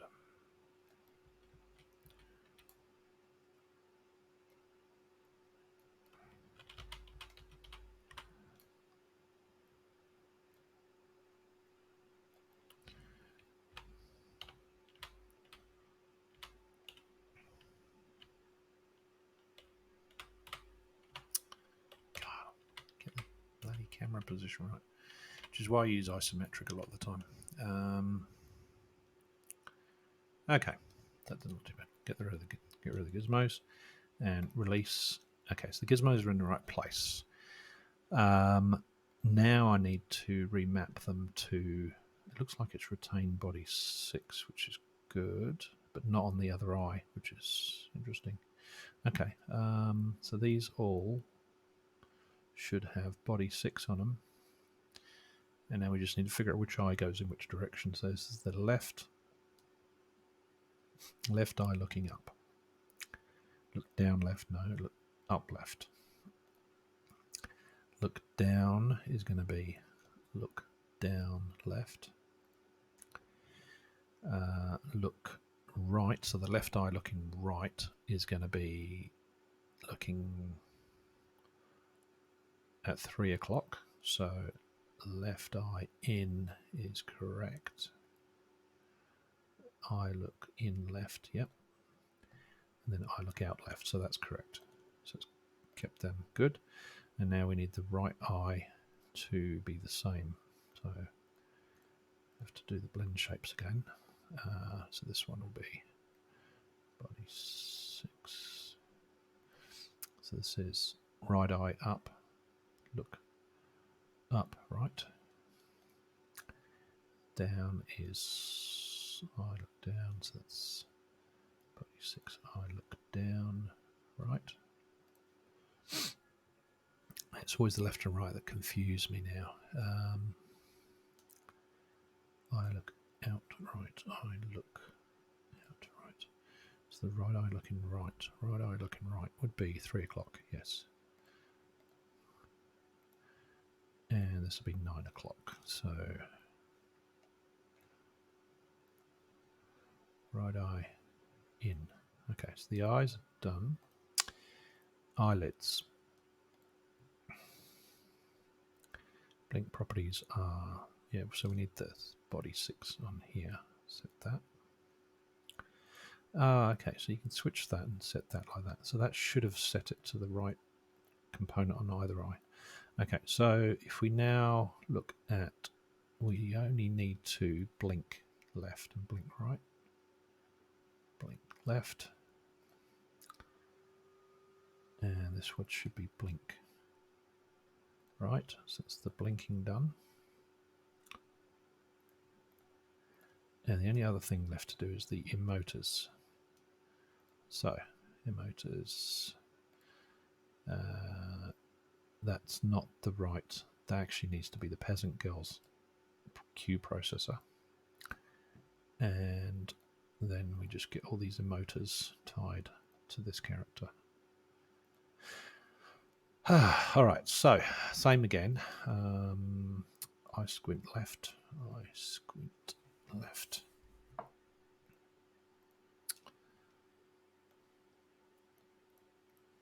I squint right. Yep, very distrusting. Surprise. Eye wide right, eye wide left. Eye wide right, eye wide right. Brow outer up right, brow.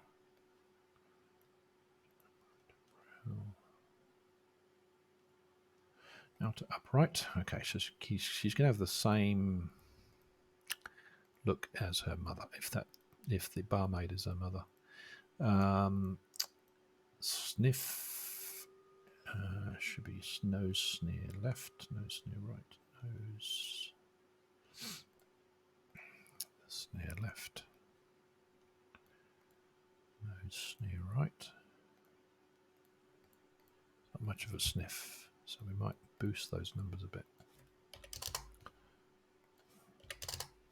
So a sniff's going to be a bit more excessive. Brows, and we'll have brow inner up, brow inner up, brow outer upright, brow outer upright, brow down left, brow down left. Okay, so it's a sort of a what? That still works. It's kind of cute. All right, so mouth smile left, mouth smile left. Yep, and then mouth smile right, smile right. A little bit off center, so whatever's happening there, it's not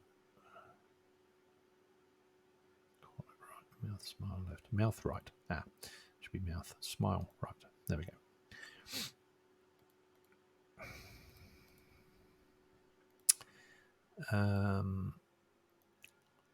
I'll come back and I'll adjust these in a moment. Let's just get these all mapped first. Mouth, what was this? Mouth smile left.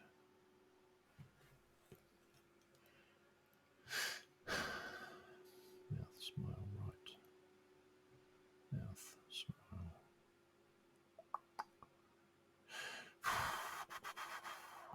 Mouth smile right. Mouth press left. Where am I looking? Mouth press left.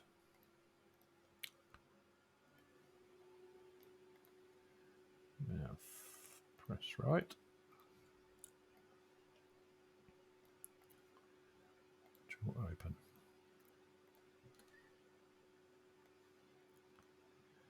Mouth dimple. Mouth dimple left. Okay. Okay. This is where we need to adjust it because obviously the numbers that are on here don't work for this character. And it suited the other characters and suit this character. So I need, first of all, to lock that inspector again. All right, so there's something up with this. It's pushing something beyond what it should be. It's not that. It's not that mouth press. Could be the mouth press. Could be those numbers there. So let's just take a look at these. So they're being pushed to 100. So let's just take them to like 20 and just see. That's better. So a small smile, yeah, big smile will show some teeth. Yeah, cool. All right. In fact, usually when there's a big smile, you'd probably have the cheeks raised a little bit as well. So I'm thinking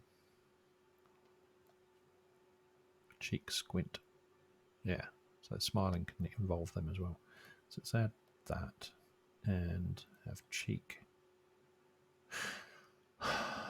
Where was that cheek? Squint left.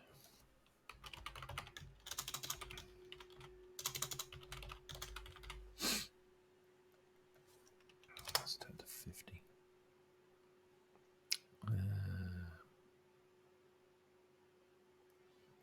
50 is probably right. And we'll do it mostly symmetrical on the other side as well. So I have cheek squint.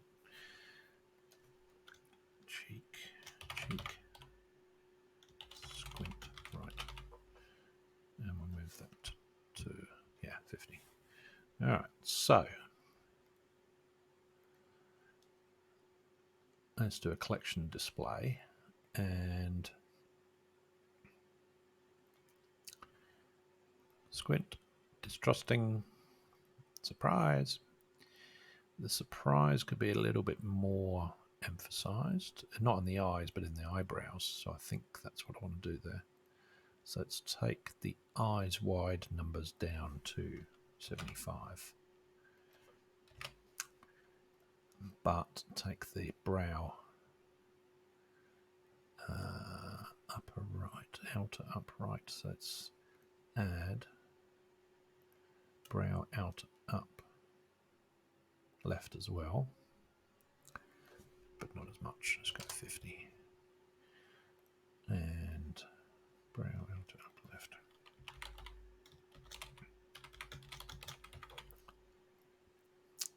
And we'll add the middle as well. So we'll go brow inner up.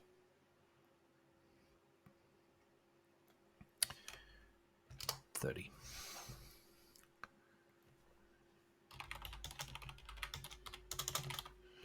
Okay.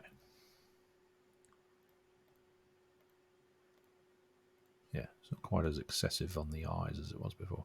Okay, then we got the sniff. And we got the brows. The sort of weird, sort of, what's going on?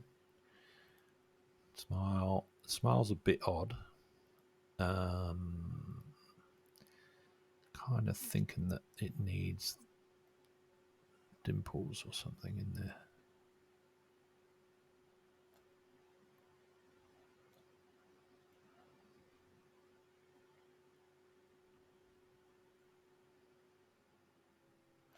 Okay, let's put on the small smile.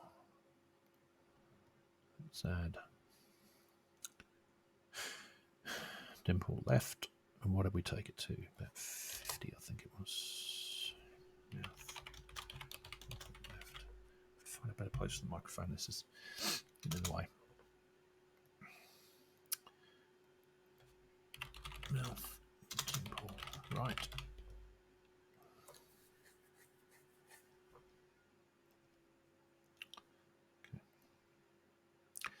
A little bit more, I think a little bit more natural with the dimple thing there. Could play with the cheek a bit more as well, but we need to give room for the big smile, which looks a bit sort of forced. Could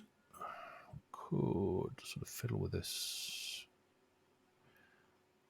squint. Something's a little bit excessive here. I don't know what it is. Something's the jaw open. Need a little bit of jaw.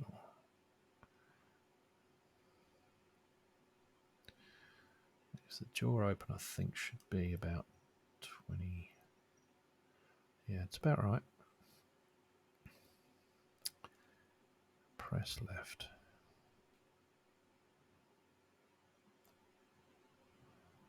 Mouth left.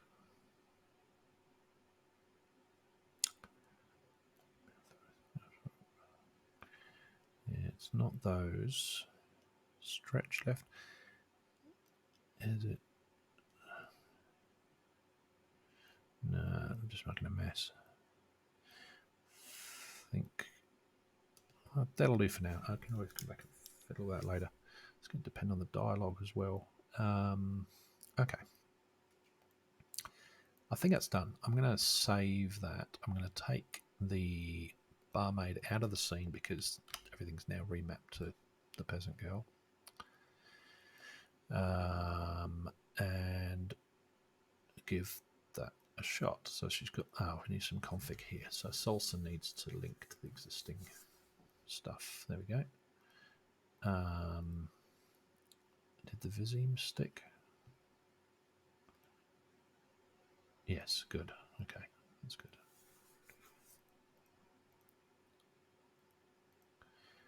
The emoter's still in display mode. Turn that off. Okay, so let's just check the Vizims one more time. It's probably a little bit excessive. Got a bit of wonky sort of thing going on. So she's going to have quite a weird way of talking. It's almost comic-like, I think. And I'll have to adjust this once we see it in motion. But anyway, I want to play this and see. This will be the first time I see it. I've no idea how this is going to work, but we'll see.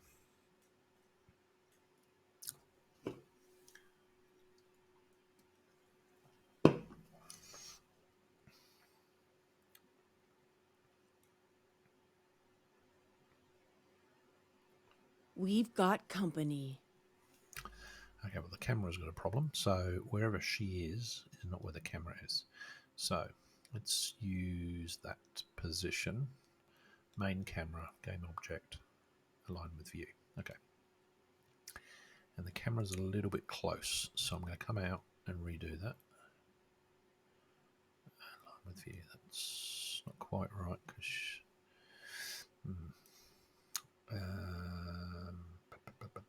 game view is not, so it's doing that weird culling again. So the camera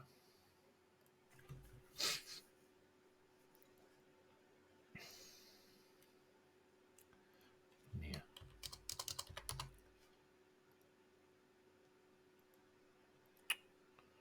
I don't know why it's doing that field of view. Alright, let's try that distance. Okay.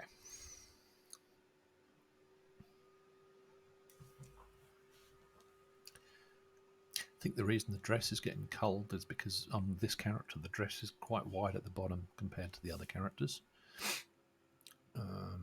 We've got company. It's really quite annoying. Okay, she's doing a thing. Let's move the camera in a little bit. Whoop. X, no, Z.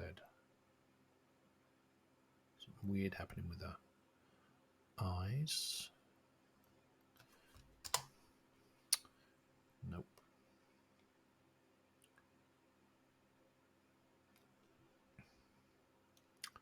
All right, let's play some audio again. We've got company. We've got company. Yeah, I'm not sure about that audio clip.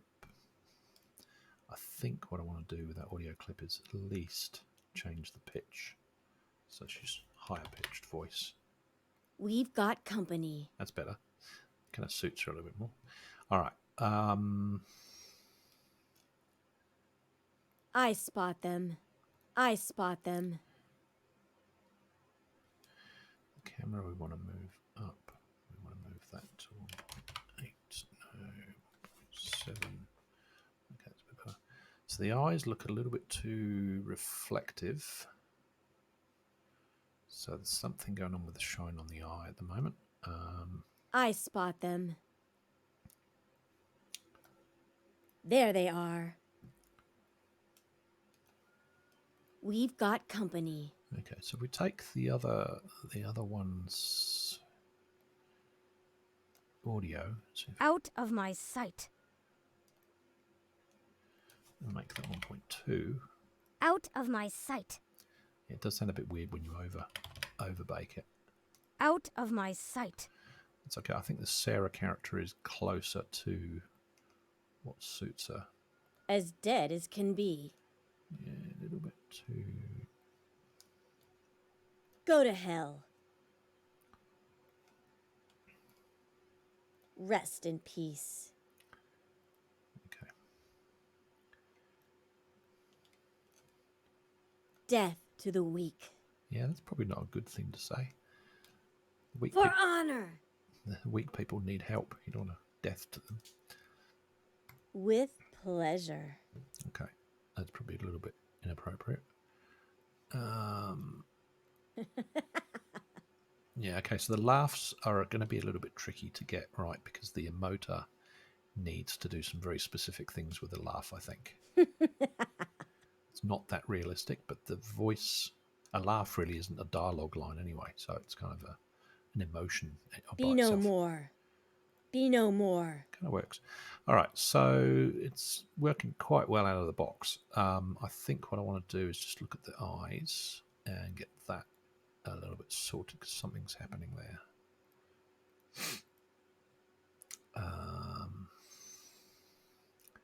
We don't need that anymore.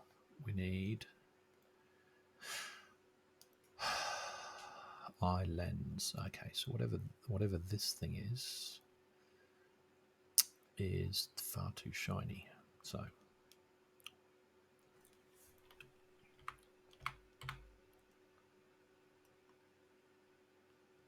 isometric. That's better. Yeah, so the eyes are too shiny. I mean, yeah, they're it's too much. So back to this one here. Base color contrast, wave speed, metallic. Don't know why it's using a water shader.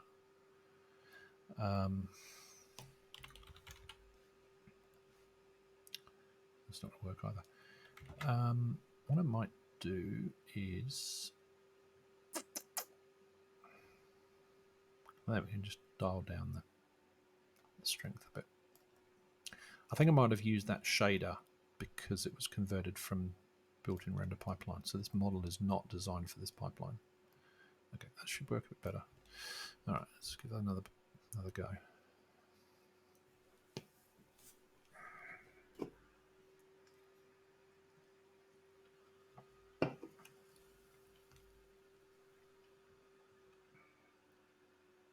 We've got company. What was the one that looked?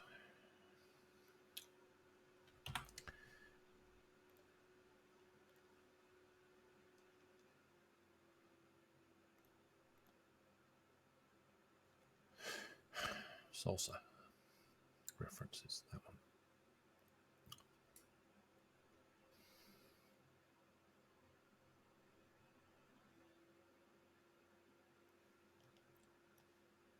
Eat dirt.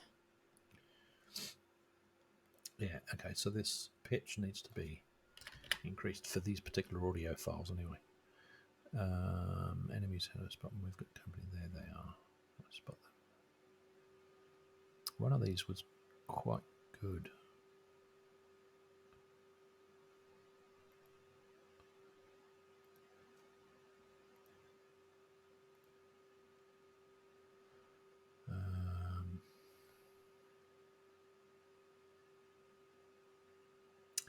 It might have been that one.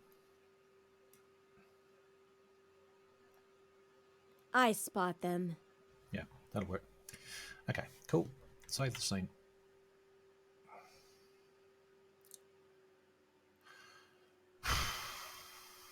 Three in one night, and that I think that last one took me, I don't know, 40 minutes or so. That wasn't too bad. That does get quicker with practice, but I'm tired. So it's nearly coming up to 2 o'clock in the morning, so and I've got work tomorrow. I spot them. Okay, let's get you to do your I dialogue. spot them. Yeah. So it's on auto play, so it plays on awake, which it wouldn't normally have, and it certainly wouldn't have a loop normally either. I spot them. I spot them. So it would be triggered by dialogue, basically, I spot them. like that. But she's doing everything she should be doing. She's looking around, bit of a smile, bit of a flinch, bit of a I don't trust you. What's going on over there? Yeah, it's quite good, quite effective. Okay, so let's take this back to the NPC folder. I think she's already in there, that one. So I just need to apply that override. And save the scene. Back to the start menu, and I reckon this is coming out. I reckon I've got enough with this to simplify this picture a little bit. I reckon that's driving quite well. And in fact, this may not even be a thing. I need to see how this dialogue system is going to call it, but potentially that could drive straight to that. I just want to know a bit, because Fmod's best of breed type stuff. It's really powerful, but I may not need it. Yeah, so I'm pleased with tonight's progress. So I've got Rewired working, and I've got all three of these working for 3 new models. So that's quite good progress in one stream. So I think what I want to do now is make sure that's good. Yep. And check this in the source control.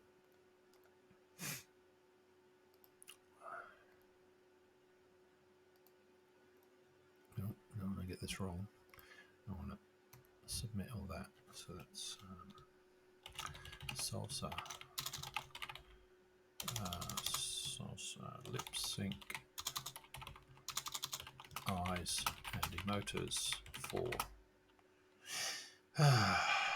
it was the Butcher, Barmaid and Peasant Girl NPCs, and it was the not Invector, the what's it called? UCC plus Malbers, both wired up with Rewired. Cool. And of course, something's being used, or hasn't been. It's possibly been removed from there. So let's refresh that again. Revert any unchanged files because they don't exist anyway. So I'm going to resubmit that. So source control sometimes has this issue. So the NPC Huntress is not one of the ones I've been working on, so I'll need to do something specific with these. I think what I'm going to do is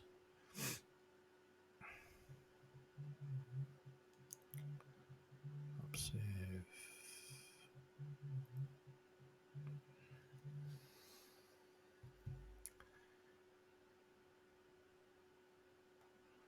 Where are we? Peasant Girl Knight. Not sure about the Knight's Head. Didn't do anything with that. Anyway, I will commit that offline. I'm going to do that offline because it probably requires me to look through the files and just commit them bit by bit. Anyway, I'm going to be back online on Friday at 9 p.m. I hope you've enjoyed the stream, and if you're technical, I hope you've found it useful to maybe learn how to use some of the products there that I've been working with tonight. And yeah, if you can check out Zarktor Studios on YouTube and follow Zarktor's Realm on Steam and put it in your wish list, that'd be awesome. Should I look at the bottom cam or the right cam? I'm confused. Doesn't really matter which. It's all good. Anyway, I will see you folks on Friday. All right. Thanks for watching. Bye.